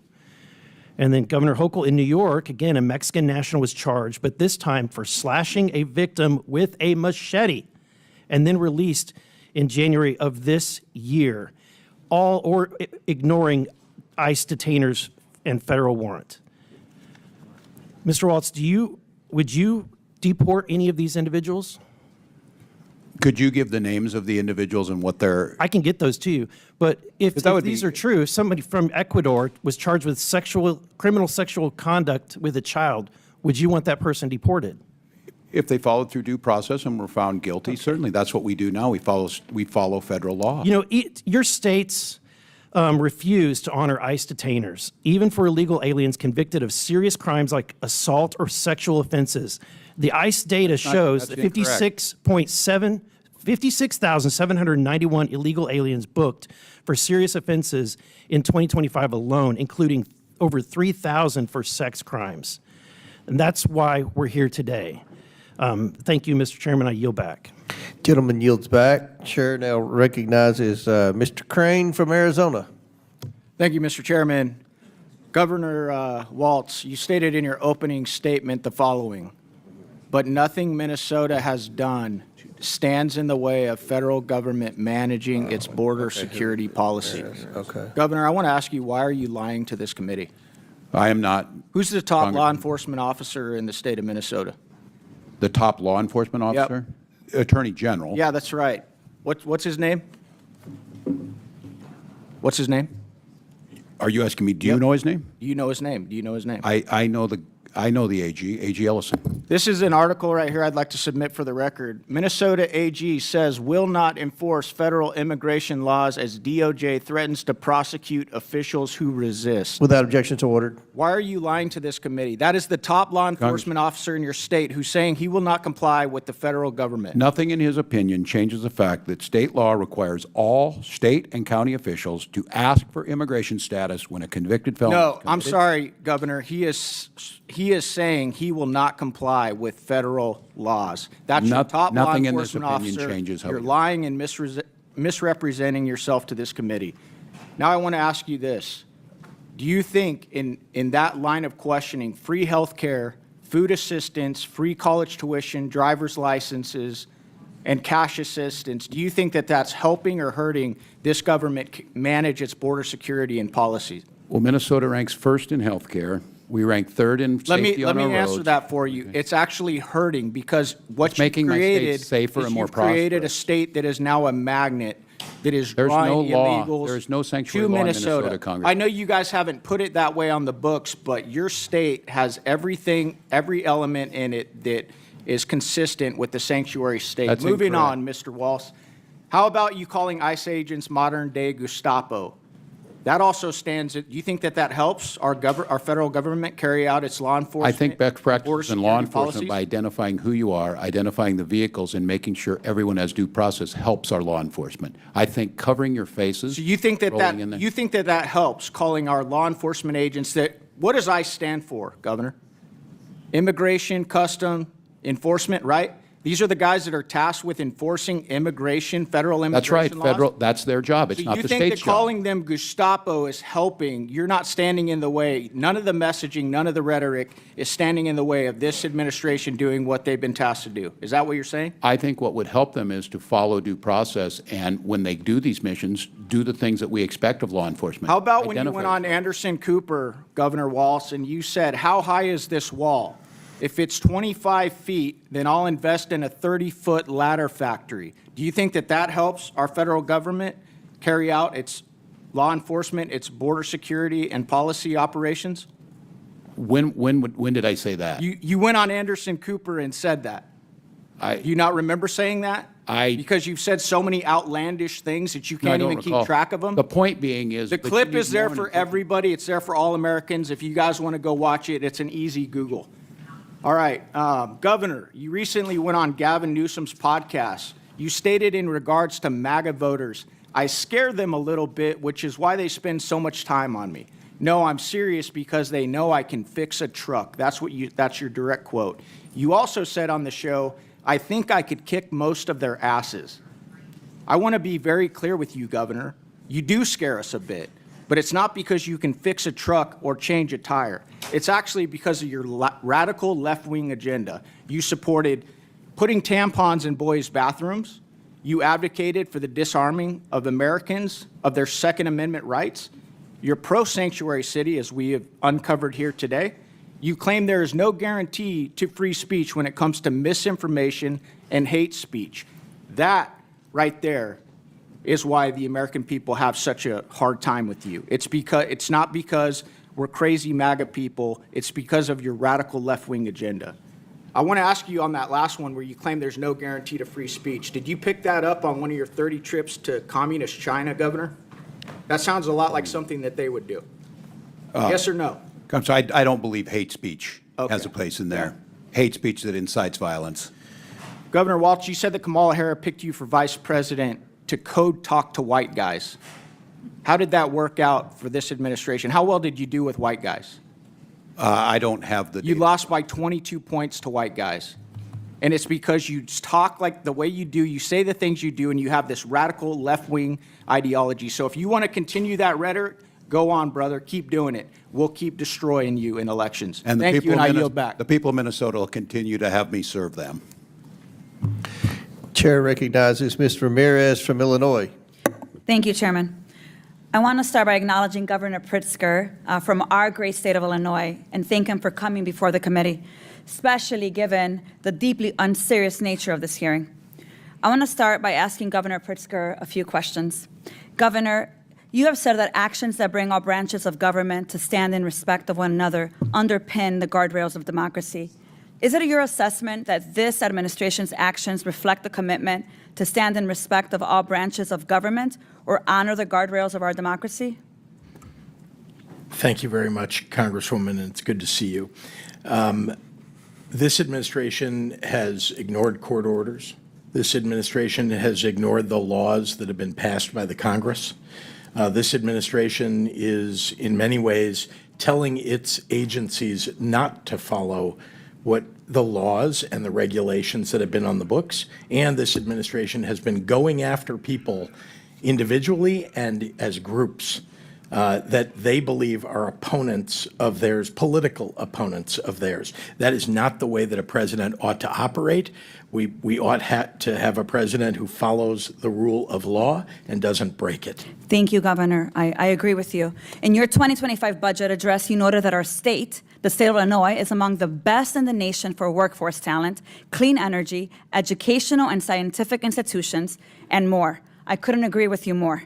Our economy is over $1.1 trillion, the 5th largest in the U.S. and the 18th largest in the world. And I understand that we are one of only 9 states, including New York and Minnesota, whose taxpayers contribute more to the federal government than they receive. So I just want to make sure I put that to the record. This is who we're putting here at a hearing. Governor, earlier this year, you noted that the authoritarian playbook is laid bare here. They point to a group of people who don't look like you, and then they tell you to blame them for your problems. Governor Pritzker, do you believe that the Trump administration is using the authoritarian playbook, particularly as it relates to immigrant communities across the country? It's clear when you look at every action that they've taken with regard to immigration since they've taken office, including going in and attacking our communities in the state of Illinois. I think in the first week in office, Tom Homan bringing Dr. Phil with him unseriously, and then bringing the very serious ICE officials in to break down doors, to scare communities, to keep people from going to work and so on. It is clear that they are targeting communities of people who don't look like them and going after people that they think are opponents of theirs or including United States senators, Governor. Including, thank you, and Alex Padilla. And by the way, I want to say to all of you on both sides, but particularly those on the Republican side, that I cannot believe the disrespect that was shown to a United States senator who was thrown down, handcuffed, and not allowed to ask a question of our Secretary of Homeland Security, Kristi Noem. That seems completely irrational. Governor, I agree with you. And because I have a limited time, I actually want to show the footage because I think what you're saying has to be seen here. I'm going to ask now that we play a clip of Senator Padilla being wrongfully arrested while we're in this hearing. Go ahead and play it. a United States Senator. I want to make sure that people see. Easy on my hands. Go ahead. Put him behind my back. All right, cool. Hey, one hand, lay flat, lay flat. Other hand, sir. Other hand.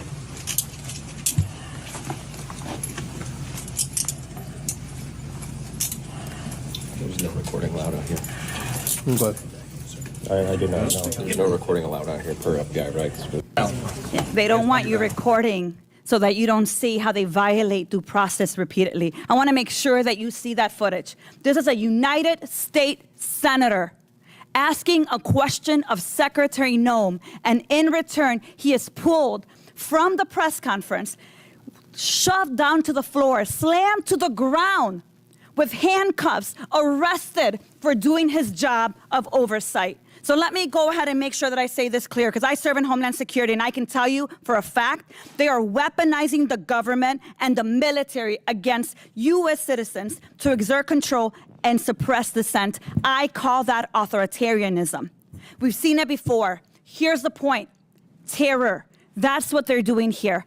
This hearing is a witch hunt against the governors that run successful cities, and we need to call it what it is. What we need here right now is Secretary Noem answering questions and oversight on why the hell she thinks that what happened to the senator is acceptable. With that, I yield back. Gentlelady yields back. Hopefully you'll get to see the beginning of that tape when he approached the podium where the secretary was. You hadn't seen To that ask yet? a question. Mr. Chairman, on the full statement of the committee on the Democratic side, Senator Padilla is currently in Los Angeles exercising his duty to perform congressional oversight of the federal government operations in Los Angeles and across California. He was in the Wilshire Federal Building to receive a briefing with General Guillot and was listening to Secretary Noem's press conference. He tried to ask the Secretary a question and was forcibly removed by federal agents, forced to the ground, as you saw, and handcuffed. He is not currently detained, and we are working to get additional information. And while we respect the Senate's ability to review this as a primary investigation, we also echo Ms. Ramirez's statement that we would like to have an investigation of that incident here from beginning to end. You want to enter that into the record? I do. All right, without objection, so ordered. Now, Chair recognizes Mr. Jack. Okay, wait a minute. We did two Republicans, so we're going to go to Mr. Goldman. Thank you, Mr. Chairman. I would urge you to reserve comment on what happened to Mr. Padilla until you get full information. In fact, I would urge all of my Republican colleagues to take a breath before you once again desperately run to bend the knee to Donald Trump and to Kristi Noem. Because anyone with two eyes that can see that that was authoritarian, lawless behavior that no person in America, much less a senator conducting constitutional oversight, should have received. And I know it's hard for all of you to speak up against Donald Trump, and that's why we're here at this hearing talking all about Joe Biden, talking all about Joe Biden's policy this, Joe Biden's policy that, all these people who committed crimes under Joe Biden. Is it just because you're consistently trying to ignore the fact that Joe Biden is not president? Donald Trump is president. And what he's doing right now, which you all know, is he is going after people who are lawfully present. Now, I appreciate the governor's being here. I'm sorry you have to deal with this crap. Governor Hochul, especially, I want you to know, as a proud member of the delegation of your state, I am not going to use my 5 minutes to mount a campaign for governor against you, as my colleague from the North Country chose to do. I will give you the opportunity to actually answer some questions, unlike she did. And I will allow you to explain exactly what the policies in New York are as it relates to cooperation between the state and federal agents. First of all, glad you're not running against me. Thank you. Secondly, I appreciate the opportunity to break through all the noise here today and to stop the talking points that keep mischaracterizing our policies in the great state of New York. New York is not a sanctuary or a haven for criminals. We devote an enormous amount of our energy working to keep New Yorkers safe. $2.5 billion I've allocated just in the last few years. We do cooperate with ICE when it comes to investigating or building a case against criminals. We do this all the time. And when someone goes through the criminal justice system in the state of New York, they do their time in prison. We alert ICE as to when, 30 days in advance of when they're to be removed, and we send them away. That's how it's supposed to work. But what we do not do under our laws is divert our essential resources to protect everyday New Yorkers from crimes themselves and have that help ICE with civil immigration enforcement. That is their job. That is the federal government's job.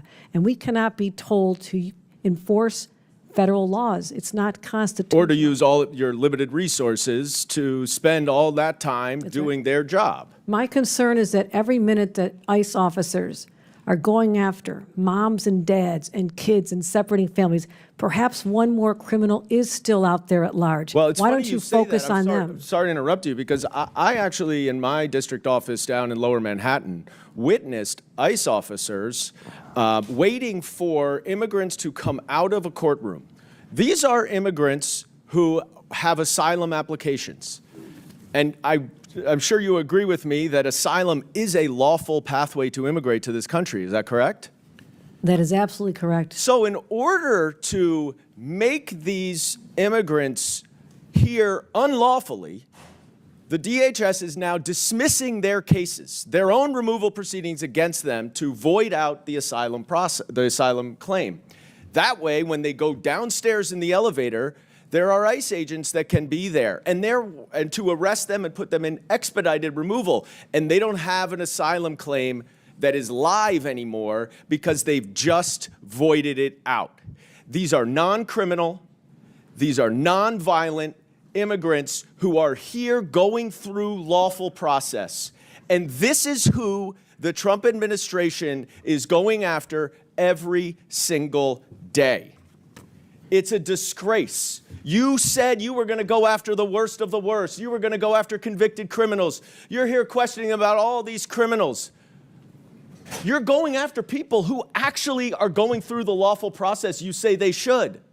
But just because Donald Trump and Stephen Miller need to bump up their numbers because they can't do a good enough job in actually finding convicted criminals, you're going after moms, dads, separating parents from children. You have a voice, Republicans. Speak up. I yield back. Now Chair recognizes Mr. Jack. Is he here? Okay. Mr. McGuire from Virginia. Thank you, Mr. Chairman. This is a yes or no question, hopefully fast because I don't have much time. So each witness one at a time. If you break the law, are you a criminal? Can you guys answer that quickly? We don't have much time. In certain circumstances, many The answer circumstances, should yes. be yes. If you come across our border illegally, breaking our law to come across, are you a criminal? Yes. If or you no? speed, are you a criminal? I mean, Break the that's, law, that's a crime. okay. So if you Call come them a across our criminal. border illegally, you're a criminal. Just want to see if we can get that straight. All right, Governor Pritzker, are illegal aliens counted in the U.S. Census? Every person in the United States is counted. The census decides how many members each state gets in the U.S. House of Representatives. Year after year, tens of thousands of U.S. Citizens are fleeing the state of Illinois. It ranks only behind Governor Hochul's New York and Governor Newsom's California. You all are protecting and harboring illegal aliens for political purposes. Governor Pritzker, would you support prohibiting illegal aliens from being counted in the census, yes or no?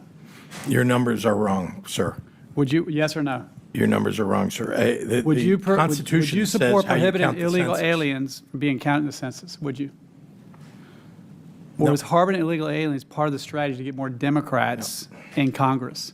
The bottom line is this: all illegal aliens have committed a crime and should be deported. Any additional act of violence committed by an illegal alien is entirely preventable.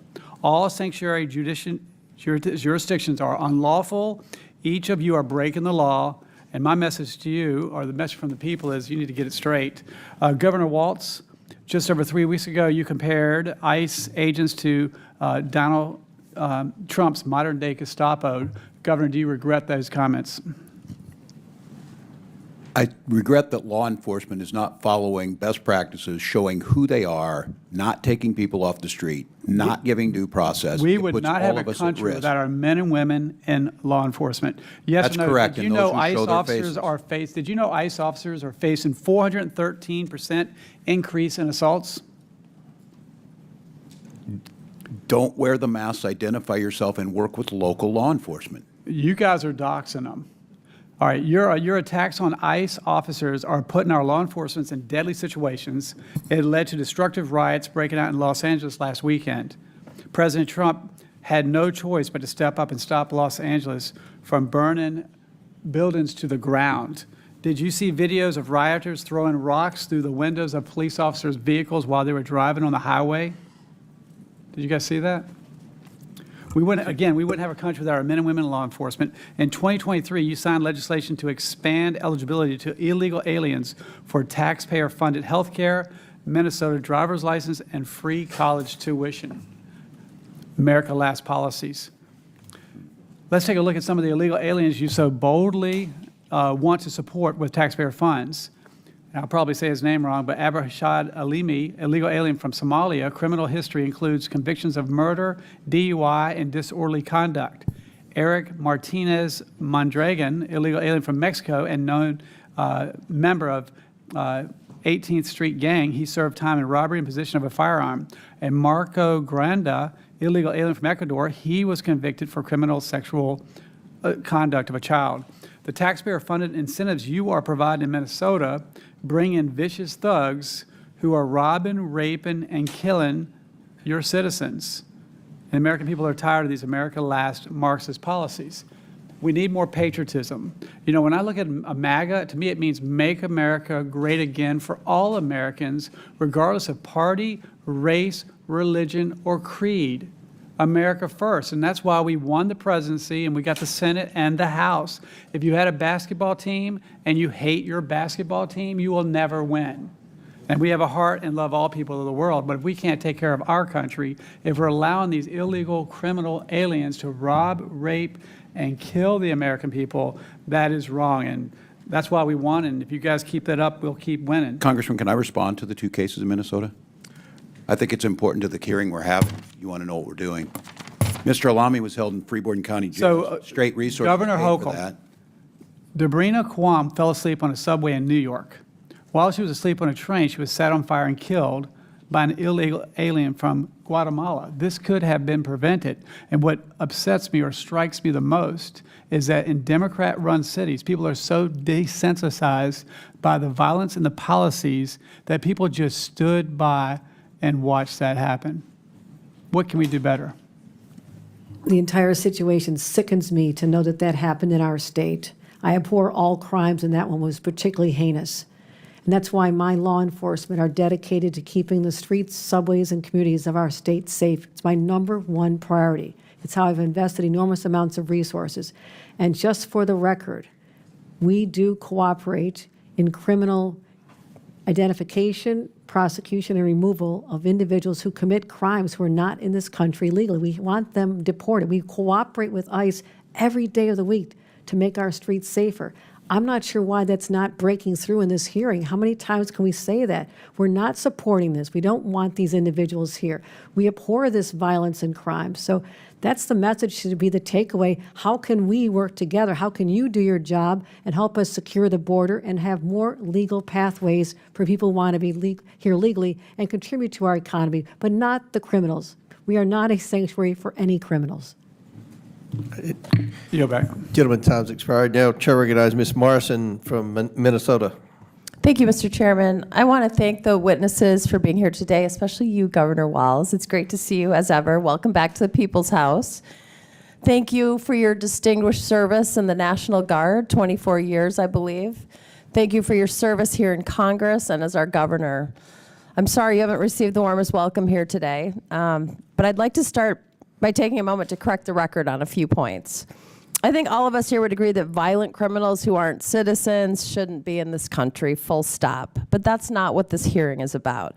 This hearing is about intimidation and striking fear in immigrant communities. This hearing, unfortunately, is not about moving forward with the comprehensive immigration reform our country so desperately needs. It's about distracting the American people from the disaster that has been the first few months of the Trump administration and his Republican majority in Congress. Much like our state, my congressional district is diverse. I represent many immigrant families who call our community home, and we welcome them because they make our community stronger. I recently had the honor of attending a naturalization ceremony where we welcomed new Americans from 85 different countries. It was an incredibly moving day, an auditorium full of new Americans who were so excited and proud to join our great American project. The room was full of hope and patriotism. I could not have been more proud to welcome them and to participate in that day.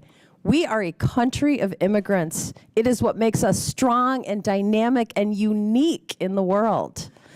My colleague's characterization of our state bears no resemblance to reality. Would you agree, sir? Minnesota is an incredible state with a wealth of business, industry, natural resources, beauty, and rich diversity. And it's a state where working families thrive. As you know, Governor, we worked together for 6 years when I was in the state legislature, and I am so proud of what we accomplished during that time. We delivered for the people of Minnesota the largest middle-class tax cut in the history of our state, historic investments in education, created a paid family and medical leave programs that allows working parents to care for their children and their loved ones, codifying the right to comprehensive reproductive health care, and providing school breakfast and lunches for K through 12 students so no child in Minnesota goes hungry. If we want to talk about protecting our children and families, let's talk about the chaotic tariff war President Trump started, which is serving only to make life less affordable for families and is decimating small businesses. Let's talk about the 16 million people who are going to lose their health care, or who are going to have their health care taken away from them by the Republicans and their ridiculously named Big Beautiful Bill. Let's talk about the millions of children who will go hungry if the Republicans are successful in taking away their food assistance. Governor Walz, since my Republican colleagues want to talk about threats to our children and families, let's talk about food insecurity. It's now been over 2 years since you signed the school meals legislation into law. What has been the impact of this program on fighting child hunger in Minnesota? Yeah, well, thank you, Congresswoman, and we miss you in Minnesota, but glad you're here. Well, the direct impact to families is a savings of about $1,700 a year to those families that they're able to see, and mostly middle class. But the real impact is on educational achievement. Last year, Minnesota was able to notch the highest graduation rates in our state history. We also see school attendance rates go up. We see better behaviors, less discipline from it. So it's a smart investment. It's the right thing to do. And the payoff for Minnesota is we have a healthier, better educated workforce, which is why Minnesota almost always ranks near the top in quality of life indicators. Thank you, Governor. Now I want to talk more about the Republican plan to take food assistance away from our children and families. If their budget becomes law, it will be the biggest cut to SNAP in history and jeopardize food assistance for millions of families across the country, including 100,000 Minnesotans, many of whom are children. Would you agree that the Republican proposal to cut SNAP is one of the biggest threats facing children and families in Minnesota right now? Yes, coupled with Medicaid and Medicare cuts. And also, Governor Walz, I just want to give you a moment to, if there's anything you'd like to clarify that's been said in this unbelievable committee hearing today. I don't even know what the adjective is. Well, thank you, Congresswoman. And we have like 30 seconds. Look, we're here to work with you. You've heard time and time again. We have a job to do as governors. The federal government has a job to do. Not doing ICE's job is not interference or not wanting to get these people. And the gentleman asked the question and then left. The gentleman he brought up with, we held him, we paid for it, we called DHS before he was released. The second one he mentioned, DOC called DHS prior to his release. We do that every single time in Minnesota. That law has been on the books for many years, and that's how we implement it. So I just don't understand why we don't want to work together to be successful. None of us want the criminals on the street, but I certainly want immigrants in Minnesota who are contributing to our quality of life. Gentlelady's time's expired. Thank you, Governor. Chair recognizes Ms. Boebert from Colorado. Thank you, Mr. Chairman. The Los Angeles riots are certainly a shameful explosion of lawlessness that we are once again seeing. The narrative has changed in these riots, but it's certainly the same type of actors. We're seeing businesses torched, cars torched, families uprooted, certainly communities that are scared. And this is by no means a peaceful protests. It is absolute chaos, and rioters don't get a free pass to burn down cities just simply because they're mad, because they are mad that our nation's laws are being upheld, that our federal agents are upholding their oath and doing what they were hired to do. Our first responders deserve respect. They do not deserve to have rocks thrown at them and to be injured. But, I mean, let's be honest, this violence didn't really spark in a vacuum. Sanctuary policies are a magnet for trouble. They shield criminals, undermine the rule of law. And, governors, I've sat here and I've heard you today. You say that safety is your number one priority. You want your communities safe. You want your people safe. And Governor Hochul, you just asked, how can we work together to ensure that that happens? Well, that's exactly what we want to do in this hearing. We want to work together. We want to talk to you about your sanctuary policies that are actually preventing us from working with you to keep your community safe, because we want them safe as well. I have the same policies in Colorado that restrict our local law enforcement officers from coordinating with federal agents. And some of my counties have issued lawsuits to try to end that. But this is serious, and we owe it to every American to restore safety and enforce our laws. It's been stated that this is a federal law, and it's not your job to uphold the federal law. Well, we're not asking you to uphold it. We're just asking you to kind of step out of the way and allow the federal government to do the job, to uphold these laws. When you have someone, don't wait until they commit a violent, heinous crime before we know their immigration status. So now we're seeing these riots everywhere. We've heard in 2020 that everything was mostly peaceful, as cities burned down, as people lost their lives, as law enforcement officers lost their lives. So I just want to ask you three governors, yes or no, is the destruction of private and governmental property, is that something that fits under your definition of a peaceful protest? Governor Walz, yes or no? No, it does not. Thank you. Governor Pritzker?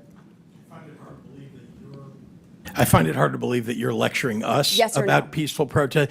Look at what Yes or happened no? January 6th here at the Capitol. No, what we're The seeing in attack LA on is our an democracy. insurrection. You want to talk about That an is an insurrection? This is an insurrection. absolute insurrection. You don't They are- understand what insurrection I is asked when you a people are yes or trying to no overturn question, an sir. election And here I'm at showing- the Congress. I started this off You were showing you here. the They were forum, and I would attacking you, by respect the way. same.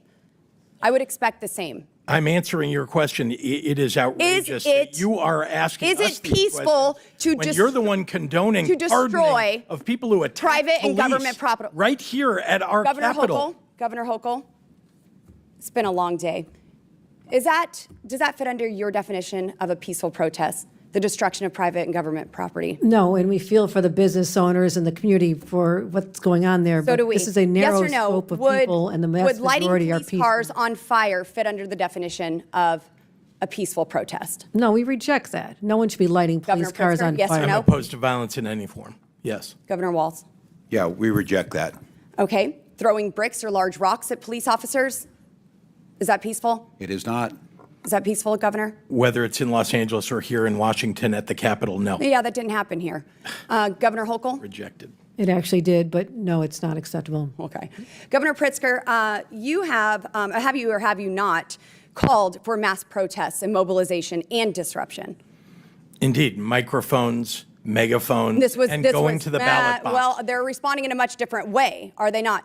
President Trump also Peaceful asked for people protest is to the history of this peacefully country. make their voices heard. So it's okay for you to say that and hold that standard, but President Trump has a different standard when he actually makes the claim. Inciting riots at and the you Capitol? said you Yes, want there mass is a difference protests, between the two. mobilizations, and disruption as a response to President Trump's policies. I just think that this is all hypocritical. You've called in your National Guard. You don't want President Trump to come in and enforce the rule of law to keep communities safe, and your destructive policies are harming American citizens. We should not have to wait until violence is committed to find out their legal status. We have 2 million unknown gotaways because of Joe Biden's administration, and we have got to find them and get them out of America. And I thank President Trump and his administration for doing just that. I yield. Gentlelady yields. Chair recognizes Mr. Craig from Minnesota. Mr. Chairman, thank you so much for allowing me to wave on to this committee today. I think if I were a permanent member, I'd have a permanent headache. Well, you won't have to worry about it, but Governor go ahead. Walz, it is so good to see you today. Let me start by saying that we should all be against chaos. We all are for a safe and secure border and an orderly immigration system. What we're seeing now, though, is chaos out of the current administration with their blatant disregard for due process and their indiscriminate immigration executive orders. In fact, the Trump administration's Department of Homeland Security had to take down its posted sanctuary jurisdictions list because it created mass confusion in Minnesota for local officials and was opposed by local law enforcement. And so, Governor Walz, let me just start, just so we know the record is correct. I didn't think Minnesota was a sanctuary state. Is Minnesota a sanctuary state, Governor? We are not. The legislature has passed no such law, and I have signed no such law, and we follow all federal law. Thank you, sir. That list included 20 counties when it came out across Minnesota without any rhyme or reason, including LeSueur County, which I represent. I've inquired into why they are listed from DHS, but still absolutely no answers. Governor Walz, I thought it might be helpful to point out that according to the FBI's own 2023 data, Minnesota has fewer violent incidents per 100,000 than states such as Tennessee, Louisiana, Missouri, Texas, Alabama, Georgia, I'm going to repeat that again, Georgia, and Ohio. Why do you think that our state has been able to maintain a lower crime rate than other states? Well, thank you, Congresswoman. And we are at a 30-year low on serious crimes, and as you said, we consistently rank below. And I think that's because we invest, as we have, historic investments in law enforcement, but law enforcement works with the community. There's a process in place. We know who they are. They work hand in hand. We make sure that those laws are followed, and we also have policies where we show compassion to our neighbors. And it's not chaos, as you said. It's done right. So I am grateful for the law enforcement who does that work, but I'm also grateful to the legislature and my administration who have put in historic amounts of help to make sure they're able to deliver those services. And they are the ones that are best trained to do it. And the case that you brought up of listing these, in Minnesota, counties can go above the federal floor. If they want to issue detainers, they certainly can. Many of those counties that were listed on there would fit the definition of everyone on this side of the aisle is asking for, and they're doing that. Nothing prohibits them in Minnesota from doing that, and yet they ended up on the list. It caused great chaos, and law enforcement themselves, and as you heard earlier, Sheriff's Association issuing, that they can't be done this way. Thank you, Governor. Earlier today, I spoke with the Minnesota Chamber of Commerce, and I think all of us here share the goals of lowering costs for our constituents and growing the economy.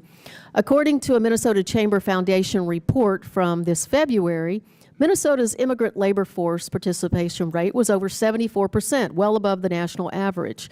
And they fill important jobs in our agriculture, healthcare, and manufacturing sectors. Governor Walz, how can we ensure Minnesota remains a state to attract the talent we need and a strong economy?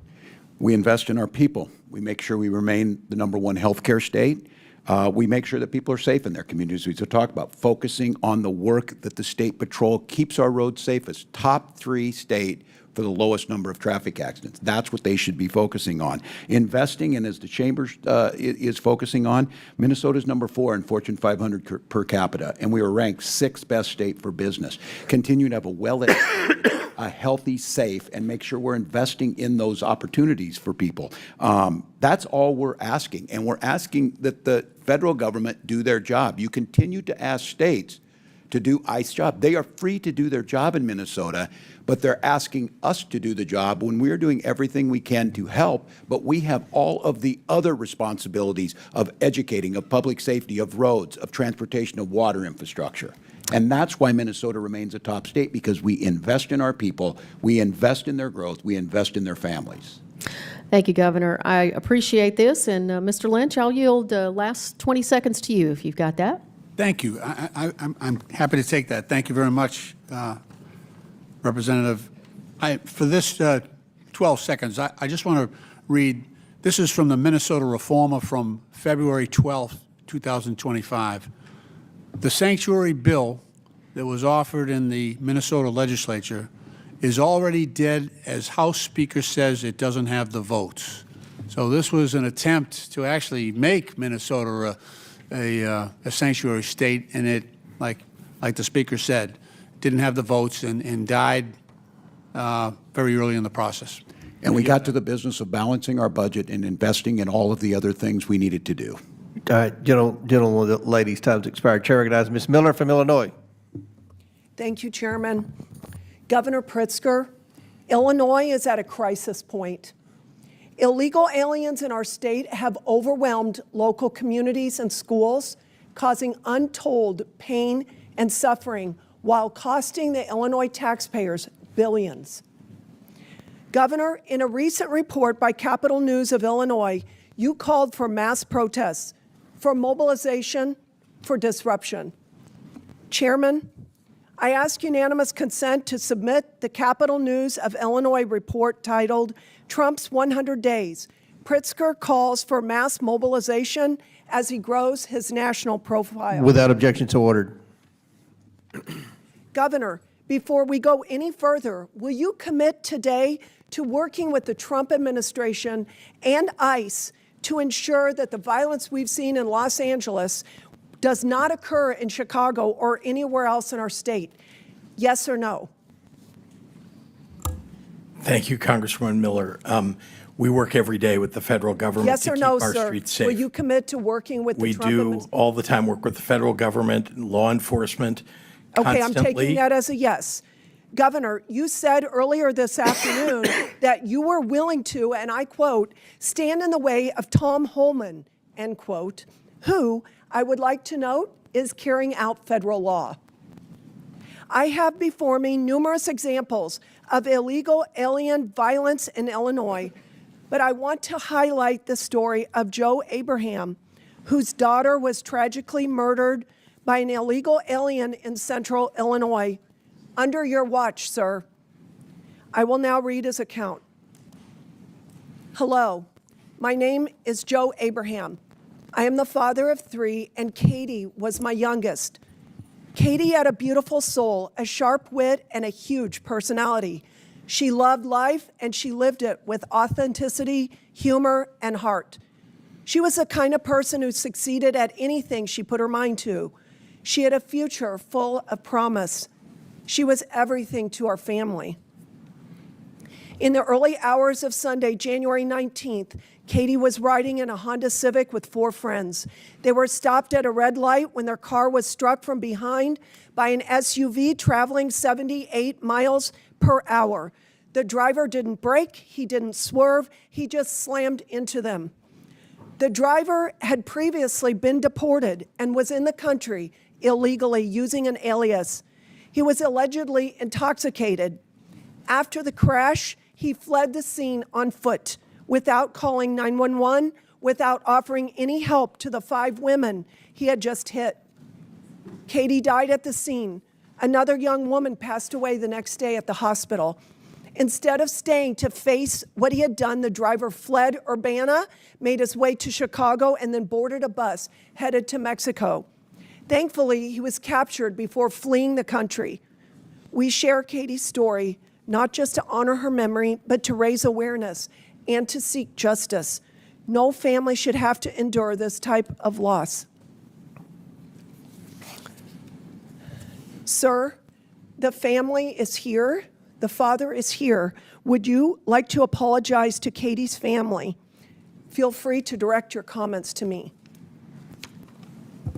I am very sorry for their loss. I really am. I can only imagine what other instances have taken place but have not been reported. You have stated that Illinois will not allow local police departments to assist ICE as they work to address the illegal immigration crisis that you helped to create. In light of the crimes that I have mentioned, do you stand by your policy of tying the hands of Illinois law enforcement? Yes or no, sir? You know, Congresswoman Miller, I am Yes or not no, going sir? to be lectured to by somebody I'm who extols reclaiming the my virtue time. of I'm reclaiming Adolf my Hitler, time, Chairman. of somebody who In has allowed the 2024, pardoning of January 6th. I'm reclaiming my time. In 2024, after the presidential election, you stated on MSNBC that, and I quote, "I am going to do everything that I can to protect our undocumented immigrants," end quote. Mr. Chairman, I ask unanimous consent to submit a Fox News report into the record titled, "Dem Governor J.B. Pritzker vows to do everything I can to protect our undocumented immigrants." Congresswoman, I was These talking about policies the people are who have not lived in our only state for deadly, decades These now. policies are not only deadly, but they have cost Illinois taxpayers billions to the tune of $3 billion since 2022. Governor, your state budget doesn't balance without massive yearly tax increases. This year, you hiked taxes by $800 million. Your budgets fund the services of illegal That's aliens, inaccurate, while Congresswoman. Americans Again, are left behind. inaccurate. with many Nearly everything choosing is to flee our mischaracterized state. in your statement. Governor, you are doing everything in your power to roll out the red carpet for illegal aliens to protect them, all at the expense of working people of Illinois. Your policies have been disastrous for our state, and they would be disastrous for our country. And with that, I yield back. Your failures are a Gentlelady disaster for this Yields country. back. Gentlelady yields back. Chair recognizes Mr. Superman. Thank you, Mr. Chair. I first want to say that what happened this afternoon, this afternoon's manhandling of Senator Alex Padilla after he sought to speak at a public press conference was wrong and should be condemned by both parties, by every member in this chamber. But it follows a pattern in this administration of weaponizing law enforcement and using excessive force to attack peaceful protests and political opponents. And it's terrible. I mean, you know, we're talking about what's going on in sanctuary states, quote unquote. But you know, I live in Virginia, and we're not a sanctuary state. But what is happening is that our sheriff's office has made a decision to participate in the 287G program, and basically working with ICE to show up in schools, show up in businesses, and try to basically attack kids, right? Detain kids. And this is wrong. And this is not what our country is about. And so I do not want us to be supporting these types of actions. Yesterday in Sterling, Virginia, we had masked men show up to a courthouse and detain people and arrest people. And a lot of this is peaceful. And this, again, follows this pattern of weaponizing law enforcement and weaponizing the DOJ and other places to attack political opponents, attack peaceful protests, and to go around trying to make a political point. And because I think that's what this is really about. This is about politics. And this is about using law enforcement to show strength. But that's not strength. That's not strength. And so the other thing about this is none of this is making our communities safer. And none of this is good for our country. And so I want to ask Governor Walz, do these raids and do these actions and this use of law enforcement, is it making the folks in Minnesota safer?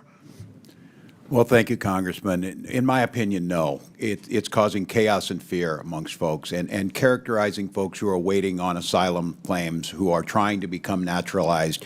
It causes chaos. And the other thing it does, it causes local law enforcement, they lose trust in the community. It puts them at risk. And the lack of coordination that we hear, that no calls are coming in, we always coordinate. And in the past, Democratic and Republican administrations have coordinated with us. We're not seeing it. It's creating chaos and fear. And yes, get these stories of these violent criminals. We hold them. We call DHS. but those violent criminals aren't at a preschool. That's what we have to get right. Go after why you're doing this.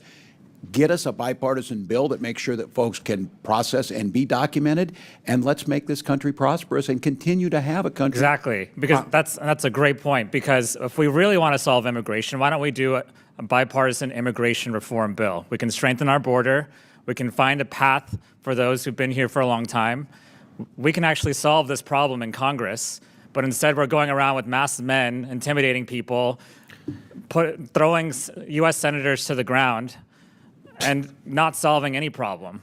And Governor Pritzker, I've talked to a lot of businesses in my community who are really concerned about what's going on, and this is not good for our economy either. And so I'd ask you, Governor Pritzker, what do you feel, is this good for your state? Is this making folks in your state safer or well off or better off? Congressman, thank you. And no, this is making us worse off. It's actually harming public safety. It's frightening our communities. And frankly, if you're one of the people, the U.S. citizens that are getting taken off the streets, or people who are here in this country legally taken off the streets, I mean, imagine what effect that has on the rest of the population. And in my state, we reject that. I mean, the values of the people of the state of Illinois reject that. And I just want to say, because Congresswoman Miller would not allow me to, I just want to say very importantly that anyone who is condoning the $400 million airplane going to the President of the United States from the Qataris, who would spy on us in an instant if they were able to do this, anybody who's condoning the President of the United States accepting the Chinese Communist Party money to his family through his meme coin. I mean, that is corruption, and yet that is what Congresswoman Miller is condoning. She's the one who thinks it's okay to pardon people who attack police right here at the Capitol. Thank you for giving me that moment. I yield back. Gentleman's time's expired. Chair recognizes Ms. Fishback from Minnesota.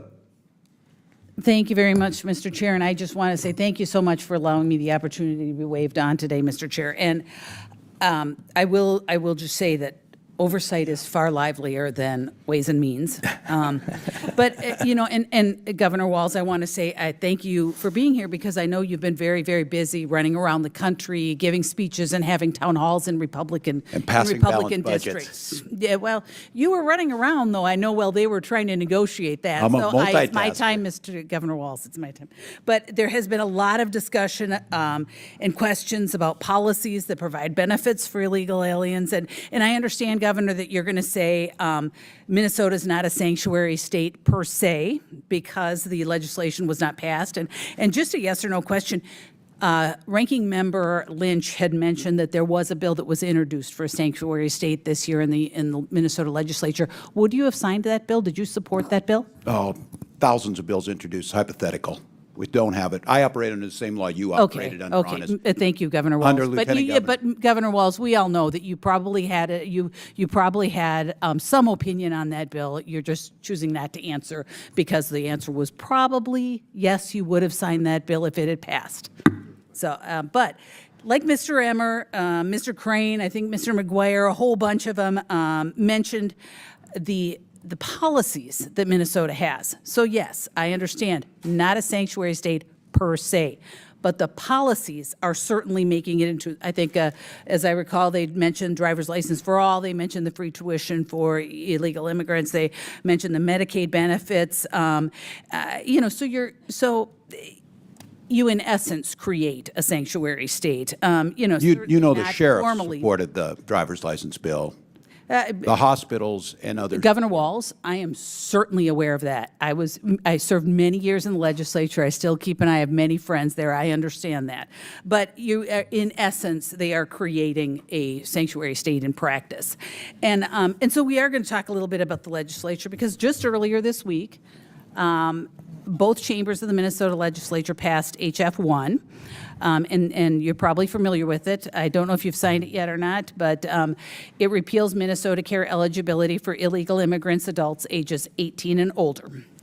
And with that recent repeal of eligibility for illegal immigrants, a policy that initially, it was after my time, was enacted in your time, 2023 under your administration, now being reversed with those budget negotiations. I was just wondering, first of all, do you know how many illegal immigrants were covered and are currently covered in Minnesota with Medicaid? I don't have the exact number. It's not Medicaid, it's state that does this through, Yeah, through Minnesota Care. Okay, Different well, program. but you still don't know how many, so I don't have all it of in those front of me. negotiations you were deeply involved in earlier that you mentioned you were deeply involved in, that number never came up? I don't have it in front of me right now. Okay. Congressman. We can certainly get it to you. I would love it. I would love to have that.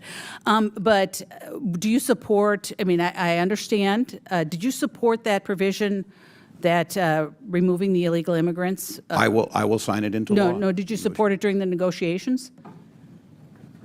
Do I support it? I'm going to sign the bill.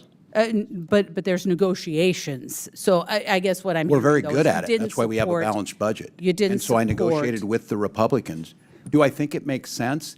Look, you know, Congresswoman, that federal law requires us to provide health care to people when they show up in emergency rooms. That's why the hospitals have uncompensated care. Reclaiming my time, because you're trying to change the subject, because I asked you very specifically, during negotiations, did you support the provision to eliminate illegal immigrants from health care? It's a question that makes no sense. I support it at the end of the day in a negotiation, which I Thank agree to you, and will thank sign you, it. thank you, Governor. I mean, you were here in Congress. You understand what reclaiming your time means. Yeah, you understand that. But I guess I will move on because, you know, there was concerns about SNAP provisions being cut and all kinds of, but you supported that. I mean, you supported that over the over government. Excuse me, over the health care to illegal immigrants. I guess I'm confused about because you had other cuts you had to make. So what did you, all of the things that you guys have been talking about with law enforcement, education, school breakfast and lunch, did you cut that during the budget negotiations this year? Because my understanding is you had quite a deficit. We don't. We have a budget surplus, as you know, Congresswoman. Well, long-term, but you had to make cuts this year. We had a balanced budget. It's something we can help you all with. We have a balanced budget we agreed on. We left $1.9 billion on the bottom line for this biennium, and even But your structural budget, you had to make cuts. Structural balance is reduced by 50%. You had to make cuts. Or no, you didn't make any cuts. We balanced a budget. We moved and we invested. All right, Governor, I'm going to move on because I have one more thing and I'm running out of time because I really do want to talk about, you had mentioned civility, or someone had mentioned civility. There was a discussion earlier about civility, but Mr. Fallon had mentioned how you had said, you know, you want to kick Republican ass. You've mentioned bullying. There's another one where you're going to bully the SHIT out of President Trump. There's all kinds of things. And then you had a discussion about civility. And I'm embarrassed because you say you're an educator and you're the governor of my state that I'm supposed to be proud of. And this is the kind of garbage, the example you're setting for our children, that you're telling people to bully each other. And I try very hard not to say those kinds of things because I understand that it is meaningful. When you hold a position like this, you should not be saying things like that. But you support the president's language? Hey, gentlelady's The president is not in front of me right now, Governor. Gentlelady's time's I expired. asked you to Chair recognizes the ranking member kind of for garbage. unanimous consent. Thank you, Mr. Chairman. I have here a statement from the distinguished Representative Betty McCollum from Minnesota that notes that Minnesota's crime is declining, 30-year low, companies are hiring.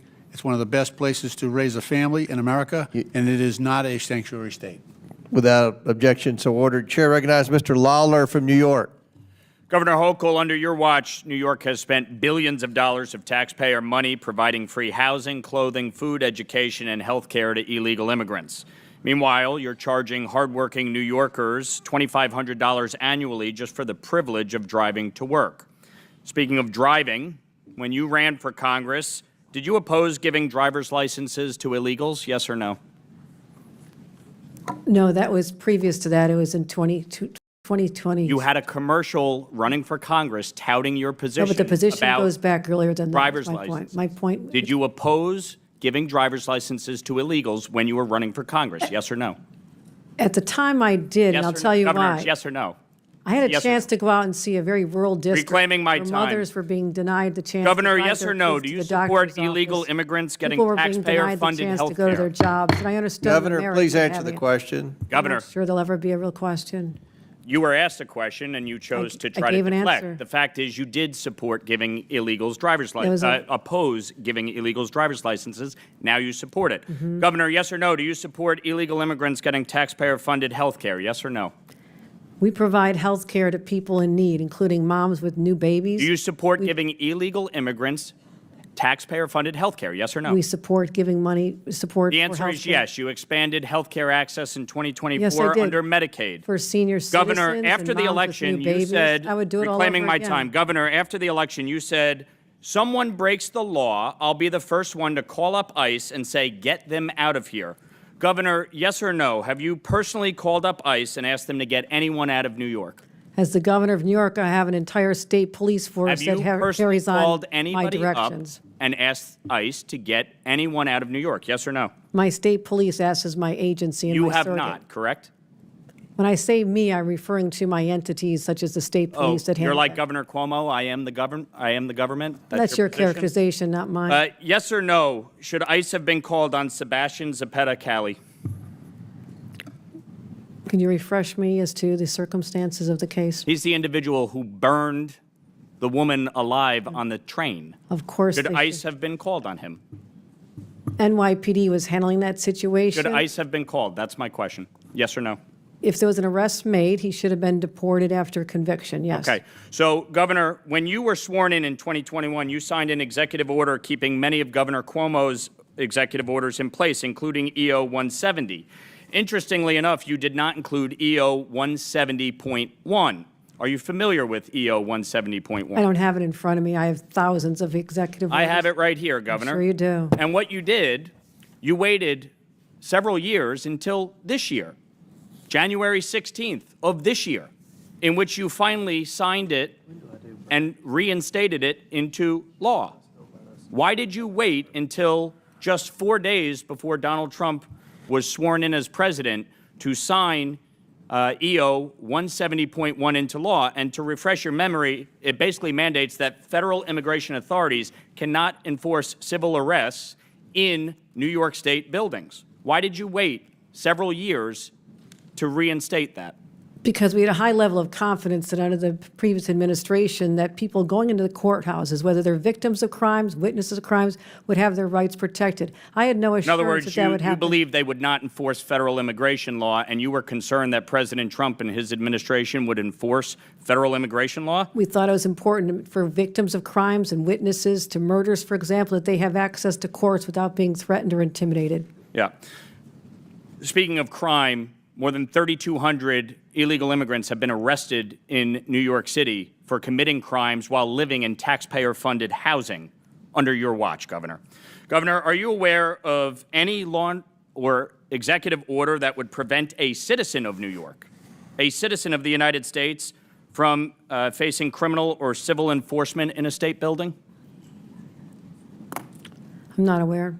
So you think that citizens should be treated less than and have less protections than illegal immigrants? No, Is that what you're saying? Our state laws say we cooperate in all criminal cases. I've made that very clear over the last Yeah, but you're not doing that. 7 That's the hours. reality. Governor, do you Truth support, is, we do you don't support help the New them with York civil for All enforcement Act? because civil Governor, enforcement reclaiming my isn't- time. Do you Go for it. support the New York for All Act?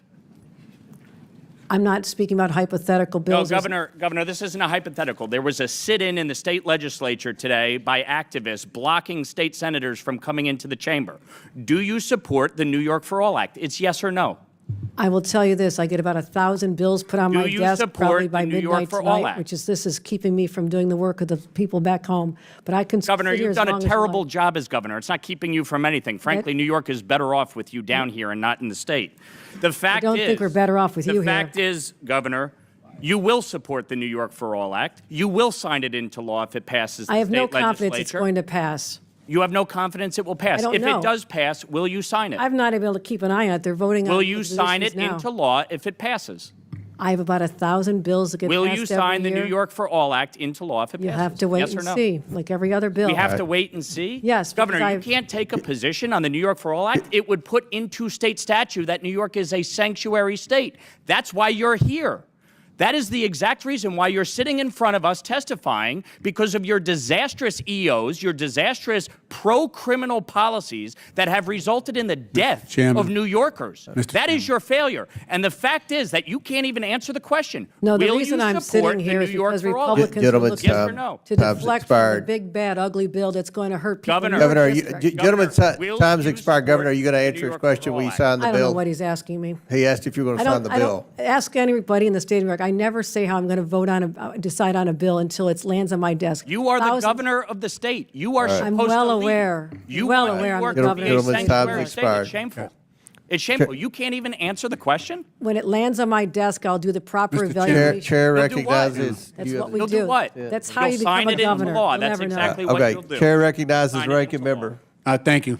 Mr. Chairman, I have a number of unanimous consent requests, one from the National Immigration Center, Without objection to ordered. National Immigrant Justice Center, and the Alliance for Immigrants. Without objection to They ordered. speak for themselves. Chair recognizes Mr. Stauber from Minnesota. Thank you very much. Governor Walz, thanks for being here today. I'm going to ask you a few questions, and I ask you to keep your remarks brief. I got a lot to go through.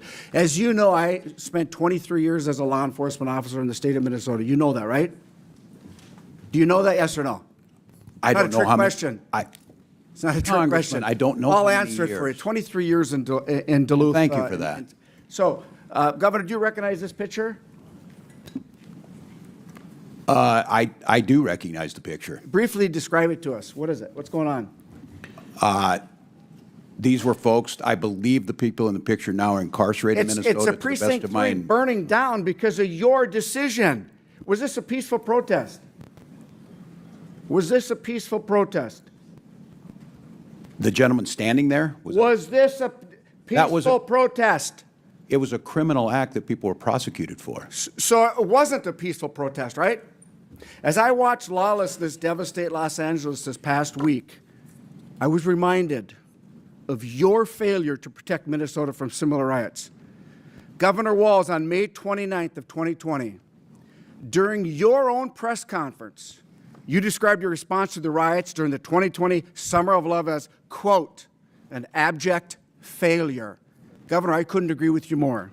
That's out of context, And Congressman. on May You know it. 17th, 2025, you were at the law school, graduating Minnesota Law School, talking to the graduates. And we've talked about this. You called the enforcement of illegal immigrants a modern-day Gestapo. You've been asked 3-4 times if you would rescind that, and you won't. Will you rescind it? This is like the 5th time, yes or no? Congressman, I was talking to law students about due process, and I So said you won't rescind it. you took an oath to due Governor, process. was there a violent al-Shabaab terrorist who entered our country illegally, arrested in Minneapolis last year? Yes, there was. Were there 3 illegal child predators arrested by ICE in St. Paul earlier this year? I certainly hope so. That's their job. Yes, there was. Are the officers who arrested the al-Shabaab terrorists or the child predators, are they Nazis or the Gestapo? The tactics of wearing They're masks. not. The tactics of wearing masks. Why did unidentified. you due process. tell us that they were the Gestapo? Do you believe that any of the violent illegal immigrants I have mentioned have a right to be in this country? I don't know what their immigration status was. They're illegal, violent criminals that ICE took off the streets of Minneapolis. You did not say, Last week, Congressman, what their status Governor, was. last week, law enforcement officers in the state of Minnesota took 900 pounds of meth off the streets. Do you support that? We certainly do. Do you know that Fentanyl. ICE? Do you know that ICE assisted in that arrest, those arrests and investigations? Do you support the assistance of ICE in that enforcement action? Yes or no? I can't speak to that because we were not included in the briefing. You don't know if ICE was part of it? I'm telling you, they were. I don't have that data. I would have to trust you. Will you apologize to our constituents and law enforcement officers for making them and their families less safe with your incendiary actions. I'll congratulate them that they helped us work on the largest pension bill for Governor. Minnesota law enforcement in Governor. in 30 years. Claiming my time. Governor, what weapons did you carry in war? Congressman, for 24 years, I carried. No. What weapons did you carry in war? What did you carry in uniform? I You tell you know I what, Governor, misspoke. you're You know I barking down the misspoke. wrong tree, okay? You know I You misspoke. lied to the Minnesotans. You said that you carried weapons in war. Mr. That is Chairman. stolen valor. You know what? My wife Yeah, served 25, Mr. Chairman, 24 years in the a little bit of military, respect for the and witness. she's an Iraq war veteran. You know what I mean? She was This is over in the, hectoring. It's in, not- in the war not- zone. That's On stolen a point of- valor, and I'm so Point of order, disgusted with Mr. you. Chairman. And so are the people that you served Point with. of order. Point of order. That's Halt, stolen halt just a minute. Stolen valor. I don't know. You Mr. didn't Chairman, carry weapons That's in not questioning war. the witness. Congressman, my 24 years was That's not public Will you many, many apologize years. for lying? Objection. Will you No, I'm- apologize for lying? Objection. All right, hold on, pause. That's not questioning a witness. That's not questioning a witness. You think Point of so, order. huh? State your point, Mr. Rankinman. No, you're State yelling your at point. him. You're There you hectoring. go. You're hectoring. You're hectoring. All right. You're hectoring. State your Governor, point. you didn't carry That's weapons not- in war, did you? State your point. You didn't Proceed. carry You weapons got in war, 24 seconds. did you? Congressman, you know I didn't misspoke. carry weapons in war, yes or no? You lied. Governor, what rank did you retire at? I What rank served, did you retire at? Congressman, I served my battalion as the command sergeant That's major. not the and question for I asked. pay- What rank did you retire at? I retired as a master sergeant in Okay, EA. here's your coin that says you're retired at a command sergeant major. That's Says your I wore challenge that. coin. It This says is- I wore the rank. This is, yeah, that's right. You didn't retire, did you? I did Stolen retire after valor. 24 years. Here is a picture of your coin, your challenge Jesus coin. Christ. I'm disgusted with you. I'm just. Mr. Governor, Chairman, the you time lie has when the expired. truth- Congressman, you lie I'm- when the I'm truth Gentleman's is time's better. expired. You called half Trump supporters Nazis and fascists, and you know what?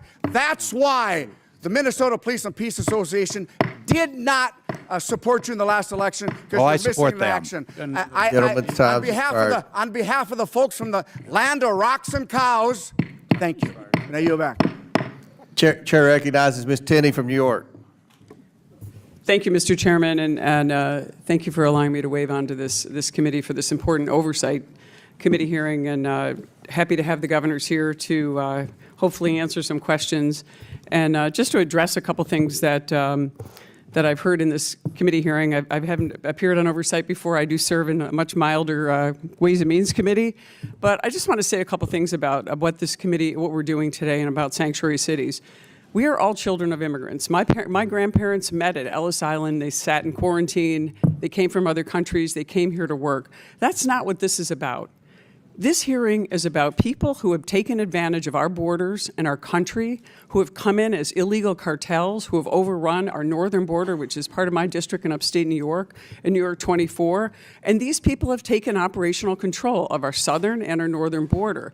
And we need our governors to make sure that they're providing the law enforcement backup to our ICE agents and others, and not assisting and aiding and abetting in such a way to these illegal immigrants, particularly the cartels. And I think one of the most important things, I'm sick of hearing everyone defaming my constituent, actually, Tom Homan, who's doing an excellent job and who served our country honorably.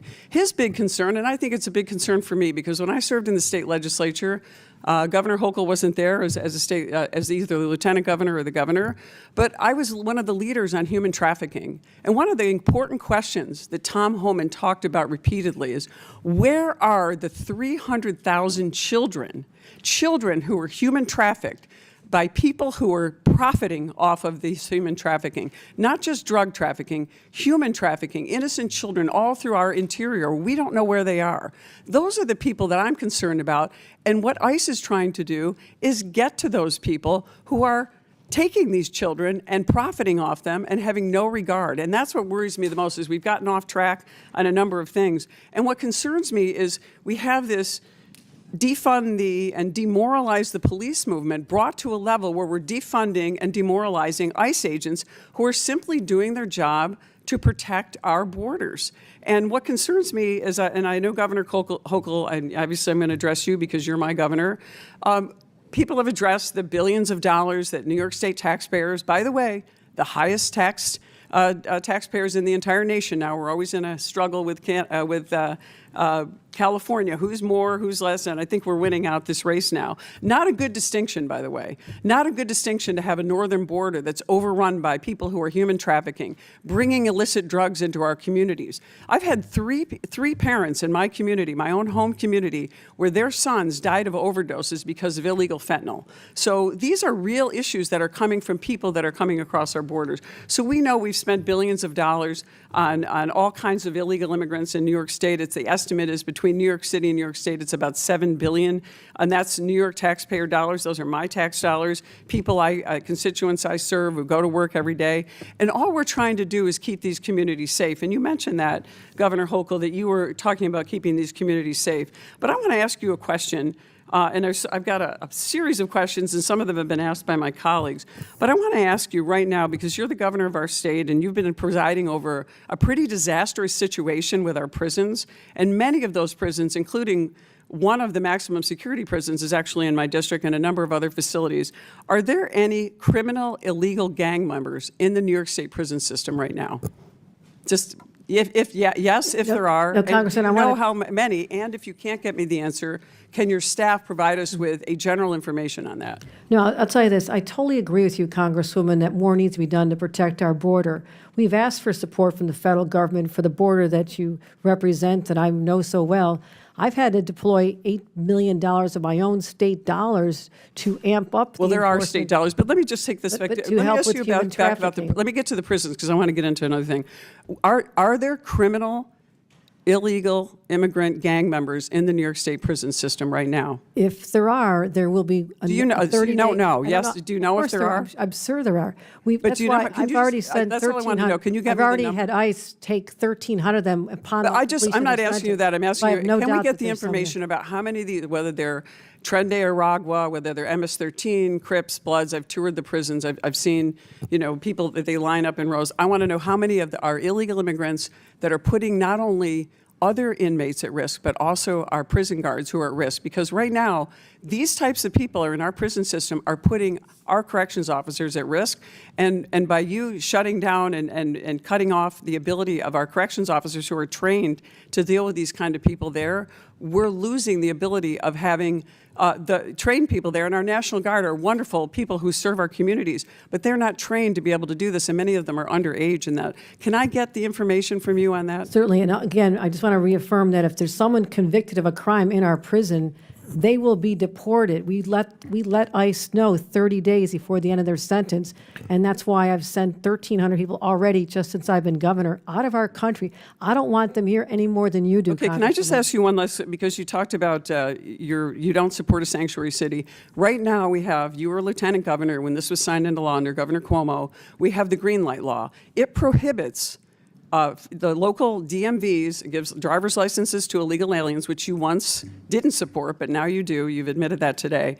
Under the green light law, would you support repealing the green light law so that we could allow ICE agents to work with our DMV to find out when these people drive across the Canadian border and they have a carload full of innocent children and they can't find any information on them because they get a legal license? Can you just give me that information? Last question, but feel free to answer it. We Governor. absolutely share information on such situations with ICE. That is our job. Do you We support provide- repealing the green light Gentle law? lady's time's expired. Chair recognizes Mr. LaHood. Thank you, Mr. Chairman, and I appreciate your indulgence for letting me wave on the committee today. I know it's been a long day. I want to welcome our governors here today. Thank you. Governor Pritzker, on behalf of my constituents and myself, I have serious concerns about the current state of Illinois and the continued direction your administration is taking when it comes to sanctuary policies. And I know we've talked a lot about that today. And I want to be clear, your sweeping sanctuary policies are not just misguided in my view, I think they're dangerous. Your agenda puts ideology above public safety, ties the hands of law enforcement, and signals to violent, criminal, illegal immigrants that Illinois is a safe haven. Your administration has made the state of Illinois among the national outliers to defy federal law. And you've doubled down on policies like Illinois Way Forward Act, which is legislation you proposed and signed that prohibits local law enforcement from cooperating with ICE, even in cases involving violent criminals. And I think, hearing you today, I think you honestly believe that refusing to turn over convicted felons to federal authorities makes our community safer. And I'll tell you, Governor, it doesn't. And as a former federal and state prosecutor who's worked very closely with law enforcement, none of that makes us safer or makes law enforcement feel comfortable. Instead of working with federal law enforcement to remove dangerous individuals from our streets in Chicago and across Illinois, you're creating bureaucratic roadblocks and political cover. And in my view, that's not leadership, it's government malpractice. Illinois families are already struggling with the highest combined state and local tax burden in the country. And they should not be forced to subsidize over $2.5 billion in Illinois taxpayer money that's been spent on illegal immigrants over the last 4 years under your sanctuary policies in Illinois. I want to mention 2 specific cases, although I could talk about a lot more. A tragic case involving the family of George Levin, a 63-year-old man who was murdered by a pair of illegal immigrants who were arrested in Chicago in January. He was found bound with duct tape and his legs tied with an extension cord. The title of an article was 2 migrant men beat Chicago businessmen to death, left him bound, gagged, prosecutors say, dated February 1st, 2025. Again, under your sanctuary policies in the state of Illinois. I'd like to submit that for the record, Mr. Chairman. Without objection to order. Second one is a case of 2 families, and I want to highlight Chloe Polzon and, of course, Catherine Abraham, 2 girls in their early 20s that were killed in a fatal hit and run by an illegal immigrant in Urbana, Illinois. And again, the title from that article, Glenview family seeks justice after migrant suspect kills daughter and friend in Urbana hit and run. I'd like to submit that for the record. Without also. objection to order. And so, Governor, I guess a question for you. As you hear these stories, and there's many others, does it cause you to rethink your sanctuary city policies or regret some of the policies you've taken as it relates to sanctuary cities?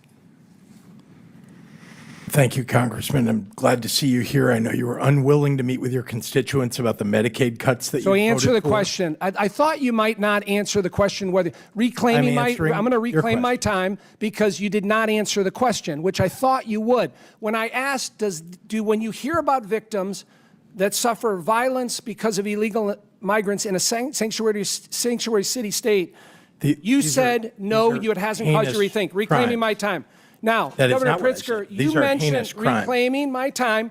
I have the judicial time. I warrant have is the time. all the federal Earlier, government. You all have the ability to earlier, fix this. Governor Pritzker, Do your earlier- job. Do your job, earlier- Congressman. yeah, I would deflect too instead of answer those questions. Now, you said earlier, in a response to a question from Chairman Comer, that you have been critical and had been critical of President Biden and his border policies. And you cited a letter, October 2nd, 2023, that you authored. So I pulled the letter, and I was looking for this criticism of the Biden border policy. 3 pages, nothing in there. Now, I'm going to submit for the record so everybody can see it.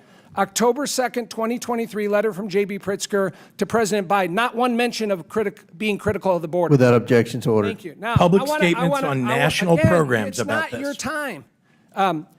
Governor Pritzker, it was mentioned earlier, all these rosy statistics about Illinois, but I want to mention a couple that weren't mentioned.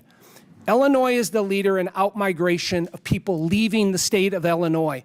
We've led, for the last 4 years, 5 years, people want to leave the state of Illinois. We lost a congressional seat, as you're well aware.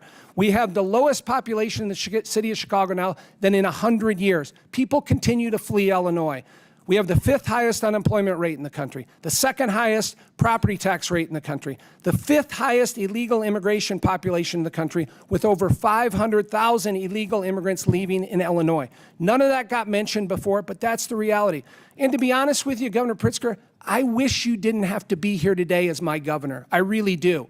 But unfortunately, because of your failed policies, you have spotlighted Illinois, and that truly is unfortunate, and I yield back. Gentleman yields back in Congressman, our half last. of that is completely false and needs to be corrected, and I will if given the moment to speak. Chair Our recog- population is increasing.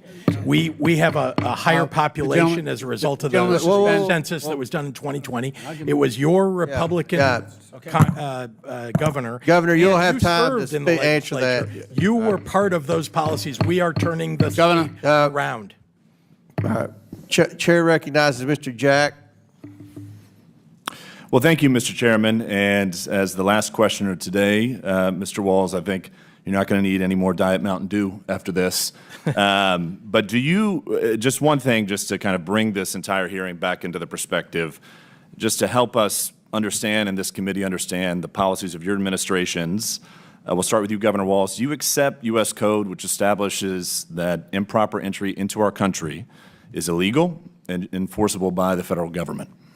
Improper entry, meaning not asking for illegally asylum. crossing is an illegal act and therefore a criminal act. Civil in some cases, criminal as the government does it. Yes. Thank you. Governor Pritzker? I'm sorry, can you repeat the question? Sure, no question. Just establishing that your administration respects that U.S. code believes, U.S. code affirms, and your administration believes that improper entry into our country is an illegal act and therefore criminal. As the federal code says, we believe it, yeah, and we follow it. Thank you, Governor. And Governor Hochul? Depends how the federal immigration authorities enforce it. Sometimes it's civil, sometimes they do it on the criminal side. It's up to them to make that determination. Thank you.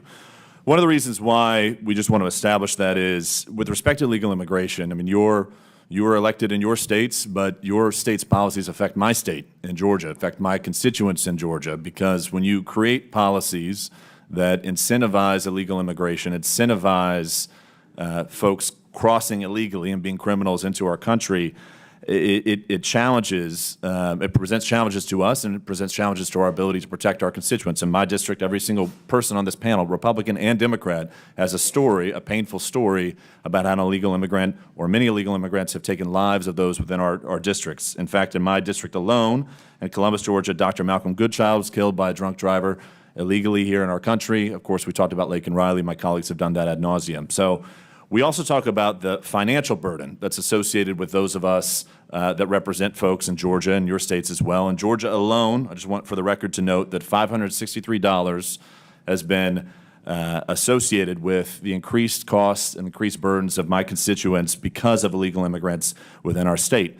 In our closing time, Governor Pritzker, we had Mayor Brandon Johnson testify before us, and I know you've at times expressed concerns about how he's run his administration in Chicago. I'm just curious if you support one of the things we talked about in this committee, perhaps you prepared for it, was a directive that he sent to Chicago police directing them not to cooperate with federal law enforcement enforcing immigration operations. Do you support that action from Mayor Johnson? I support actions that follow the law of the state of Illinois and the federal law. Do you think Mayor Johnson has done a good job with respect to law enforcement in his city? Law enforcement has improved markedly since the choice of Larry Snelling as the superintendent of police in the city of Chicago. What grade would you give A to F Mayor Johnson with respect to law enforcement in a city? I wouldn't grade the mayor. I will say that Larry Snelling is doing an excellent job as superintendent. Thank you. Governor Walz, I think you bring an interesting perspective to this conversation because you were just a candidate for national office on a ticket that lost. Exit polls from 2024 show a clear bipartisan majority of Americans trust President Trump to effectively handle immigration. Recent polling affirms Americans overwhelmingly support President Trump's immigration policies by a 30% margin. Even CBS published a survey that shows 6 out of 10 Americans say it is very important to deport illegal aliens. And of course, we've established that anyone crossing the border is, in fact, a criminal. So, Governor Walz, I'm just curious, given Americans' overwhelming support of President Trump's immigration policies, do you believe your record on immigration is one of the reasons you lost the vice presidency? Congressman, I'm not familiar with the polls you're talking about. I can only speak to Minnesota that there's an anger about how it's being carried out. No one disagrees that we need an immigration reform and we need to fix it. What they don't see is whether it's a United States Senator being taken down for asking a question or whether it's a 4-year-old girl with cancer being sent out of the country. Well, that's the frustration. Put another way, I'm just curious. I mean, you were on a national ticket that lost, and I'm curious, why do you believe, what issues do you believe you failed to litigate properly with the American voters? Oh, I'll let history relitigate that. Fair enough. And I'll just close, Governor Walz, if I could. You know, one of the concerns that's been raised about why illegal immigration was so bad under President Biden is that he just cognitively was not there during the end of his presidency. When did you first become aware of President Biden's cognitive decline? I don't have the expertise to judge on that. Did you have conversations with Vice President Harris at any point about his cognitive decline? Not that I can recall, no. With that, I yield back to our chairman. Thank you for convening this hearing, and I appreciate your attention to all of our communities that we serve. Thank you, Chairman. Thank you, gentlemen. Yields back. Because we had some wave-on members on our side that went over, I'm going to yield 2 minutes to Mr. Lynch. Thank you. I just want to update the gentleman on the most recent polls. You're right, the president did have favorable marks on his immigration policy early on, but since these snatch and grabs have started, he's underwater. 54% of the American people oppose his current policy, this active policy he's got going on right now. With that, I know, Governor Pritzker, you had a desire to fire back at some of the allegations to you. You have that opportunity now. I yield you as much time as you need, although if you have any left over, you can give it to your colleagues. Appreciate it, and I am a sharer. I will thank you very much, Congressman, and let me just say that I'm so proud of my state and the way that we have operated, particularly in the last 6.5 years, to protect people. Public safety, so important in our state. I've increased the number of state police in Illinois, actually to highs that didn't exist even before my predecessor, the Republican governor. We also have done a lot to invest in violence prevention. And you've seen the result of that and the fact that we have banned assault weapons, that we have banned ghost guns. I would ask the members of Congress and the members of this committee to work to ban assault weapons across the United States. It worked back in the 1990s. It would work again if you pass it, to lower the crime rate, lower the homicide rate. We have so much work to do as a country on immigration reform. And I don't understand why at about 50-50, this Congress is about 50-50 between the two parties. Isn't it about time that you got together and got comprehensive immigration reform done? We've seen it over the last 40 years, attempts along the way. It always fails. Every time it's because of Republican members walking away from the table. You all are in control of the Congress and the presidency.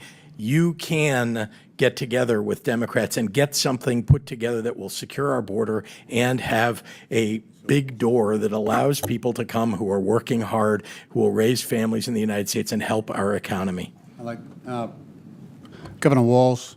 I know you took some incoming today. You got any closing remarks? That's part of it. I would just say, Chairman Comer, Acting Ranking Member, thank you to you. And I would like those folks sitting behind you and along the wall, thank you to all of you for accommodating this. Chairman, thank you specifically for accommodating our state schedule on budget. I'm grateful. Thank you. Governor Hochul?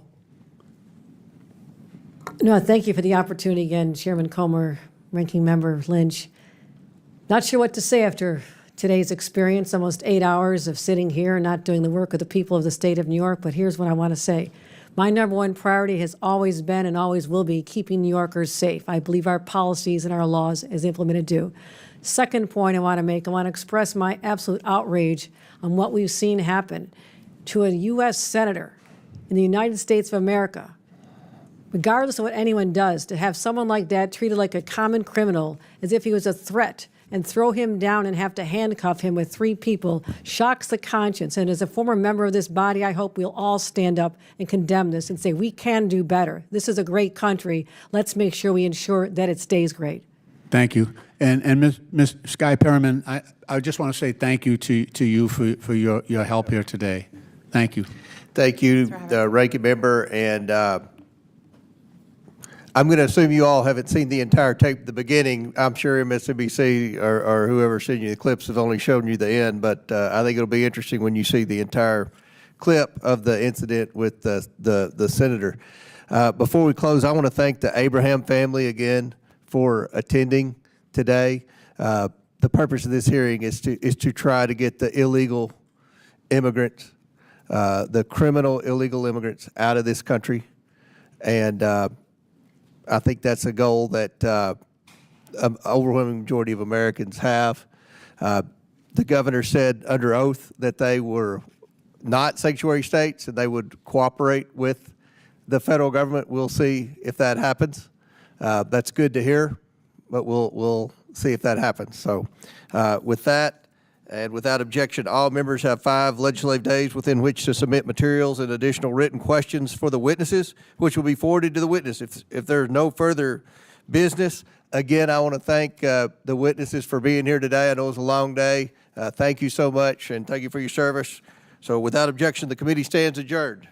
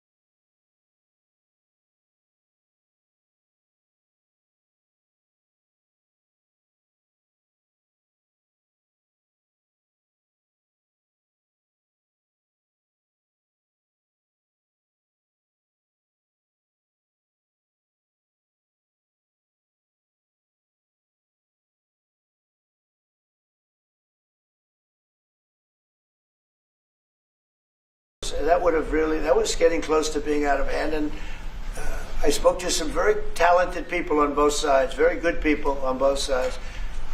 And I said, you know, we're dealing with you on trade, Pakistan and India right now.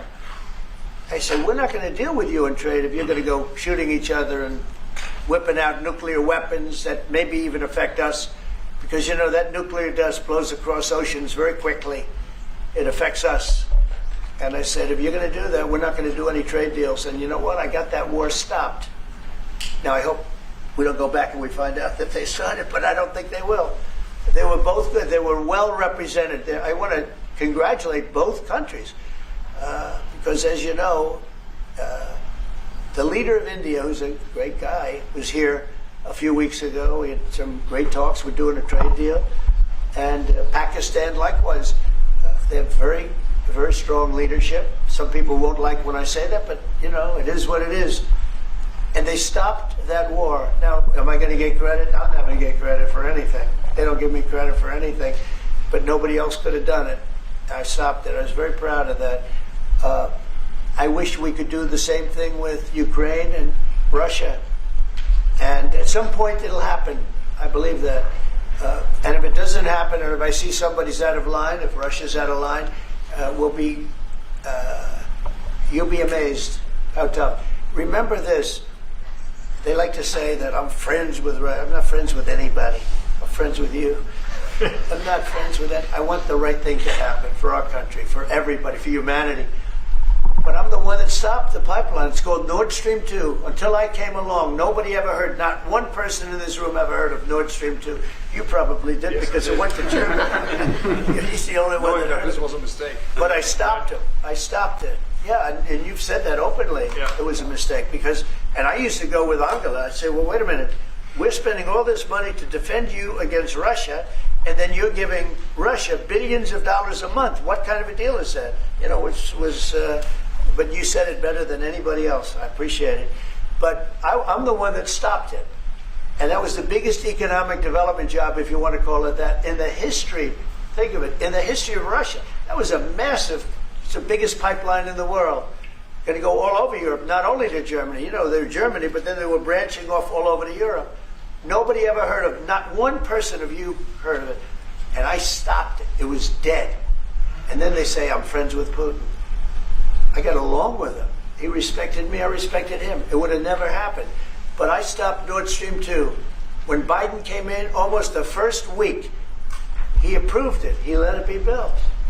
And then they say that I wasn't tough on Russia. Putin said to me, you know, you're not tough on Russia. You stopped the biggest, most important job we've ever done. You stopped it. And Biden came in and he let it be built. And I'll tell you what, I'll never forget the day. I had it totally stopped. They weren't building. They gave up on it. They weren't able to. And then Biden came in and he let him build. I couldn't believe it. Okay, one or two questions more, please. Any questions? Any questions for the Chancellor?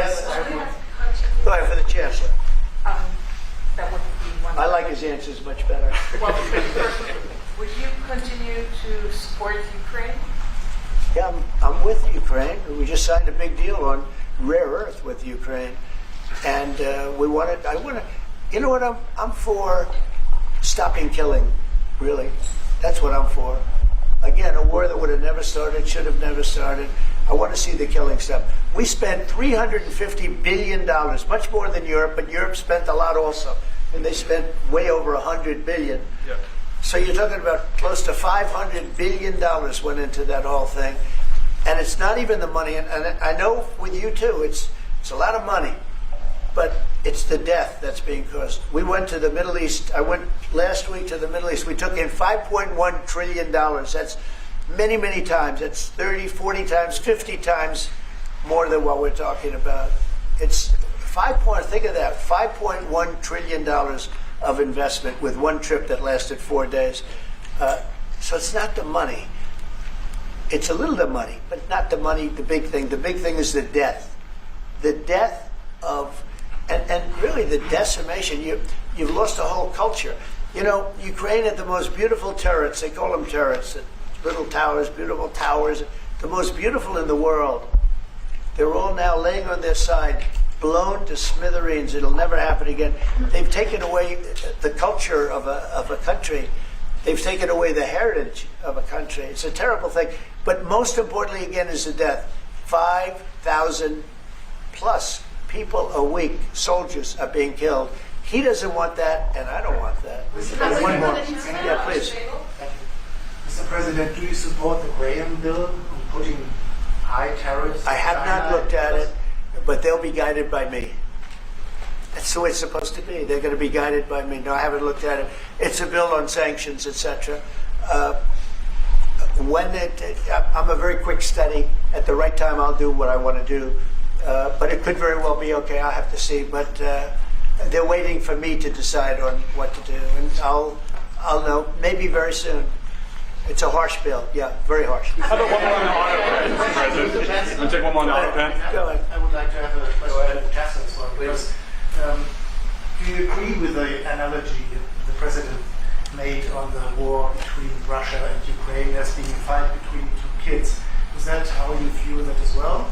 And what do you actually want the U.S. President to do in this? Well, I think we both agree on this war and how terrible this war is going on. And we are both looking for ways to stop it very soon. And I told the President before we came in that he is the key person in the world who can really do that now by putting pressure on Russia. And we will have this debate later on again, how we can proceed jointly between the Europeans and the Americans.